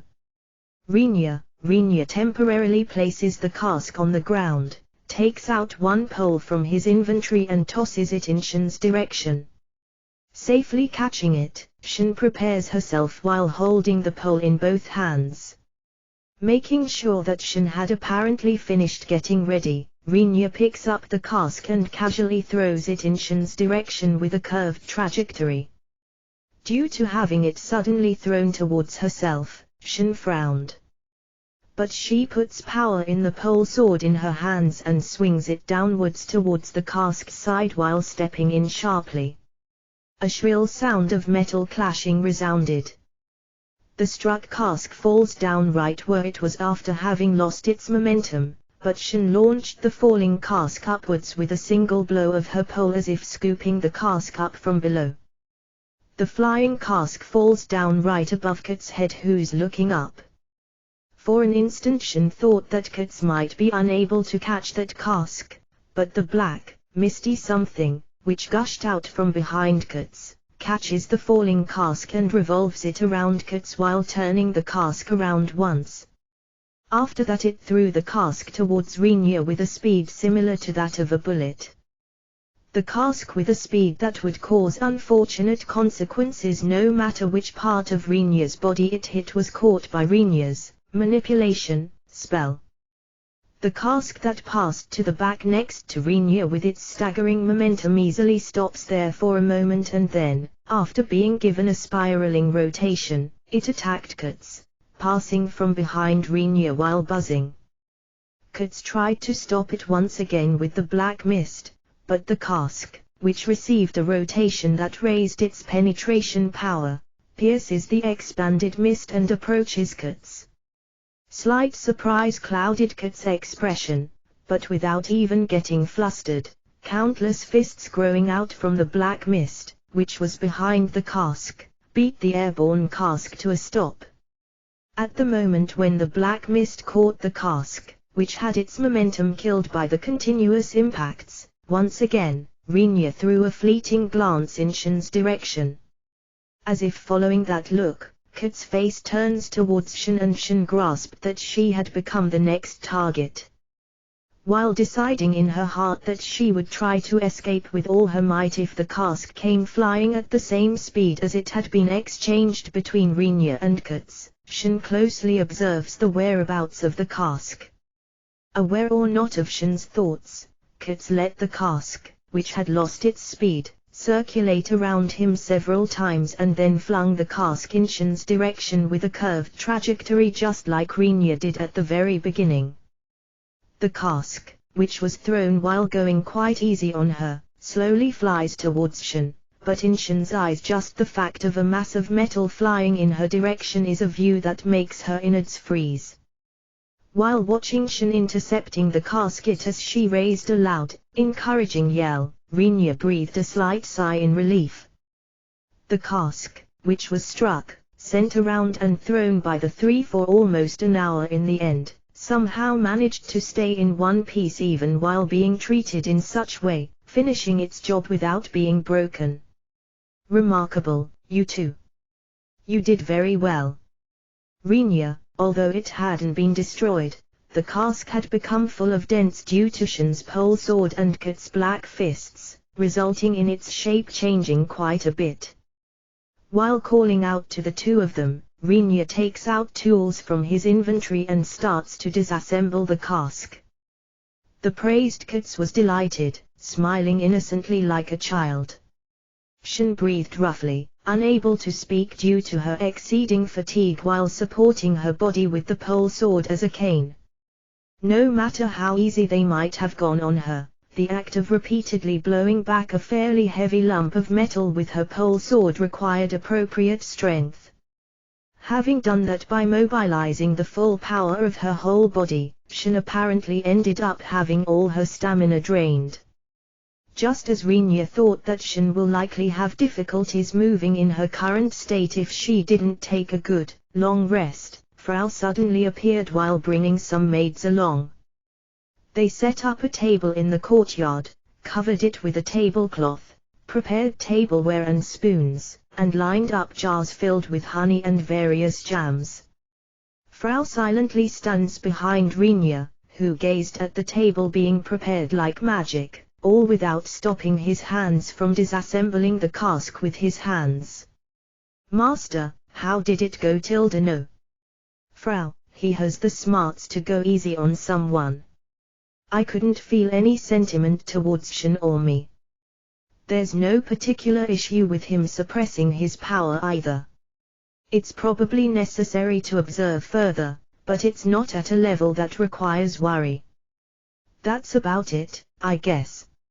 Rinya, today's game was something carried out upon Rinya's insistent request to Emil and Frau. That's because Rinya sensed something that bothered him in Kat's tone.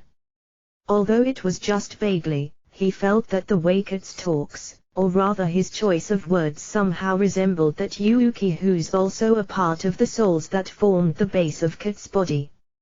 If that element had affected Kat's, it would turn into a problem, now that he had likely become a far more powerful existence compared to the time when Yuuki was alive. As a result of that, Emil felt offended, saying that she wouldn't make such trivial mistake. No.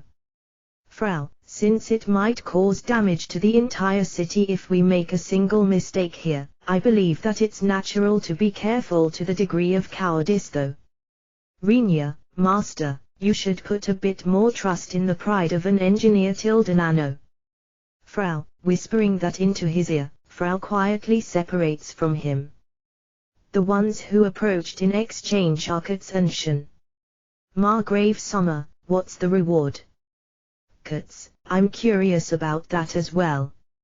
Is it related to the setup of this table? Shin, of course.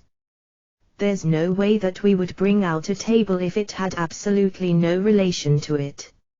Rinya, he takes out the first container with the various ingredients from the disassembled cask and opens its lid.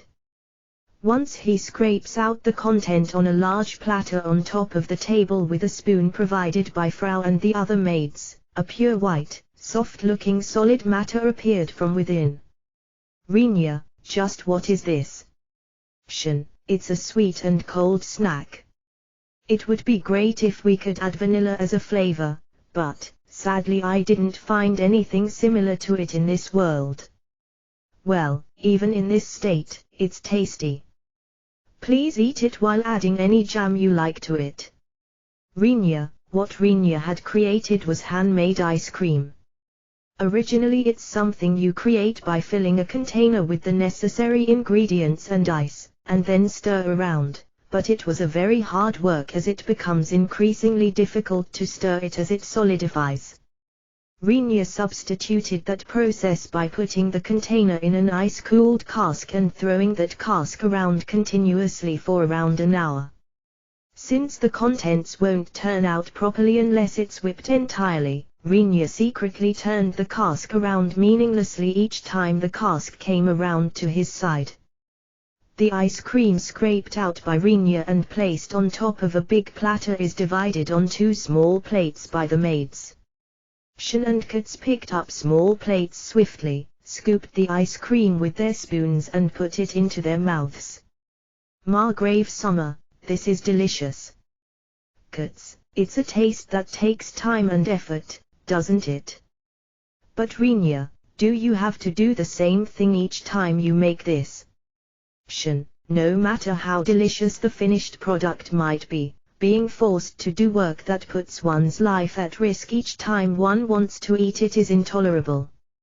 Rinya shook his head towards Shin, who apparently wanted to say something like that. The next time I make this, I will have the proper tools for doing so at hand. This time it was a game that served as a little test at the same time. Rinya, I see, then it's fine. Shin, at any rate, Shin, you did well to persevere until the end. I certainly believed that you would give up or go beyond recovery in the middle of it. Rinya, being told that by Rinya in a jesting manner, Shin's cheeks puffed up as she held the plate with the ice cream on it. Even I'm making a bit of progress. In the first place, what's up with calling it a game although there exists the possibility of a player going beyond recovery? Shin, it was fun. Let's do it again, okay Margrave Summer. Katz, as recommended by Frau, Katz began to cover the ice with various kinds of jams in large amounts. While worrying, hasn't this already been reduced to a mere object of nothing but sweetness? Rinya nodded towards Katz while smiling wryly. It was several days after Rinya, Shin and Katz played when a letter in Keith's name, the priestess of the Beastman, as the sender arrived in Rinya's hands through the Archduchess. The letter itself was folded carefully and a slight scent of burned incense clung to it.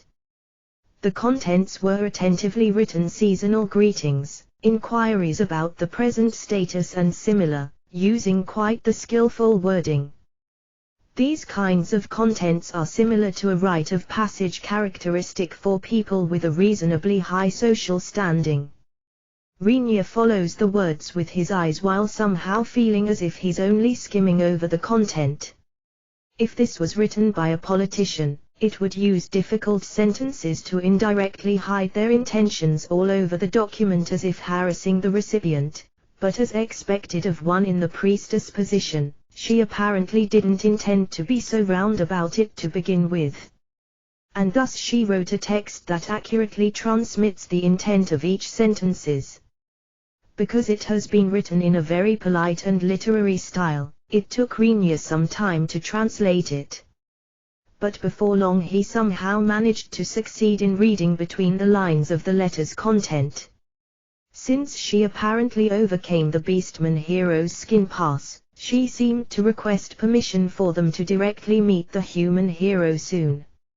In Rinya's eyes, he couldn't believe that the Beastman hero could be tamed at all, as he was a person who had even his brain full of muscles and possessed a way of thinking that didn't even try to comprehend that a baseball pitch such as a curveball is a lure for the batter to swing in a straight ball match. But if it's the words of that priestess, who went home after apologizing to him while prostrating herself in front of him, it reached the point of him believing that it might be fine to give her the benefit of the doubt to some extent. Even if the letter was a lie in the worst-case scenario or something, if it were something written with an overly optimistic forecast, that Beastman hero would only be arrested once again and he would be able to watch the fox-eared priestess kowtowing once again.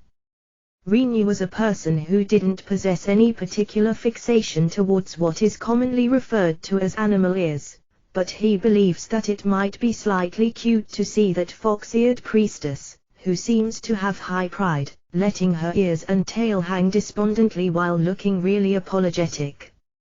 Rinya himself feels some doubt as to whether that in itself isn't such a particular fixation, but as for the panther ears of the Beastman hero, he senses no strong emotions for them at all. In other words, having an interest in a cute woman is a very normal feeling harbored by any man. By no means is it a reaction towards animal ears, was the conclusion that felt somehow like an excuse to Rinya.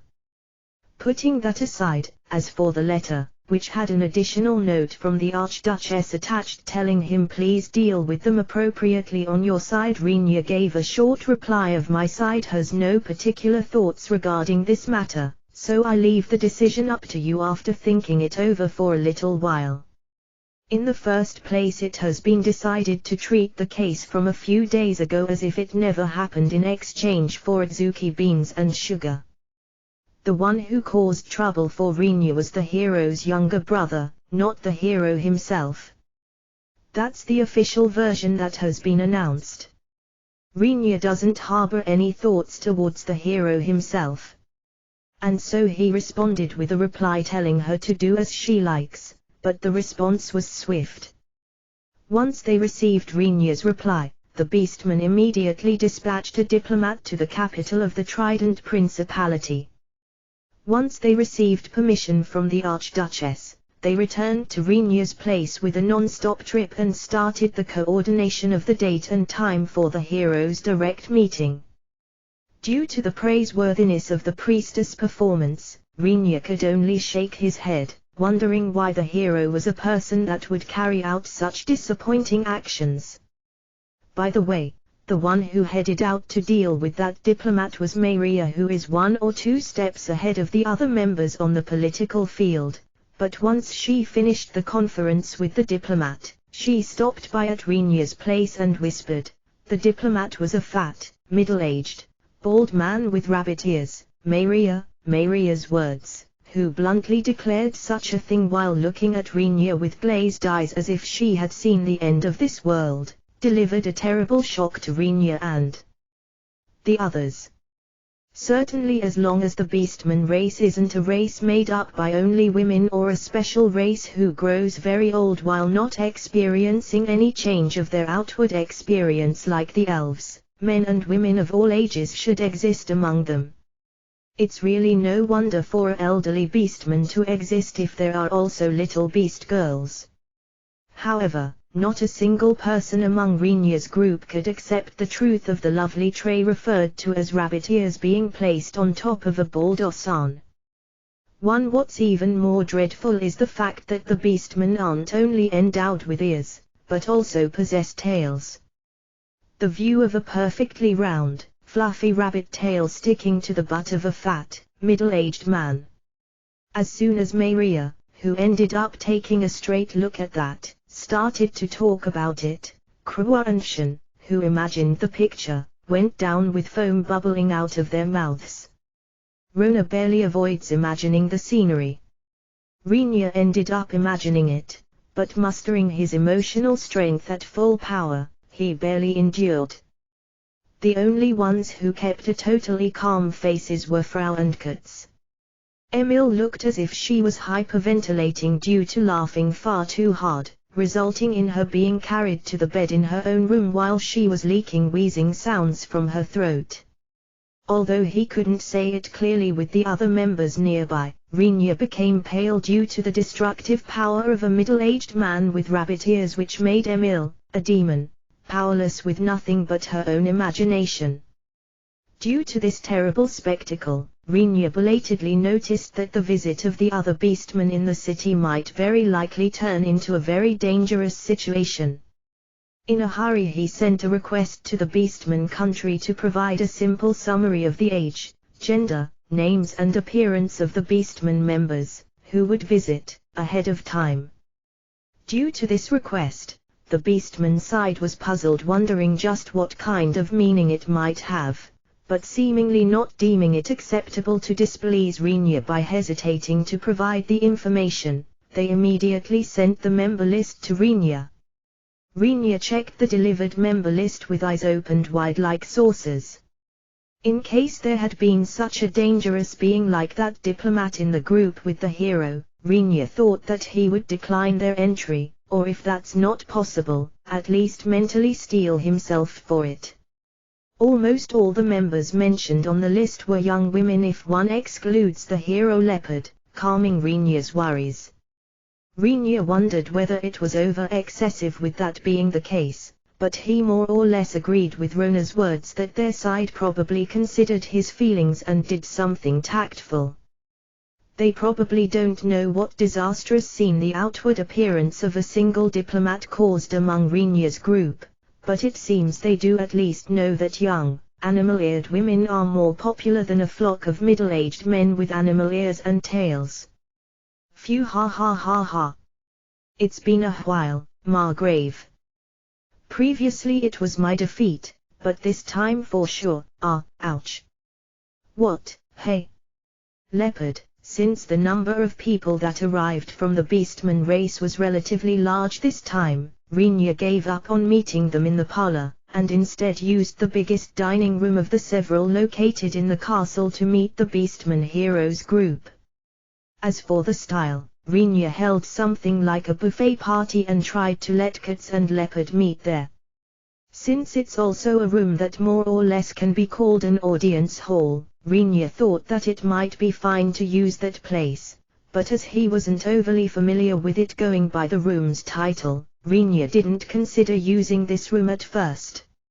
It's not like it's such a formal meeting, so it will probably be fine just to prepare food and welcome them, Rinya thought. He entrusted the dish serving to Frau. Rinya believed that to clearly be the most efficient option, and there was not a single person objecting to Rinya's decision. Rinya instructed her to order things that looked as delicious as possible from the market, but thinking that it would probably be better to also have some unusual dishes, he provided wyvern hearts and flesh, which are still being preserved inside in large amounts inside his inventory, as ingredients.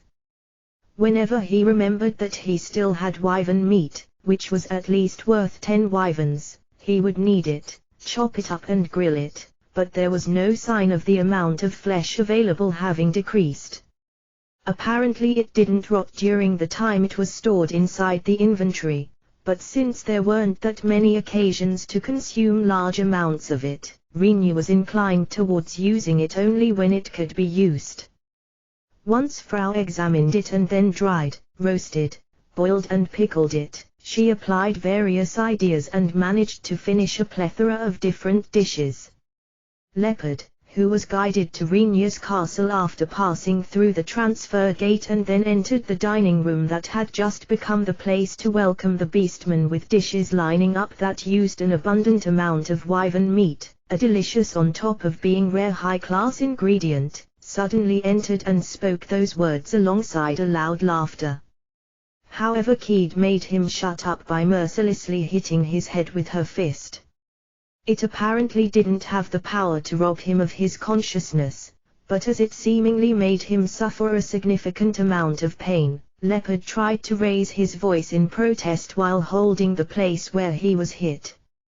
Keed, who kicked his crotch without a shred of hesitation, faced Rinya, who dumbfoundedly watched the spectacle, and bowed courteously without sparing a single glance towards Leopard, who fainted in agony while squatting. "We are extremely delighted to have been granted an audience with you today, Margrave Summer. I am Keed, the priestess of the Beastman race." The Beastmen, who stood behind Keed, bowed their heads all at once.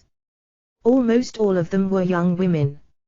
All of them wore shrine maiden garbs, but compared to the one worn by Keed, their clothes gave off a slightly plain impression. "In order to meet with the human hero Summer, I brought the Beastman hero Leopard and his attendant, the warrior Lion, with me today." Keed, even as he's introduced, Leopard, who's still crouching, shows no signs of getting up and only twitches at times. The young man next to him, who wore a ceremonial dress of the Beastman that made it difficult to say that it fits his figure very well, has unkempt brown hair and a swarthy skin. He bowed his head towards Rinya while checking Leopard's state with sideways glances. Going by the member list obtained in advance, he seems to be the sole male except for Leopard within this group. The ears and tail attached to him were close to what is called a lion in Rinya's previous world. Since his name is like that as well, there's probably no mistake in him being one, Rinya thinks. The ones who were selected for the Demon King's subjugation from among the beastmen will be these two and me. Kid, eh? It's not 6 people.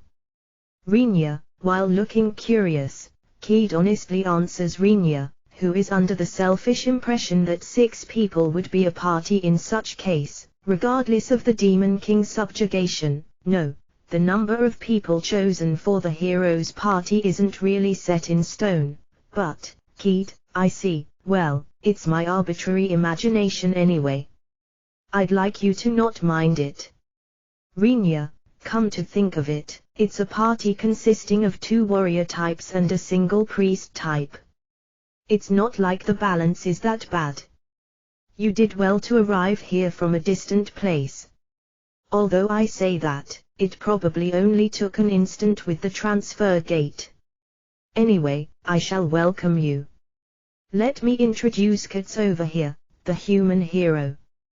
Rinya, even while being poked by Shin, who stood behind Rinya as if making sure that he doesn't say anything unnecessary, Rinya introduces Kats, who stood next to him, to the beastman. Having been introduced, Kats took a step forward and quietly bowed his head. Thanks for the introduction. I'm Kats. I am pleased to meet you, everyone of the beastman race. Kats, once he reveals a sweet smile after raising his lowered head, Kid blushed while revealing a startled expression. Although they were small, shrill screams were raised by the group of priestesses behind her. Kats' looks, which don't seem like anything but those of a young girl no matter how you look at them, apparently have no influence on his charm even if the other party are beastmen. Looking at Kats, who managed to grab the hearts of almost everyone of the beastman group by just smiling at them brightly, Rinya ends up thinking, after all, beauty is a kind of power. If it's like that, I probably should have asked that little girl to give me beauty as well when I crossed over to this world, was the stupid thought popping up in Rinya's head, but completely unable to imagine himself with a beautiful appearance. Rinya shrugged his shoulders and stopped letting his imagination run free. Well then, as I don't like being too formal, just stay at ease. Because the numbers of the visiting group today are high, I had the meeting take the form of a party. I intended to gather as many delicious dishes as possible, so I will be happy if they suit your taste. Rinya, Leopard still hasn't revived. However, everyone present started to chat while naturally ignoring Leopard as if he didn't enter their field of view. Rinya wanted to ask anyone whether that's really okay, but there's no one to ask. We are grateful for your consideration, Your Excellency. There's no need to mind it. It's my happiness to assist in restoring the energy of the heroes and his friends who are going to fight together. Now, please eat before it gets cold. Rinya, as if responding to Rinya's words, the maids on serving duty surged into the dining room and started to skillfully set the tables. Watching that, Kid silently nods towards the priestesses behind her, and taking that as their signal, the priestesses swiftly started to pick up the prepared dishes and sit at the tables they fancied. Rinya, who is the organizer, invites Kid and Lion to the table that had been prepared for him and his group. Rinya didn't mind at all, but according to Maria's proposal that he should be accompanied by a woman at such occasions, Shin, who wore a dress that used the very unusual basic color blue, has joined him. It was a simple dress that had an opening at her back while supporting her breasts, but on top of her wearing it stylishly, several accessories have been added to it. Shin, whose black hair naturally flowed down along her back, looked just like a young woman from a good family, that is as long as she stayed silent. Shin claimed that she's the daughter of a high-class family even without staying silent, but being easily rejected by Frau and Emil, she has been given strict instructions to not talk at all while smiling at the party from the beginning to the end. Seeing that he isn't all that fluent in various topics himself, Rinya thought that it wouldn't be that strange for his pretense to be stripped off right away, since it's not like he's well bred, but going by his position, he was required to talk with Keed and her followers. While casting a sidelong glance at Katz, who started to innocently gulp down the food, Rinya frantically dragged out topics and a proper way of talking from within his head while striving to not get worn out. Thus the get-together with the Beastman Heroes party was carried out in a very calm manner, except for one person who didn't revive until the very end. Translation notes: One-osan is a slightly derogatory term for middle-aged man. I don't think English has any equivalent. For some reason the single-minded Beastman hero decided to stay in Clinch for a short while. For Rinya, who fully believed that he would temporarily return to his own country like the Dragonoid's hero, it was unexpected, but there seemed to be various reasons for that. The biggest issue was Leopard's personality. Leopard's character, who might as well be called a battle junkie, wasn't something unusual for a Beastman warrior, but even among them he's clearly too strong, and his obsession with battle is apparently abnormal. Since he snatches away other warriors' jobs on top of forcing them into battles without reason, he was apparently told by his surroundings to stay away for a while. Keed explained these circumstances to Rinya with a truly apologetic attitude while furrowing her brows. The depth of her wrinkles was such that it made Rinya worry that the wrinkles would deeply ingrain themselves into her face without ever disappearing again. Leopard was an excellent warrior to begin with, but he became completely uncontrollable after being granted power as the hero. However, this whole situation of him staying here apparently originated from Leopard being easily defeated by Rinya. It seems that the Beastman's king's intention was to pay any amount of money for troubling the Margravate on this matter, as he assumed that Leopard could likely be stopped by Margrave Kunujai if he were to lose control. Being forced to reluctantly agree with that opinion, Keed's group was dispatched in order to take care of the hero. Of course, all of this is nothing but a huge nuisance in Rinya's eyes.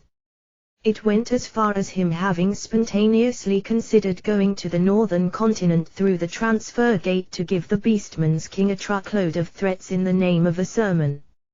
If no one had stopped him, Rinya would have very likely put that into practice on the spot, but once Keed pleaded, "There's currently no one except for you, Margrave Sama, on whom I can rely," in tears, he somehow became unable to disregard her words without consideration. Furthermore, once he was promised that he will be paid a hefty sum of money during their stay in the land near his mansion, his brain got dazzled by the prospect of obtaining foreign currency. In addition to that, matters concerning Katz apparently turned into a benefit for Rinya.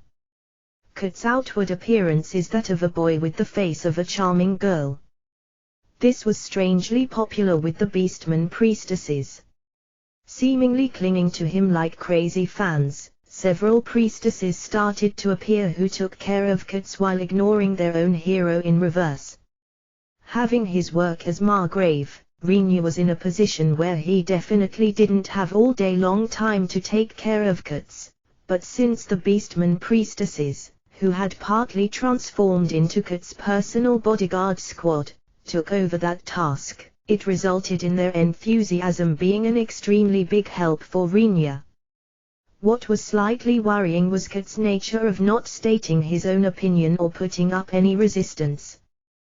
That resulted in him being treated quite often as dress-up doll by the priestesses. Moreover, the clothes they made him wear are somewhat items a girl would prefer, or rather there were many clothes exclusively used by girls. The clothes popular in Clinch are mainly practical attires made by the hands of human tailors. Clothes to be used for the sake of dressing up were rarely sold in the city. For that reason the majority of the clothes, which the priestesses put on Katz, were apparently reused attires which they had brought from their own country as spare clothes.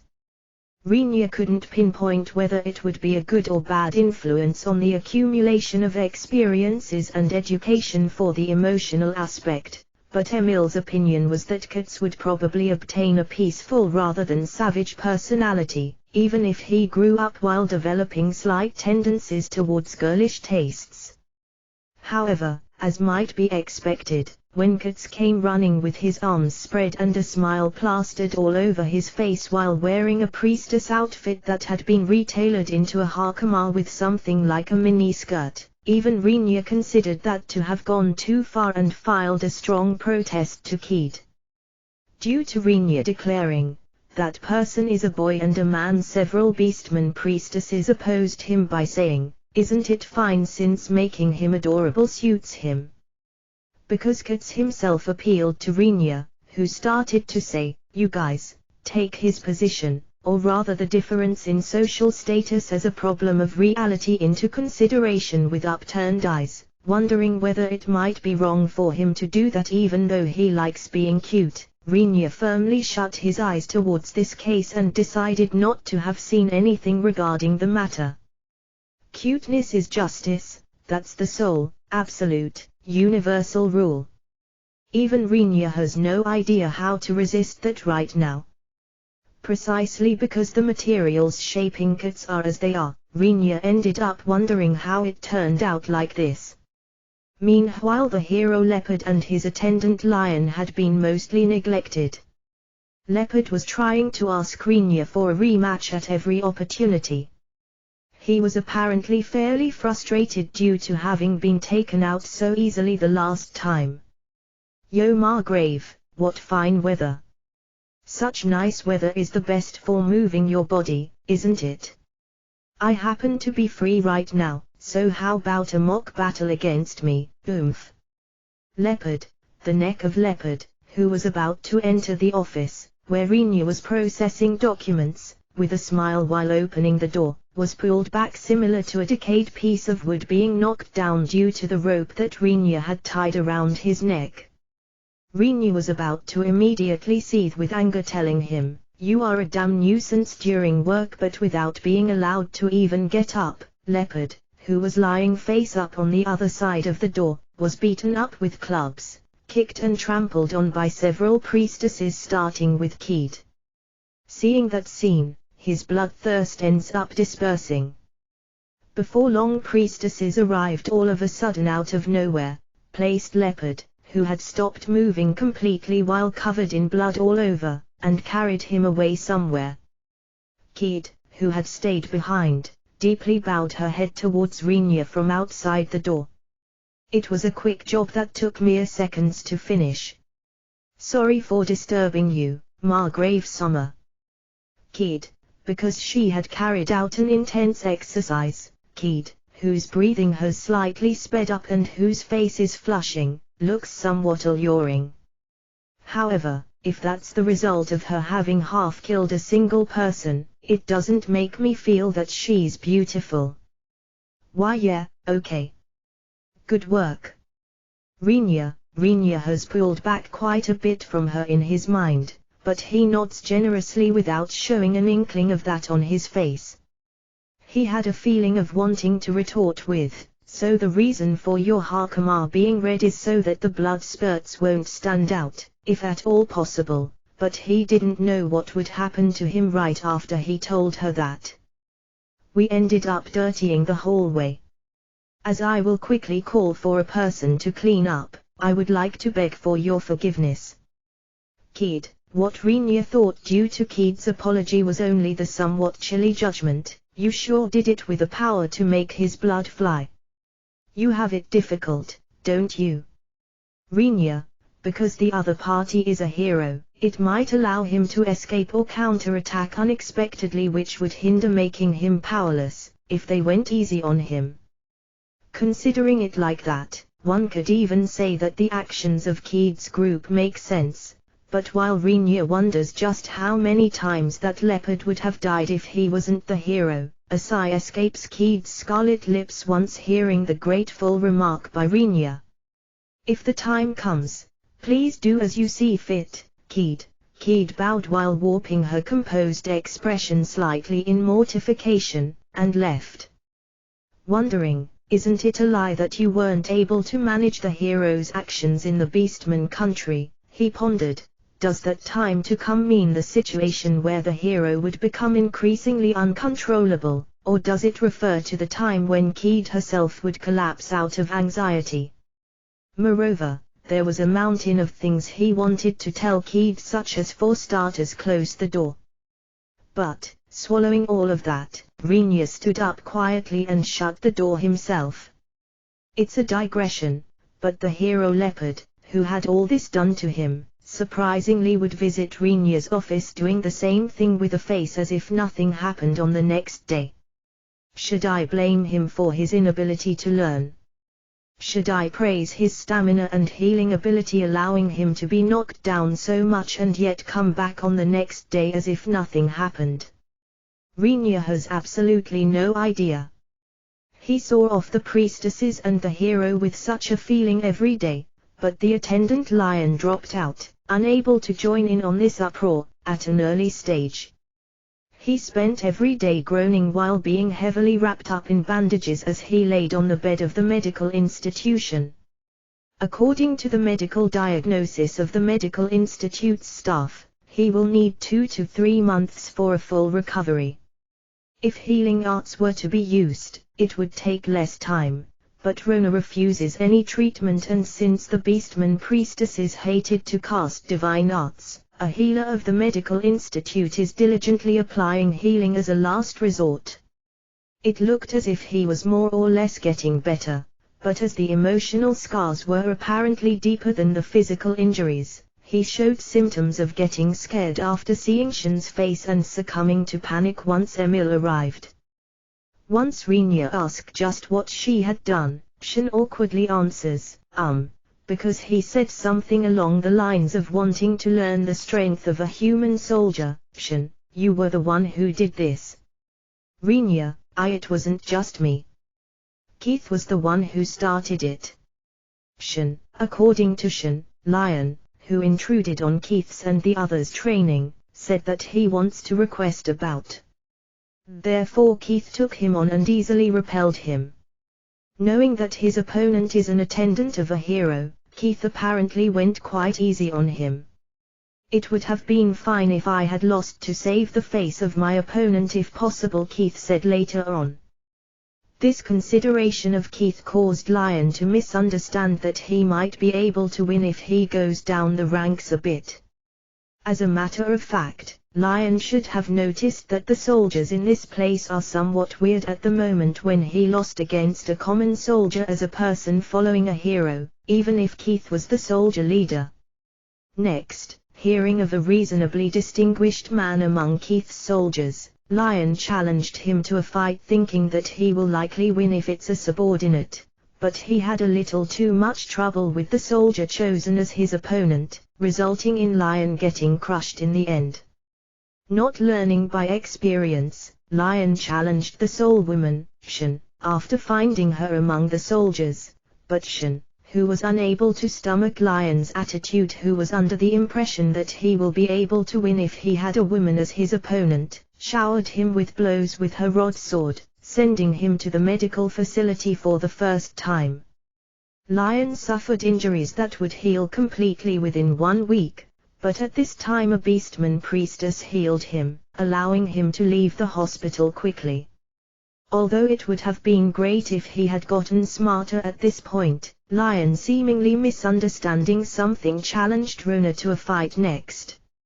Since Rona very likely gave him the impression that she's gentle, he apparently estimated her to be weaker than Shin. However, contrary to her looks, Rona piled up combat training as a knight. Given that she also had her ability as a priestess on top of that, she was able to heal and strengthen herself. Rona was completely overpowered by his strength, but she somehow managed to obtain a narrow victory by continuously shaving off Lion's endurance with skill and stamina. Lion should possess reasonable ability since he's accompanying a hero, but because he kept losing until this point, his thoughts seemingly took a different turn, resulting in him choosing the worst possible option. Of all things, he set his sight on Emil, who might be considered a civilian, and challenged her to a fight. Certainly, judging by her usual attire, Emil, who had put a white robe above her tube-top bra and hot pants attire, is completely unsuited to battle. However, in reality she's actually a demon, although that's a secret. The challenged Emil smiled sweetly after pondering it over for a bit, and then it apparently turned into a one-sided, violent scenery. One of the watching soldiers said, if he wasn't a beastman warrior, it's almost certain that he would have died. It went even as far that weird opinions regarding it from a different angle, judging him as amazing for surviving all the excessive violence, appeared among the soldiers that watched Lion continually lose until then. By just having received the first charge of blows, he lost his fighting spirit due to their power. Lion declared his will to surrender. Emil entirely ignored that sign of surrender and continued to torment him to her heart's content, going as far as feeling good about ignoring him weeping and screaming. In the end, Frau, who came flying after hearing Lion's screams, clung to Emil's waist, pulled her forcibly away from Lion and finally brought the incident to a close, but this chain of events left a deep scar in Lion's heart. Even now Lion is unable to do anything but tremble weakly on top of his bed in the medical institute. It was obvious that Lion's naive view invited all of this. Paying for his own mistakes, he has become a mere shadow of his former self, but Rinya ends up thinking that it would have been best to not drive him into a situation where traumas are planted. However, allowing the Beastman priestesses to speak, even if the fights have certainly been different as well, they apparently considered Lion as pathetic for a warrior. It's not like his opponents have done this or that. Him continuing to lose has turned into a problem, Keed says. At the moment when a person calling themselves a warrior thinks that he might win if it's women or children, they are a lost case in Rinya's eyes, but it's said that they will be given a reasonable assessment among beastmen as long as they win. Good grief, are the brains of all their race's members filled with nothing but muscles? Rinya was completely fed up. Therefore Lion, who was denied healing by the Beastman priestesses, was refused by Rona as well. While receiving the minimum required healing, he was unable to leave the medical institute. For better or worse, he was a warrior belonging to a considerably excellent group within the tribe, but Keed came to inform Rinya that Lion, who was of no use any longer, was sent back to his country to heal and retrain, and said while looking at Rinya slightly reproachfully, not only was he easily defeated, it's said he even suffered a trauma to the degree of becoming unusable. I'm curious what kind of training the people over here carry out allowing them to obtain such strength. Kid, in this world, there are many things you are better off not knowing about. Rinya, as far as possible Rinya stuck to audacity, repelling Keed's persistent questioning. Rinya and the others passed reasonably peaceful days after one person dropped out in such a manner. And then, early in the morning of a certain day, a handwritten letter from the Elven Emperor was delivered to Rinya's place. Yo, Margrave Dornot. What a fine morning it is. Such a great morning is wonderful for moving one's body, so how about it? Having a light match against me in the courtyard is, Cheha. Leopard, a full power blow of Shen's right fist was driven into Leopard's solar plexus, who had opened the door to Rinya's office with a very bright smile while raising a loud voice early in the morning. Leopard didn't wear any armor, but his abdominal muscles had been trained and tempered. Rinya, who viciously beat him up in the previous battle, got a good look at those steel-like muscles. Unlike the last time where Leopard had been naked from above the waist, he's now at least wearing some clothes, but him not wearing any body armor is probably owed to his high confidence in his defensive capabilities, Rinya assessed. Shin's fist easily bored through Leopard's prided muscle defense and delivered damage to his internal organs, causing Leopard's body to crumble down. Leopard begins to suffer in silent agony as he crouches down in the corridor in front of Rinya's office. Suddenly, out of nowhere, several dog beastmen priestesses with their ears drooping dejectedly and carrying apologetic expressions appeared in front of Shin, who looked down on Leopard with a face full of bloodthirst, violently grabbed Leopard's feet and dragged him away through the corridor. For some reason it's slightly terrifying that there's even a priestess who's pulling the rope around Leopard's neck.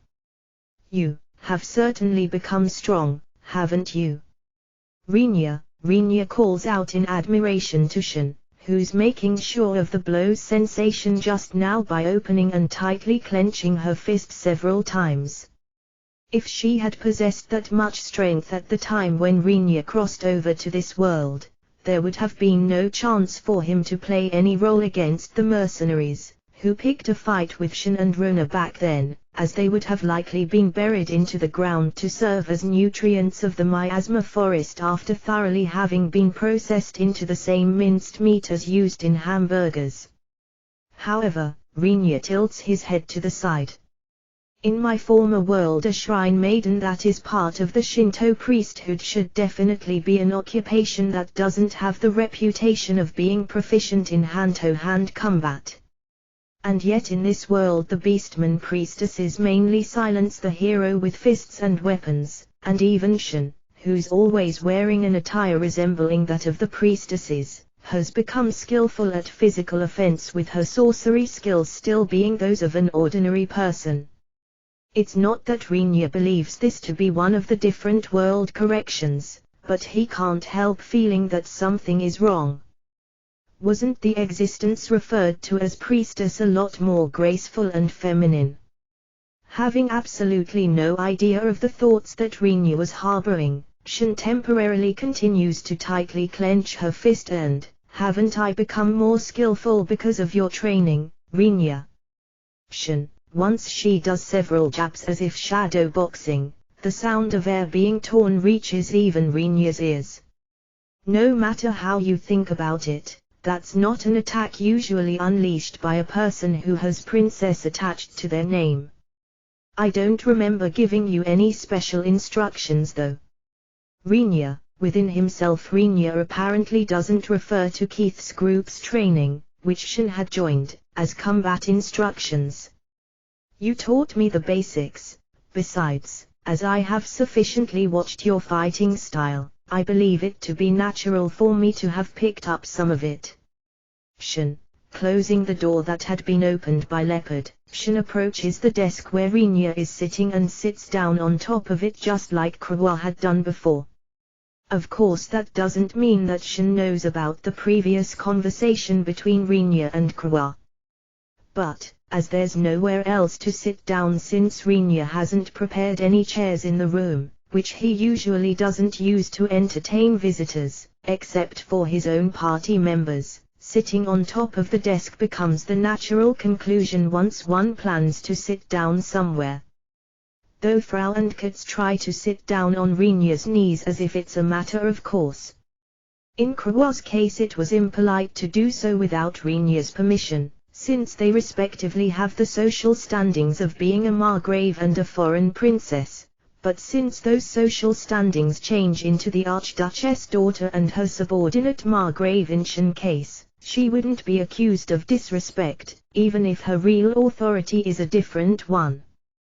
While casting a sidelong glance at Shin, who places her butt, which has a considerable volume when compared to Krawa's, on top of the desk's surface, Rinya spreads out one sheet of paper. That, which had sentences in an elegant calligraphic style written on a paper of considerably high quality, was a letter that had been delivered to Rinya early in the morning. Seeing the name of the sender, Rinya exhaled very deeply while being filled with the desire to toss the letter into the trash just like that, but as there's no way that he can do so, he has kept it at hand. Shin, obviously interested, took a peek on what Rinya had unfolded on top of the desk. A letter. Shin, yes. Handwritten letter No. 2 from His Majesty the Elven Emperor. Rinya, number 1 is the paper roll he had previously shown to Krua, but that's something Shin isn't aware of. According to Krua, Rinya's revenge for the mischief included in the Emperor's first letter apparently couldn't be deciphered by the Elven state authorities. Of course, since it hadn't been written so that one could actually decipher it, it wasn't a question of being able or unable to do so though. Krua used the words couldn't be deciphered towards Rinya with the implication that the elves hadn't been able to grasp the intention behind Rinya's letter. As a last resort, the Elven Emperor forwarded the letter to Krua and earnestly requested her to teach him Rinya's intention if it's something she's aware of. In exchange for a not small remuneration, Krua sent a short reply stating, "It tells you to send normal letters to the Emperor." Rinya praised that as being something really skillful for a rebut. On top of it being far easier to understand than an explanation that it's merely an act of revenge, it also doesn't worsen the relationship. What's written in there? Shin's voice pulls Rinya, who was deep in thought, back to reality. The contents of the Emperor's letter were normal, but all of it was written in Elvish. Naturally Shin couldn't read it at all. I wonder what he's thinking to use Elvish in a letter that's sent to a human country. Rinya ponders. Since the Trident Principality is a country of a reasonable scale boasting power ranked second only to the Holy Kingdom, the probability that there's no one capable of reading Elvish in the Principality is probably next to zero, but if it was a small country with a corresponding scale, it wouldn't be odd for there to be no people that could read said language either, Rinya feels. Since elves are a race that isn't often seen on the human continent to begin with, there's no way that their language is widely known.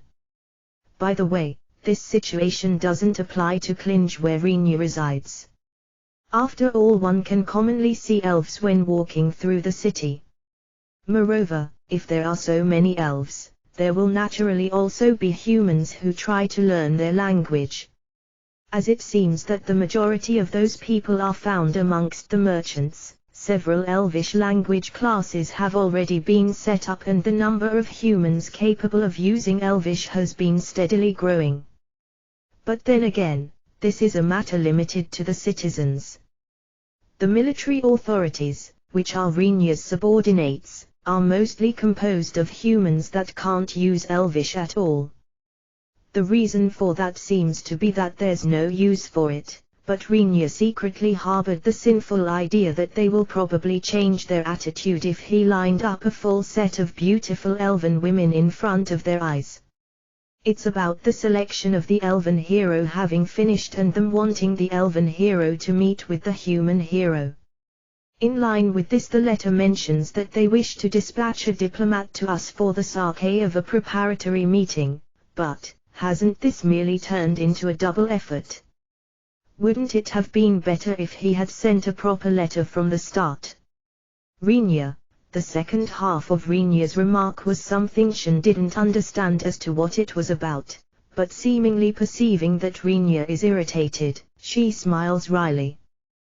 Besides, I wonder, why is that Elven Emperor sending such a letter to me? It only increases the workload as I have to ask Her Majesty the Archduchess whether it's actually all right to do so anyway. Rinya, that is, it's just a guess, but that Emperor likely puts more importance on you than on my mother. Shin, upon saying that with a bitter smile, Rinya looks at Shin with a face full of question marks. How should I say it? The Archduchess of a human principality is probably an existence of very little interest to the Elven Emperor. Shin says while thinking, although that's probably something not limited to the Archduchess. Basically the elves are a race that don't have much interest in other races. It's said that in recent years the number of elves for whom that statement doesn't apply has increased. But despite this, the majority of elves doesn't show any interest in the other races and continents, and there are many elves who completely stay amongst each other. Speaking of humans who are paid attention to among the elves, and moreover that elven emperor, I wonder whether there's any apart from Renya, Shen ponders. Even if you say something like that, someone like me is no more than one of her subordinates though. Renya, yet it seems that the person himself isn't aware of that. I'm certain that Her Majesty the Archduchess would burst into loud laughter, if she heard those words. Shen, as for making Renya a noble, that was pretty much a result of the Archduchess publicly being expected to put a collar around his neck, but Shen and Maria were well aware that there's no way for the Archduchess herself to believe in something like that. Given that the surroundings would nag at her if she hadn't done so, she tried arranging something like a restraint for forms sake. These are very likely the Archduchess' real thoughts. In Renya's eyes something like social status bears almost no significance at all. He simply settled into becoming a margrave since he thought that it seemed less troublesome to just go along with it. It's obvious that he will readily throw the title away and abscond to somewhere else if it become too inconvenient for him. For that reason alone the current fact that Renya is properly getting involved in capital investment and domestic affairs was something beyond the Archduchess' expectations. If it's too much trouble for you, Renya, wouldn't it be all right for you to wholly delegate the matter by sending the letter to Her Majesty the Archduchess and ask her to deal with the negotiations from her side? Shen, how typical for someone as bad at thinking as Shen. She seems to simplistically believe that all the troublesome matters should be passed away to the capital. That's probably a faultless approach. Renya, in Renya's eyes the issue is the emperor. I feel like it's not something that will turn into a particular problem even if I handle it somewhat irresponsibly, but where matters concern the heroes, it's expected to be handled between countries, so I can't say so either. Even going by the chain of command, entrusting the matter to the Archduchess side is a justified measure. It's also not a mistake to have the civil officials of the capital, who have abundant experience and a large number of people, do their best rather than holding the meeting in Renya's territory which still lacks civil officials. No matter how little interest the elves might have in other races, that's something at a level that even they should understand. But I wonder whether there are no civil officials who express their opinion to the elven emperor. Renya ends up puzzled. But because he doesn't know the current state of the elven country, no answers will present themselves to him, no matter how much he broods over it. As such, Renya completely shelved those thoughts for the time being and started to take out writing utensils to compose a letter to the Archduchess for the sake of requesting her to deal with the elven country. The elven hero, Grandpa Staffelet, initiated his visit to Klinge a few days after Renya had sent the elven emperor's handwritten letter to Trident Principality's capital. Previously a directive written by the Archduchess with a heart mark attached, stating that he should suitably deal with the elven hero's party that would soon come to his place, had been delivered. Renya ended up thinking, consider your age when you are writing something, but since it had been more or less arranged in the proper, official format for directives, he couldn't complain about it either. Moreover, there was no mention of a specified date and time when the elven hero was going to arrive in the Archduchess directive. Say what you like, that's too unclear. Renya was slightly peeved, but Krua soothed Renya, telling him that this all has a reason. Probably because of their very long lifespans, elves apparently aren't fixated on dates and time so much. Once they decide on a rough time span, they seem to not mind an approximate range of several days as measurement error. Renya, who was informed about those circumstances by Krua, admired that they were able to properly keep the country and other organizations running with such an attitude, but it's apparently not an issue as the elves are precise with their deadlines and dates when they have to be. Once he takes that information into consideration, it appeared that the elven hero's visit to a human country had been classified as a comparatively inconsequential event. You don't have to think about it too obstinately. Likely no one will get angry even if our reception is somewhat non-committal. Croix says while scanning through the directive from the Archduchess, but Renia wonders whether it'll actually be fine to handle it like that. However, Renia's thoughts were immediately brushed aside when he saw Croix's serious expression as she caught sight of a sentence in the directive. What's wrong? Renia, basically the women around Renia never show overly troubled expressions. It was needless to speak about Shen, but Frau and Emil smile a lot while their thoughts are unclear. And Renia hardly meets Croix in situations that would force her to change her expression since her position is practically that of a freeloader. Maria was swamped with work due to having to process a mountain of documents in the beginning when they started clinch and thus looked daggers at him, but now that they started to sporadically gather a few civil officials, it became rare for her to have a scary face as she apparently learned to delegate work to her subordinates. The sole exception is Rona, who has been involved with both military and administrative affairs. Even now she's grappling with documents and concerns while furrowing her brows in her own allocated room. Frau, who had become worried about her condition, visited her quite often and brought medicine and food, which she claims to be good for her health and beauty, to Rona. But then again, the food and medicine had colors and smells that made Renia doubt whether those things are really good for one's health and beauty. Even when asked by Renia, Frau stubbornly withheld the ingredients of those things, but Rona, who uses the items diligently, apparently experienced substantial results as far as the gloss of her hair and skin are concerned. Renia ponders whether he should soon try selling it to noble ladies in the capital. Back to the topic, Croix, who showed a troubled expression after being asked by Renia, lifted her eyes from the directive, looked at Renia and said, "This person called Grun is, Croix, yeah. Going by his name, it's obvious that he's someone related to His Majesty the Elven Emperor like you, Croix, but what about it?" Renia, Parstiflet is the same family name as Croix's. It's immediately clear that he has a blood relation with the Emperor. But, the other party is that Emperor. Although you might call it a blood relationship, I can't imagine at all how much of a connection he has with the Emperor and how he obtained it. I mean, after all, there also are 35 people that might be considered legitimate if only going by lineage. Grunuzama is the 17th child of His Majesty going from the top. Croix, he's not an adult. As in Elven terms. Renia, he's a minor. Though you can't call him a child. Croix, he seems to have passed the age of 100, but using the Elven accepted practice, he's not seen as adult. However, if asked whether that defaults him into being called a child as that's what it would actually mean, things apparently become slightly different.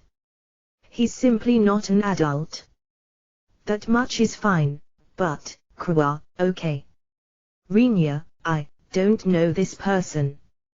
Croix, Renia was about to say that it's probably not weird if there's one or two people she doesn't know given that there are 35 brothers and sisters. But he's interrupted by Croix's next words. I have 34 siblings above me in rank, but I only know the faces and names of 33 people. Croix, okay. Renia, should I retort here that she can't remember a single person? Or should I retort to her having memorized 33 people?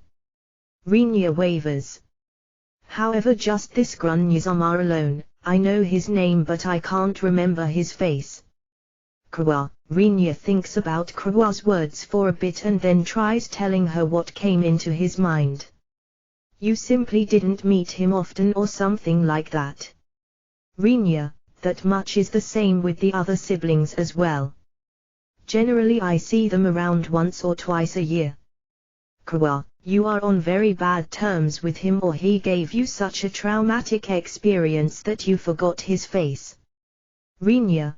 Kawa quickly denied Rinya, who asked while thinking, though it will be a problem if she actually confirmed one of these. Given that I'm the youngest child, I was mostly treated with love. Kawa, so what exactly does that mean? Rinya, I don't know. Kawa, receiving an immediate reply, Rinya's shoulders slumped down. However, Kawa said with a thoroughly serious face, it's weird that I don't remember. Since he's at the very least a person with a standing that would allow him to be chosen as the hero, it shouldn't be strange for him to leave behind some kind of impression when meeting him. But, Kawa, if he didn't give Kawa any kind of impression, not even a redeeming feature as that of being incompetent, that's not something that can be disregarded with information that only states that such an air pocket-like person just doesn't exist or is missing. However, such a person will likely not be chosen as hero is what Kawa says. Different from the summoned human hero, the heroes of the other races are expected to be selected from among those who have reasonable ability, going by past precedents. If he was incompetent, he shouldn't have even qualified as a candidate. Sorry, Rinya. Since I can't abandon the possibility that his face has simply slipped my mind either, it doesn't seem as if I'm going to be of much help regarding this matter. Kawa, it would be a big help if he could obtain information about the other party in advance, but Kawa apologetically bows her head towards Rinya. Don't mind it. As it's just a story that would simply be helpful by giving us some information in advance, it also won't become a problem for me for not knowing. It will become clear once I meet him, right? Rinya, saying so, Rinya had Kawa lift her head in a slight fluster. It was the next day when the Elven Heroes party passed through Klinge's transfer gate. A messenger announced the arrival of the hero party in advance, and then, afterwards, elves appeared from the transfer gate in succession. As it's a group that brought a priestess along like the Beastmen had, they don't give off a feeling like the Dragonoids, whose hero came by himself, did. However, it's a party full of soldiers that were completely armed with leather armors, long swords and bows. Murmurs rise up among the soldiers who guarded the transfer gate. Even if it's inevitable to be armed to some extent if using a transfer gate, passing through the gate while armed to the teeth is rare. And it's even rarer if the transfer gate's destination is a foreign country. Of course, since it's not possible to transfer a large number of soldiers all at once, it would be fine to crush every last one of them as they appear if they acted odd in any way, but even so, tension swelled among the soldiers on Klinge's side. Sorry, human soldiers. There's a reason for us being armed, but that doesn't mean that we plan to do something nefarious. A female elf with short-cut blonde hair and blue eyes said. As expected, seemingly not wanting to escalate the situation any further by talking in Elvish, she uses the human language. My name is Skuld Solwise. I have been entrusted with the duty of escorting the hero on this occasion. The armament is something used for accomplishing that duty. In the name of His Majesty the Emperor, I swear that we will absolutely not turn our weapons towards you. Skuld. Hearing her distinctive and well-carrying voice, the soldiers of Klinge look at each other. It was no mistake to say that the Elven country is related to Rinya as an individual rather than the Trident Principality, but to the soldiers it was recognized as a friendly nation. That's why there was merit in believing the words of the woman called Skuld, but if they place their trust in those words, there's still one issue left unsolved. That is, why is she talking about escorting the hero? At the very least he should boast of a strength that cannot be compared to common soldiers since he has been chosen as hero. So the question is, Just what is the reason that makes it indispensable for that hero to be escorted by common soldiers that should be inferior in combat power? In front of the soldiers of Clinch, who harbored such a doubt, something that made them fall even further into confusion appears through the transfer gate. It was a cage made out of thick iron poles. Having a size of around 1 meter in all 3 directions, the cage has been placed on a wooden wagon which is pulled by 4 elves. A thin figure sat inside that cage while embracing his knees. Pointed ears are visible through the gaps in his smooth blonde hair. For some reason a fiery light was dwelling in his blue eyes which were looking up from his downcast face. His mouth has been covered by a mask made out of some kind of hide which was tightly affixed to his face, making it impossible for him to speak. The clothes he wore, or rather than clothes, it's just a plain cloth that had been tightened around his neck and has holes at its sides allowing the arms to pass through. An unrefined collar has been attached to his neck and 4 chains connected that collar with the cage. Manacles have been put on his arms and just as with the collar, 4 chains connected the manacles with the cage. Also, shackles with weights have been firmly affixed to his feet. No matter how you look at it, the whole procession simply looks like the escort of some prisoner, and on top of that of a very atrocious prisoner. What the hell is this? Schooled responds to the words muttered by one of the transfer gate guards, lacking any more appropriate words to use. He is Grandpa's Tophilet, the one who was selected to be the elven hero. I'd like to request someone to announce our arrival to Margrave Qnujai. However, we would like to refuse a formal audience. If possible, we want him to check the hero's face in this place as we wish to bring him back to the elven country right away. Schooled, why you are saying that this is your hero? Due to Schooled's speech a single soldier ran off in order to inform Renya for the time being, but the soldiers, who stayed back at the transfer gate, dumbfoundedly stared at the person inside the cage as if having heard something unbelievable.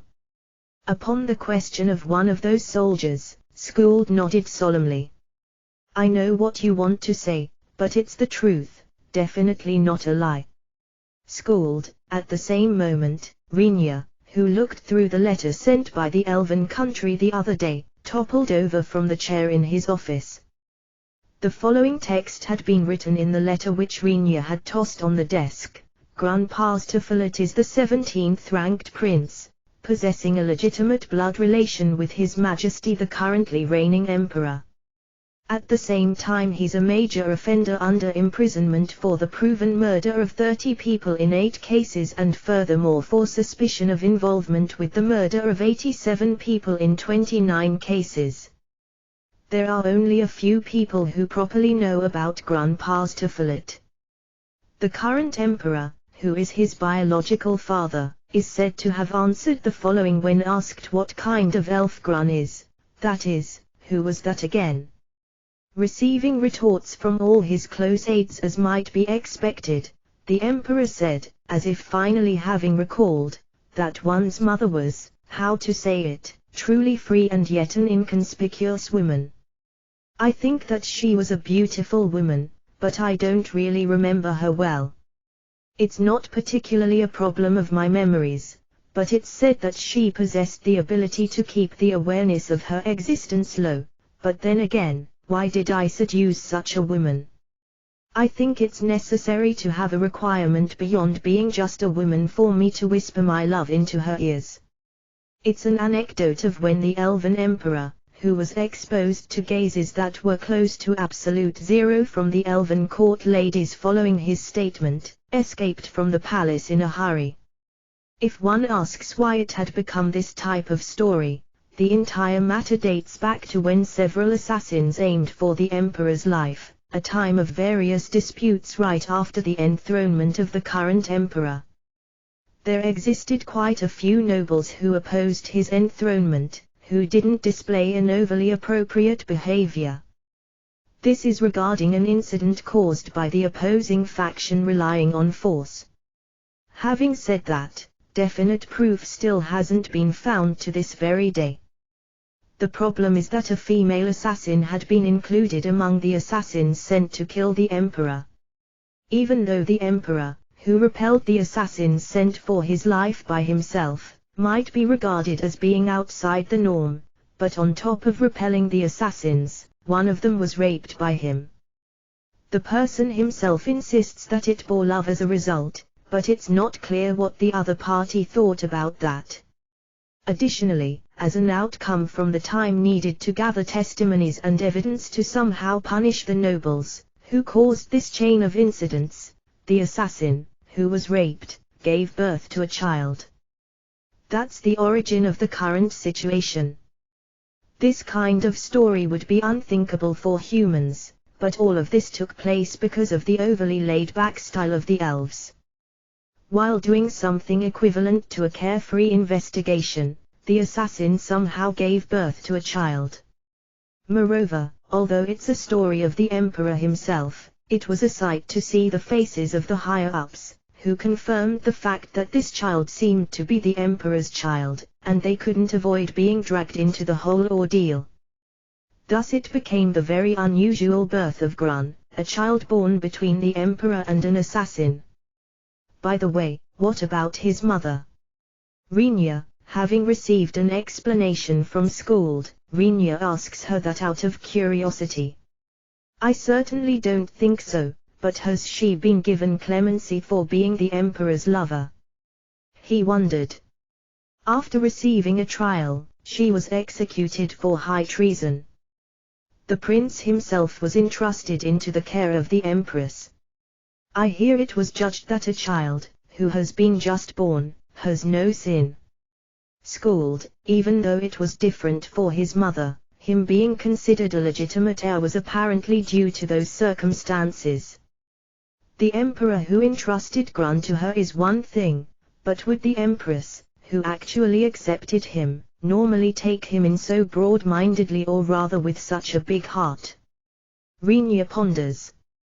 So why did that prince, who was judged to be sinless, become a major criminal? Renya, that is, how to explain it, Skuld. Once Renya asks about the crux of the matter, Skuld averted her eyes and dilutes her words. Even Renya, who doesn't know the situation, understands that it is a story she doesn't really want to leak to the outside. However, it would be wrong for him to overlook the facts just because of that.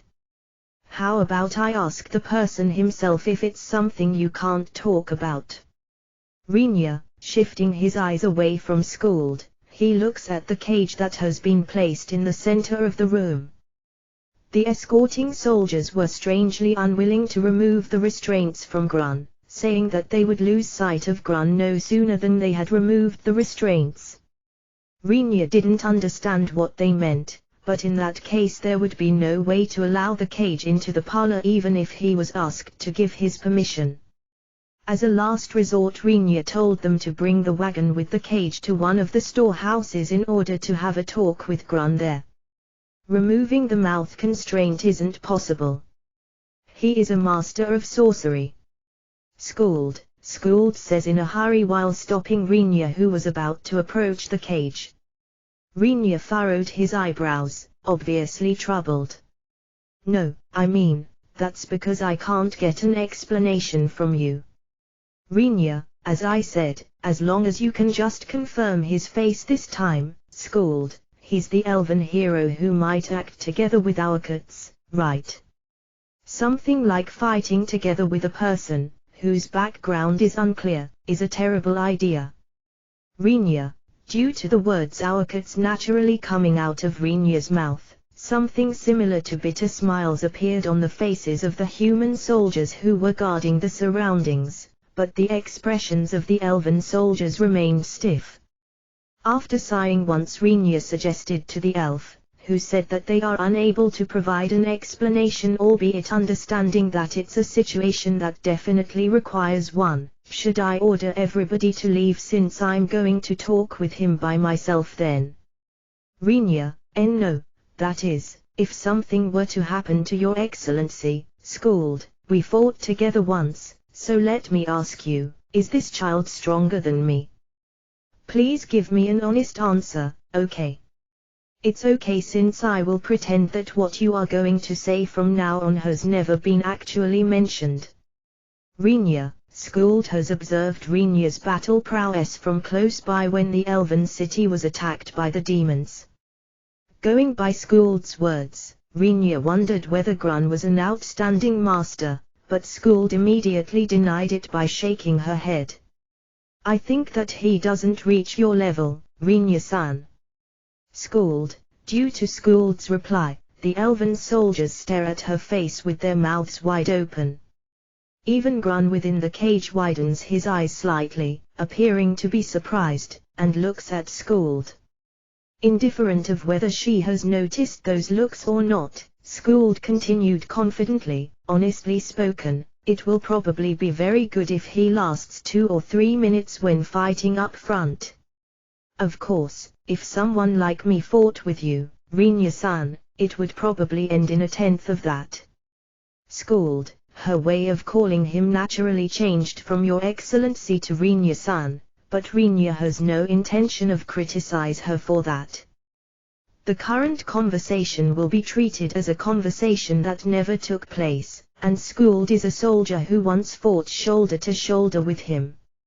In Rinya's eyes, being called Your Excellency was originally something that made him feel uncomfortable. Why are you worried then? Rinya, I mentioned up front. I believe he will immediately shift towards escape in case his restraints were to be removed. And, in case he escapes, the probability that even you, Rinya-san, will fail to catch him is extremely high. Skuld, I see. Rinya had the confidence that he would be able to deal with anything, even if the opponent is so quick that he's likely unable to catch him with his eyes, as long as the opponent faces him properly. However, things are different if it comes to an opponent who only devotes himself to escape. If he didn't mind transforming the surrounding area into scorched earth, it would be possible to suppress them through the scattering of a wide-ranged spell, but in a place where he can't use that method, like the center of the city where they are right now, the possibility that Grun manages to escape if he's able to disappear from Rinya's sight was high. Rinya's abilities and skills are tailored towards facing opponents head-on and have a bad affinity with escaping opponents. On top of that, Rinya noticed that Grun seems to be the owner of certain abilities that make it difficult to capture him, such as hiding and covert actions, while observing him as he sits inside the cage. Even though he's simply sitting in front of him, Rinya understands that he's a being that is hard to catch and that he's ready to escape at any time, going by the glint in his eyes. But, as soon as he takes his eyes off of Grun, he can't clearly remember what kind of gaze it was. I believe the number of victims will increase if he returns to our country with his restraints removed. Skuld, ha! You don't consider any damage to human countries. Rinya, I can't definitely state that it's impossible for it to happen, but I believe the chances of it are extremely low. Skuld, from Skuld's words, Rinya is able to remove the possibility of Grun being a hedonist.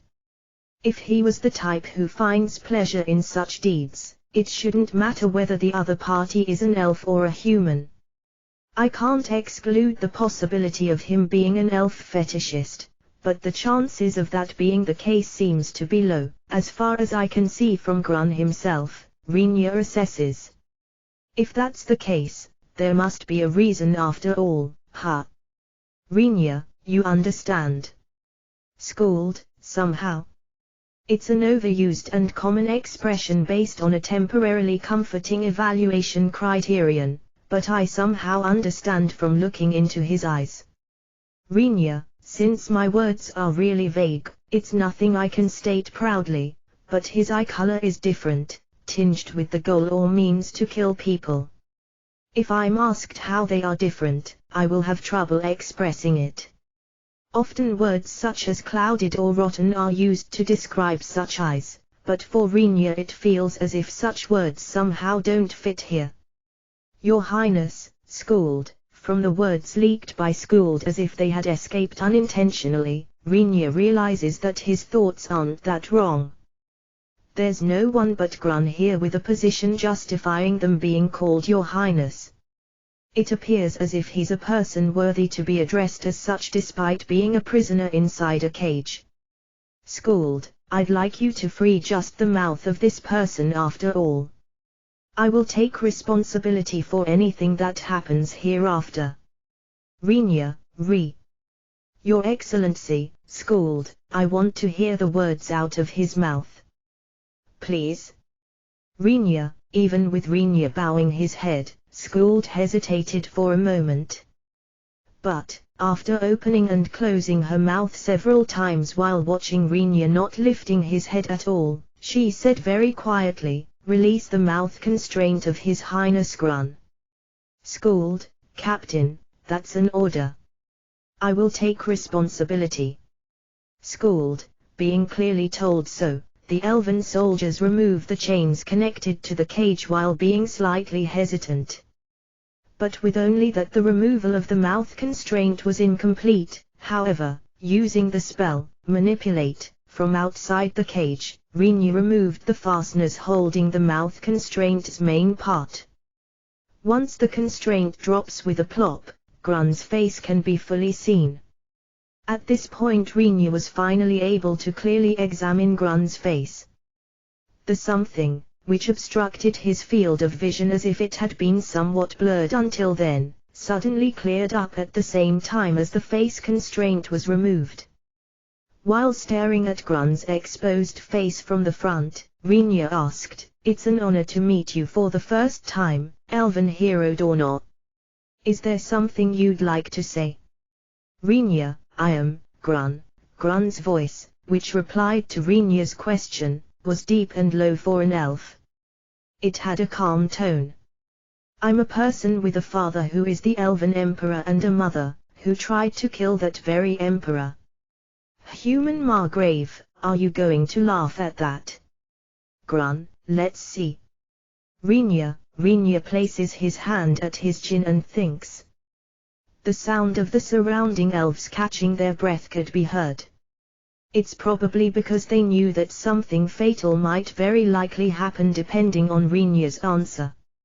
How should I say it? I guess it's a curious and amusing circumstance. Rinya, upon Rinya's forthright reply, bloodthirst is released from within the cage. While looking at the soldiers who have become pale due to its fierceness, Rinya still continued his reply, though I don't have any intention to use your origin as reason to laugh at you. Rinya, can I ask for the reason? Grun, a child can't choose his parents. Therefore one can't laugh at a child with his parents as the reason. Also, no matter what kind of parents they might be, someone who ridicules the parents in front of a child can't complain even if they are killed by the child, right? However, Rinya, he takes a short break and then after thinking about what he said, Rinya speaks again, I don't know your mother so I can't say anything about her, but I have met the emperor once. Before I even consider whether to laugh or not, just the fact that you are the son of that emperor makes it hard for me to resist feeling sympathetic for you as you likely suffered quite a bit. Rinya, I'm greatly obliged by your consideration. Grun, after a short answer, Grun moves his body, that's bound by chains, with a rustle. Adjusting his sitting posture somewhat, he faced Rinya and bowed his head. The bloodthirst emitted at Rinya vanishes as if it had never existed to begin with. Let me apologize for the rudeness of meeting you in such a state. I'm called Grun, the one chosen as the elven hero. Although I'm a person with such a history, please give me your permission to assist the human hero Dornot. Grun, it is I who should say so.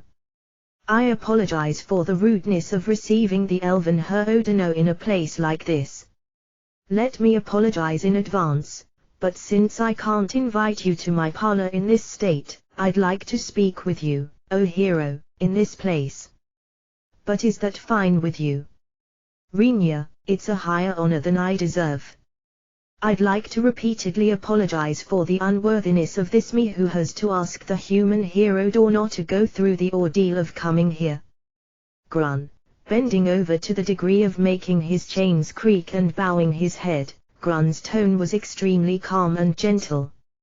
Rinya. I remember. Krua, after setting the conversation in order, Rinya called Kats and had him meet with Grun. The two heroes swore to cooperate with each other right then and there, and then the elves reaffixed the mouth constraint on Grun and quickly returned to their country by passing through the transfer gate. That was a really hurried visit, wasn't it? Rinya believed, but it looks like the elven country has various circumstances going on for it as well. Having finished his job, Kats was handed over to the Beastman priestesses and Rinya returned to his office. On the way he was called out by Krua. I finally recalled the circumstances revolving around Grunyazama. I still can't remember his face though. Krua, while walking along the hallways after lining up with Krua, who nonchalantly said something cruel without even realizing it, Rinya asked, what is it that you remembered? Rinya, the details of how Niisama became a criminal. Krua, since I actually met him, I guess I can predict it somewhat though. Rinya, considering his mother's vile occupation, her son has become the ideal target of slander for the nobles who want to complain to the emperor one way or another. Given that it would be treated as less majest, if they make fun of the emperor himself, they can't go ahead and simply do that, but if it's his son, who doesn't possess any authority whatsoever, and his mother, who was executed for high treason, no one will ever blame them, no matter what insults they might use for either. Even if the emperor was able to protect his son somewhat, even he wouldn't be able to cover for his mother as her crime was set in stone. Although it was possible for the nobles to retort with, then don't make a child with a woman in such circumstances in the first place, it's one of the profound mysteries of a relationship between a man and a woman. Even if something I can't imagine happened, it wouldn't be all that strange either, Rinya judges. As far as Rinya knows, there are no laws that prohibits falling in love with an assassin, who came to kill them. From Rinya's point of view, that emperor lacks fidelity, but he's not irresponsible. He probably intended to place Grun under his protection as much as possible for him. However, Grun inherited the abilities of both his parents, a blade that reached even the emperor from his mother and the skill to reach the top of the elven race from his father. So the prince, who was mentally inexperienced while still possessing talent, ended up flying into a rage unintentionally. Rinya, it's as if you had seen it, Rinya. Krua, according to the protocol taken afterwards, it appears to have been a result of him repeatedly enduring, though. Krua says. Going by her words, Grun, who couldn't put up with the incessant denunciations by the nobles any longer, used all of the abilities he inherited and started to massacre all the family members and followers of the nobles who had continued to insult him and his mother. So that's the reason for the high number of crimes and victims. Rinya, originally he would likely have been executed promptly, but father, who was aware of the circumstances, groped for a solution, wondering whether there was no way to somehow show him mercy, though it's an abuse of his power. Fortunately, or maybe not, the verification of the overwhelming number of crimes and victims has been taking quite a lot of time, much less to say that it's still an ongoing process. Krua, for Krua being unable to match Grun's name with his face was apparently an effect of a concealment skill that's continuously kept up unconsciously by Grun. Even if he was in front of her, she would only be able to weakly sense his existence, and it would be difficult for her to vaguely keep remembering information about his facial features due to said skill. However, a samurai-like dragonoid, a muscle-brained beastman, and now an elf similar to a natural-born assassin. Ain't there too much weirdos in that lineup of heroes? Rinya, if he uses the title of hero to the fullest, it's likely possible to move Grun to Rinya's territory. Moreover, if they manage to successfully subjugate the Demon King, it shouldn't be difficult to have him escape from death in exchange for that achievement. Due to the words Rinya muttered while thinking, it's probably necessary to negotiate with the Emperor about the permission to take care of Grun here while making use of his circumstances as material for the talks. Krua clearly replied, the previous human hero, who was ruined due to being a lustful man, Katsan, who is the current hero and capable of destroying an army by himself, and you, his manager. Is it wrong to think that the height of weirdness lies on the human side? Krua, being told that, Rinya lacked the words to give a reply and thus let his gaze quietly wander through the air. The negotiations to turn Grun, the elven hero, over to Rinya's side finished so easily that Mayria dumbfoundedly muttered, is it really okay to decide on this in such a short amount of time?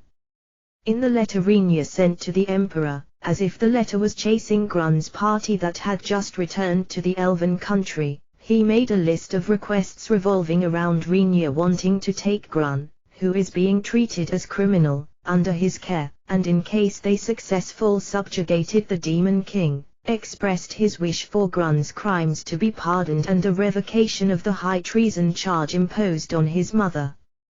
His point is that Grun's achievements in the subjugation of the Demon King will likely be more than enough in order to revoke the high treason charge, as the hero Grun wouldn't have come to be without his mother.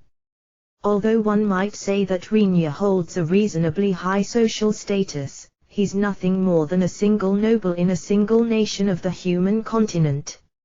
Naturally, it was a letter that would inevitably be criticized as being an intervention in the elven country's domestic affairs, seeing as Rinya isn't considering his own position at all.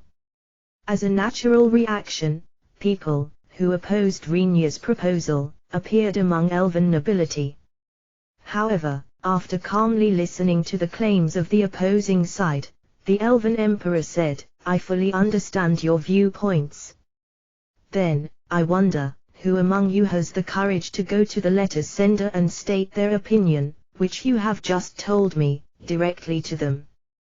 Due to the emperor's words, which were bluntly stated in a dispassionate manner all without changing his expression, it's said that some people suddenly remembered that they had some urgent business to attend to, and others excused themselves in front of the emperor after immediately retracting their own complaints with pale faces. Rinya, who heard about this story later on, believed that he hadn't done anything scary enough to justify their behavior.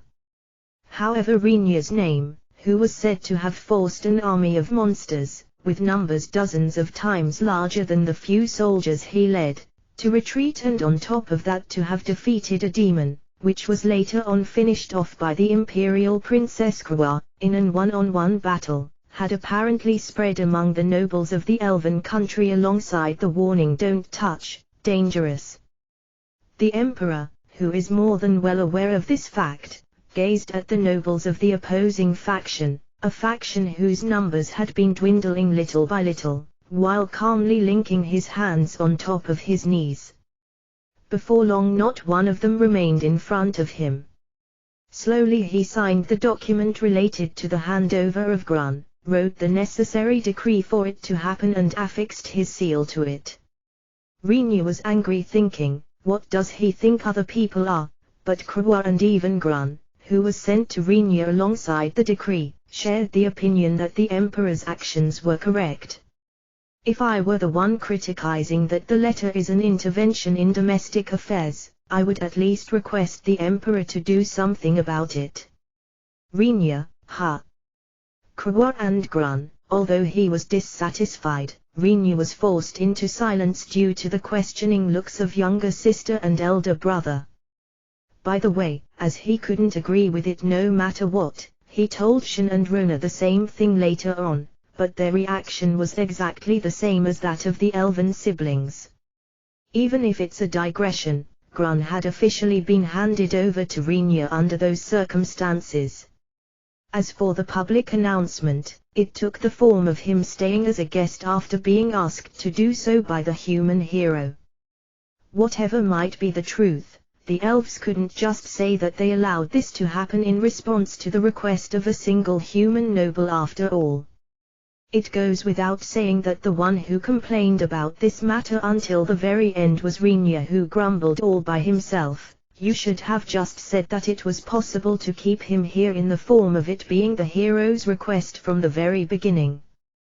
At any rate, due to this it has resulted in 3 of the 4 existing heroes in this world having gathered under Renia, who is no more than a single member of a single human country. Haven't I obtained combat power that seems capable of at least unifying the human continent if I insist on it? Renia, in reality the only one who seems likely to do what he's told after being ordered by Renia is just Guts. However, Grun doesn't look to have the same kind of attitude towards humans as he has towards elves. There were signs that he might unexpectedly obediently cooperate if he was presented some kind of merit for the elves. As for Leopard, it doesn't feel overly complicated to make him cooperate by tricking him. A rebellion.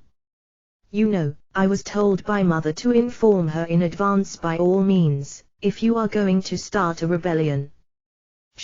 Renia muttered those words accidentally while scanning through a list of goods and money, both in amounts that are more than plenty for the sake of Grun's livelihood, which had been sent by the Elven Emperor under the pretext of it being an expense allowance.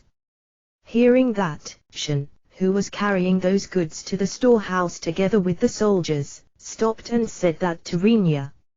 Nah, I won't do something so troublesome like that, but, tell me, what will Her Majesty the Archduchess do after receiving such information?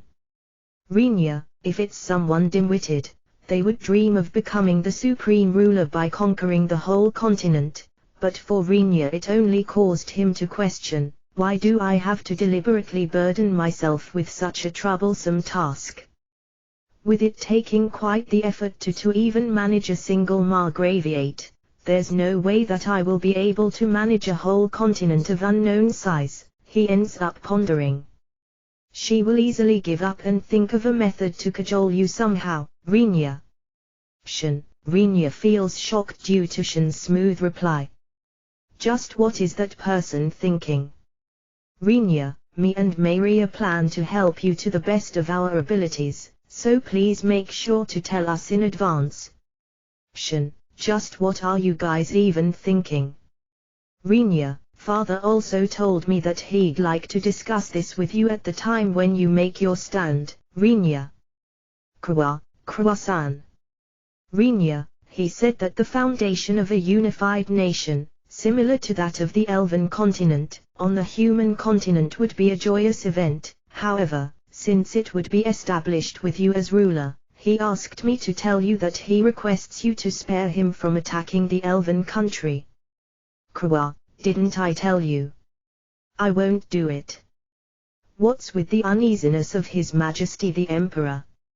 Renia, Margrave, since I will restrain myself, attacking the Beastman country is, if you like, we can arrange for several priestesses for you. Kid. I will cooperate obediently, so please overlook her. Leopard, shut up, meathead. Just carry the goods silently, you fool. Renia sends Leopard, who approached with a somewhat meek expression, flying with a kick.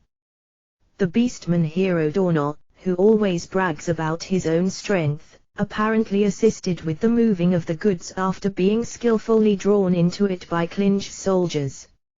Opposite to Leopard, who runs away with his ears and tail curled up, they could see Keed, who was twisting and turning her body while muttering geese. That Leopard, with an enraptured expression and both her hands covering her cheeks, but Renia does his best to pretend that he didn't see that. They both apparently intended not to be noticed, but the hero leopard and the priestess Keed seem to be in love with each other. They have been observed together in the shadows of buildings and corners of the city by Clinch soldiers with quite a high frequency. The sightings of them together have been delivered as official reports to Rinya as if it was somehow natural. Rinya himself wards those reports off, as he sees them as inconsequential information, but among the soldiers patrolling the city, there are talks that they have managed to draw up something like a date course map that follows the Beastman hero's steps.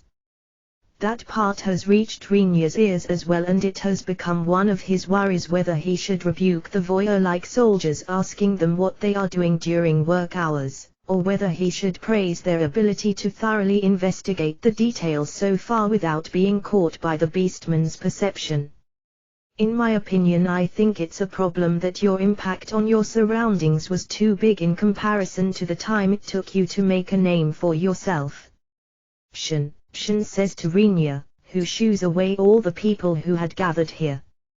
Rinya looks at Shin wondering, what the hell is she talking about all of a sudden, but as if having not noticed his gaze, Shin continued, normally, a person, who boasts of military power similar to yours, Rinya, is someone who climbs up after having some gossip about them spread before becoming famous, but in your case you fought a demon, tied a hero to you and became a noble no sooner than your name suddenly appeared. Aren't only those big stories circulating about you the only sources of information? Shin, well, all of that is the truth though, Krua retorts, but Shin continues further while ignoring her, in other words. The information regarding the person called Rinya is spearheaded by only your oversized accomplishments because there's too little other information about you. Isn't this the reason why nicknames such as Demon King, Slaughterer, and Soul Collector are running rampant as your image, Rinya? Shin, no, just a moment. This is the first time I'm hearing of these titles. Rinya, tapping Shin's shoulder, who spouts forth a torrent of speech while raising her index finger, Rinya stops her. Having been interrupted, Shin looks at Rinya with eyes as though asking him just what his business is, but even for Rinya this wasn't a topic he could simply let slide. Just what are those nicknames that make one embarrassed from just hearing them? Rinya, your plausible nicknames that are circulating on the human continent. Shin, who circulated them? Tell me. Rinya, there's no way for me to know that, is there? It seems you are called Jet Black Renegade, or something like that in the Holy Kingdom, I think. Shin, why do people I don't know who are in places I haven't visited add weird nicknames to people they haven't even met? Rinya unintentionally raises his voice, but he receives an even bigger shock from Krua's next words. In the Elven country you are referred to as Visitor of the Strong Sword, or Flame of Condemnation. Krua, those are names given to you from you crossing swords with a demon and you burning that demon to death, aren't they? Krua laughs brightly, but for Rinya this is no laughing matter. Have them stop right away. Rinya, asking for that is unreasonable.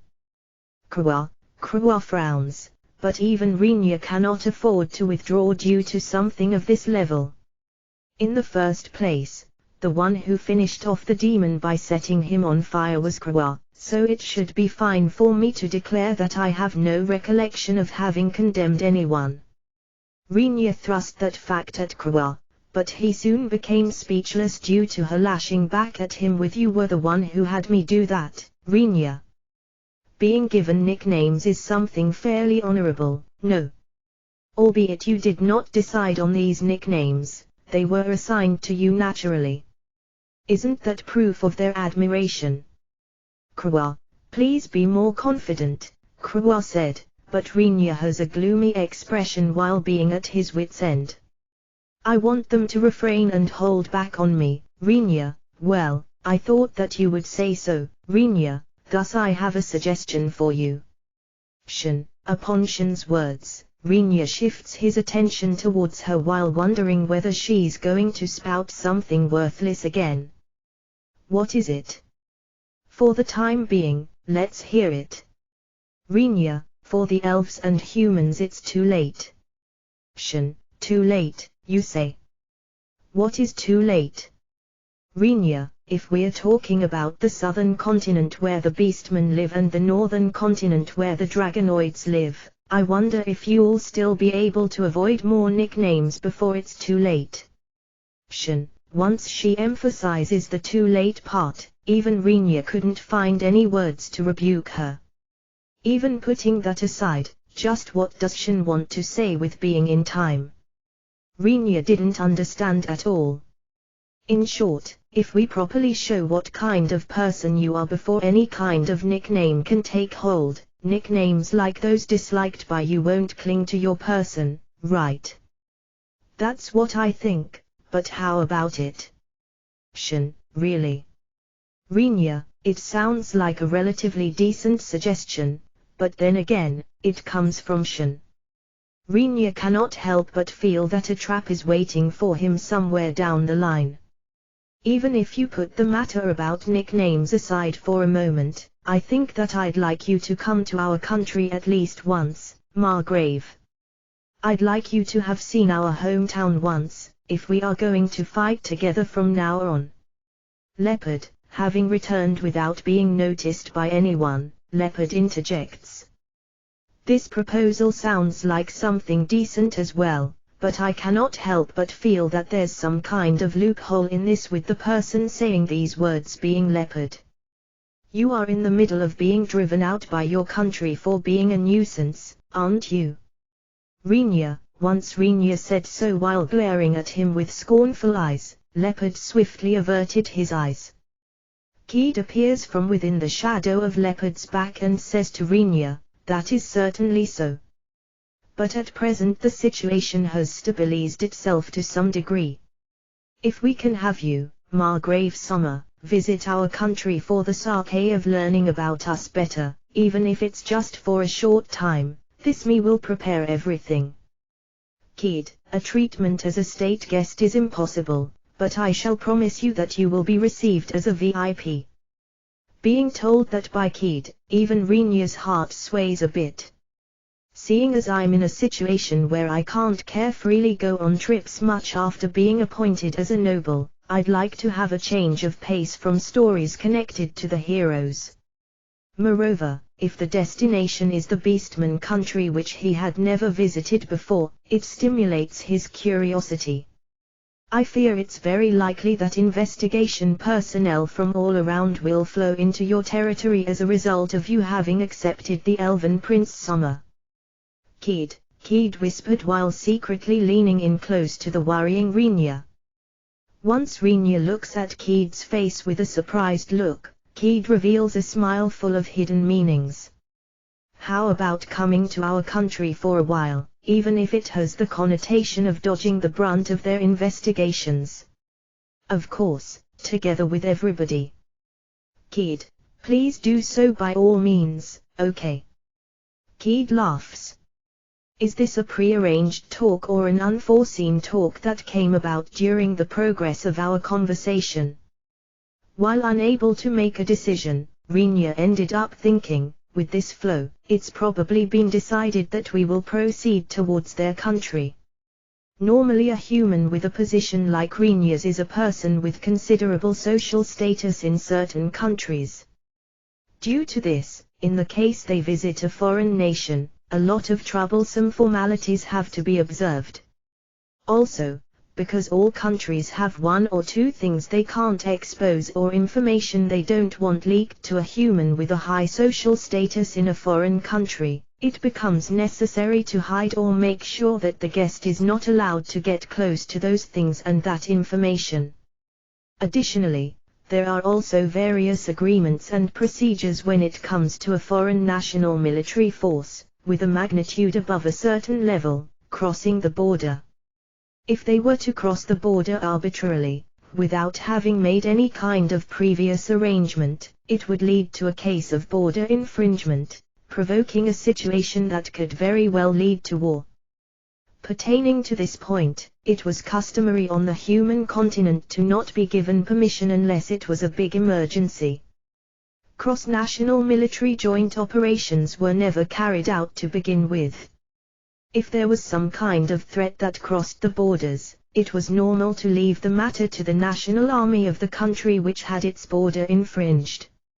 Not to mention that there's never been a precedent of any kind of military force crossing the borders between continents.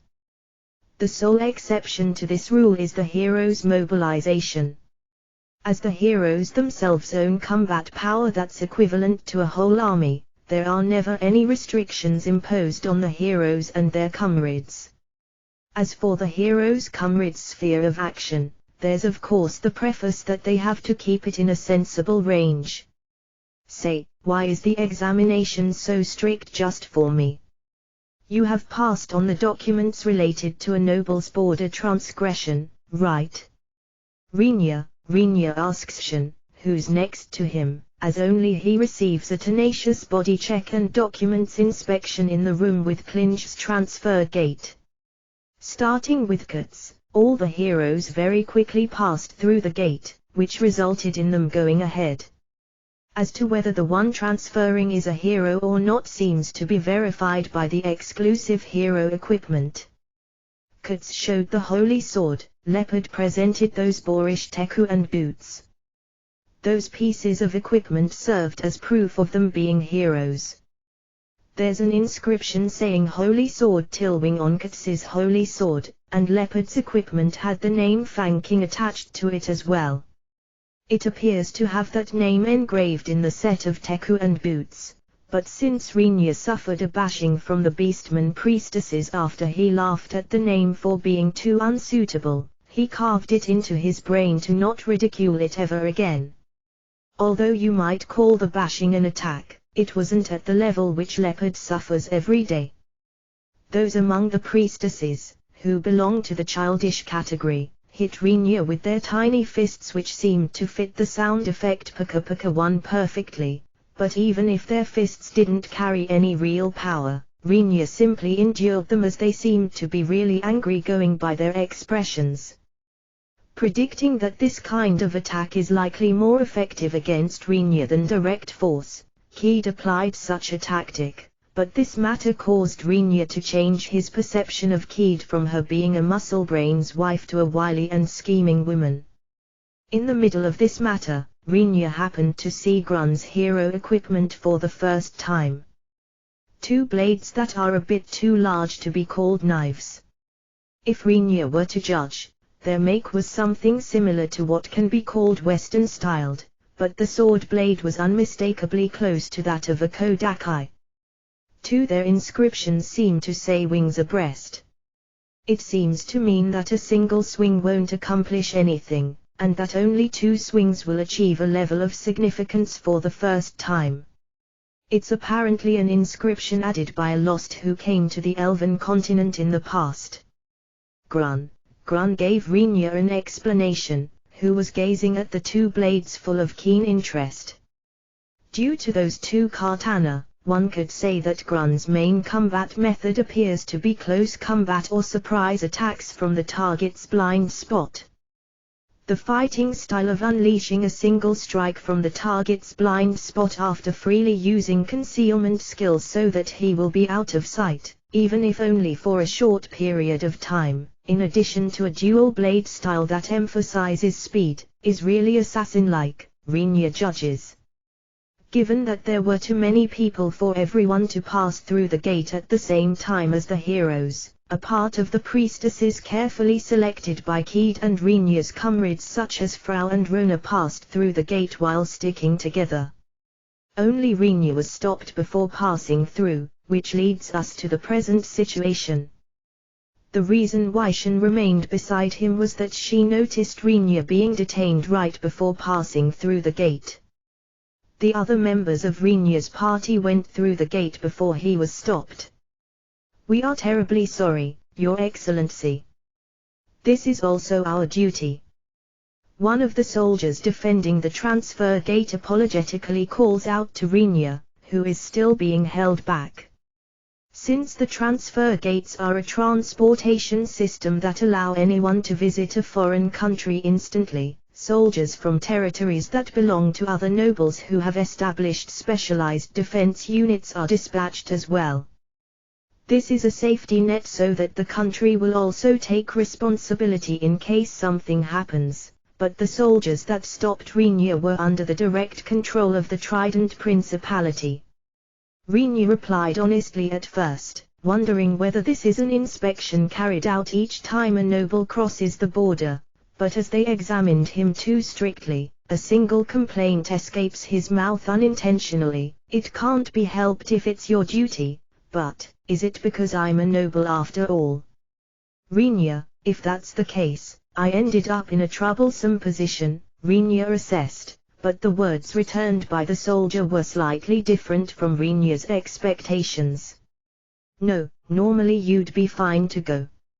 Rinya throws a puzzled look at the soldier, who continues with, "The authentication of the documents for the normal procedure has finished. If it's just as he stated, I don't get why I'm the only one they held back. It would be fine." Rinya, correct. Normally theirs would be no issues. Even Her Majesty the Archduchess should have it easier to pass through this gate. Though I guess it would be impossible if she took along a group of guards. The soldier laughs, but Rinya tilts his head to the side in confusion due to those words. "This kind of treatment is for me alone." "Why?" "Rinya, it's because you are Margrave Kunujai." "Are you still unable to understand with just that?" Shen immediately dons a comprehending expression upon that evasive remark. Only Rinya himself doesn't understand. "What's with that?" "It's limited to me." Rinya, I think it's really limited to only you, Rinya. Shen, it is limited to you, Margrave Summer. According to the explanation of the defense soldier mixed with a rice mile, orders apparently arrived to perform a check just for Rinya equal to one that a whole army would have to go through in order to pass through the gate. This is not a demand from the beastman, but a direct order from the Archduchess, says the soldier. "Why?" Rinya, it would have been fine if you had been a hero, Margrave Summer, but, in other words, it's regarded as a problem that Rinya holds power above a hero despite not being a hero himself. No matter how much they restrain or supervise such a being, if Rinya acts up just a little bit, it's obvious that he will become uncontrollable. This extensive revision at the border seems to express their intention, because he's requiring such a strict inspection, don't allow him to cause any trouble over there. How bothersome. It would have been plenty enough if you had just told me, you know. Rinya, since you are no child, there's no way that we can tell you. Please behave yourselves over there, correct? We are telling you, please get our intentions without us telling you explicitly. Realizing that he won't be understood unless he uses direct words to indicate what intention stands behind all of this, the soldier gives Rinya an explanation. While somehow feeling unsatisfied, Rinya passes through the transfer gate just to run into more trouble on the other side next. Frau had frozen while standing at attention in a state where her skin is colored ash white. The cause of death is, Emil, no, she's not dead. Rinya, with an angry expression. Frau clings to Rinya's back, who interrupted Emil, who is about to give an explanation with a triumphant look for some reason. I was in a dangerous spot. No. Frau, sorry, it was my bad. Rinya, Frau originally couldn't be too far away from her home or from the house owner, although her being separated from Rinya wasn't Rinya's fault at all, but the reason he was retained originated from Rinya himself.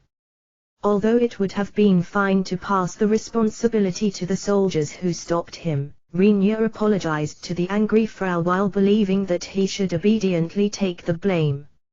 If I had been a little bit slower in entering the self-shutdown mode, I would have disappeared. No. Frau, wait, are you really a fairy? Rinya doesn't think that he's that well informed on fairies, but he ponders, fairies don't usually act like Frau, do they? Frau cut apart Rinya's retort with the short comment, I'm highly efficient no. To begin with, Rinya himself didn't notice because Frau was clinging to his back, but Frau's eyes were darting left and right quite a bit. The location of the Beastman's transfer gate is a fairly small and narrow room. Except for Rinya's party, there was only Grun, Leopard, Keed and several guards.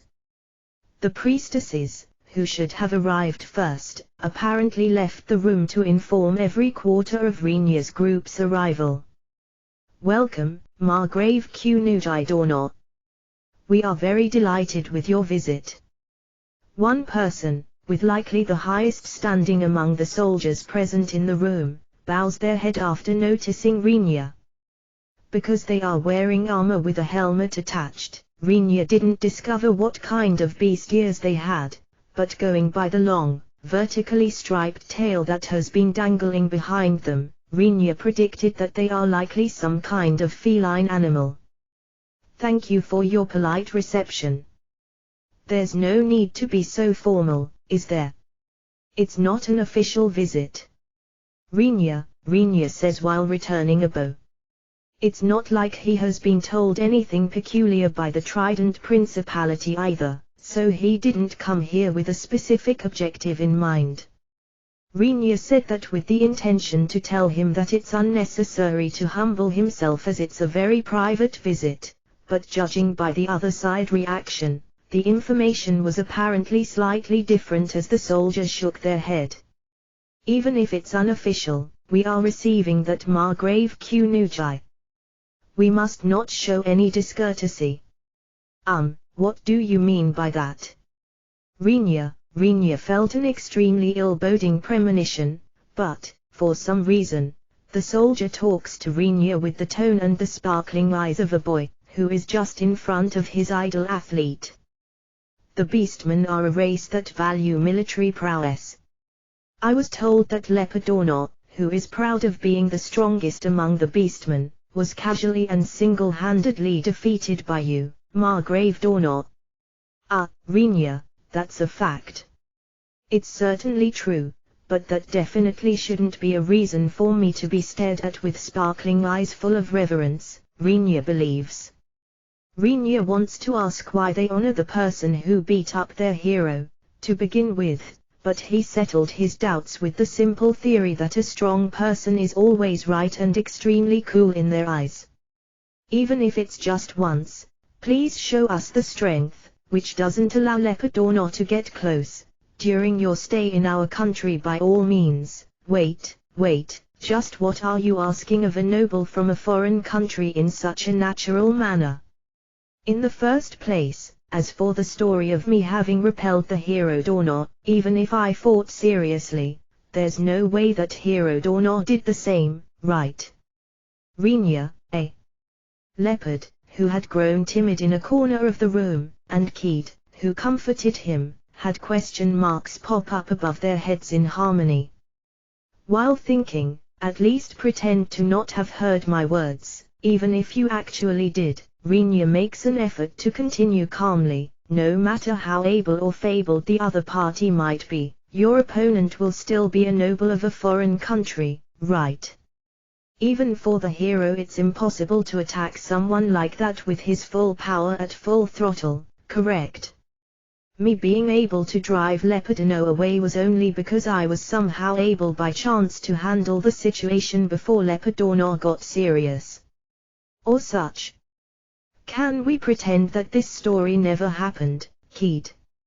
Rinya, he ended up blurting it out with a force that overwhelmed the atmosphere, but this story should have been replaced with a tale about a person impersonating the hero's younger brother having tried to hurt the common people of the Trident Principality to begin with.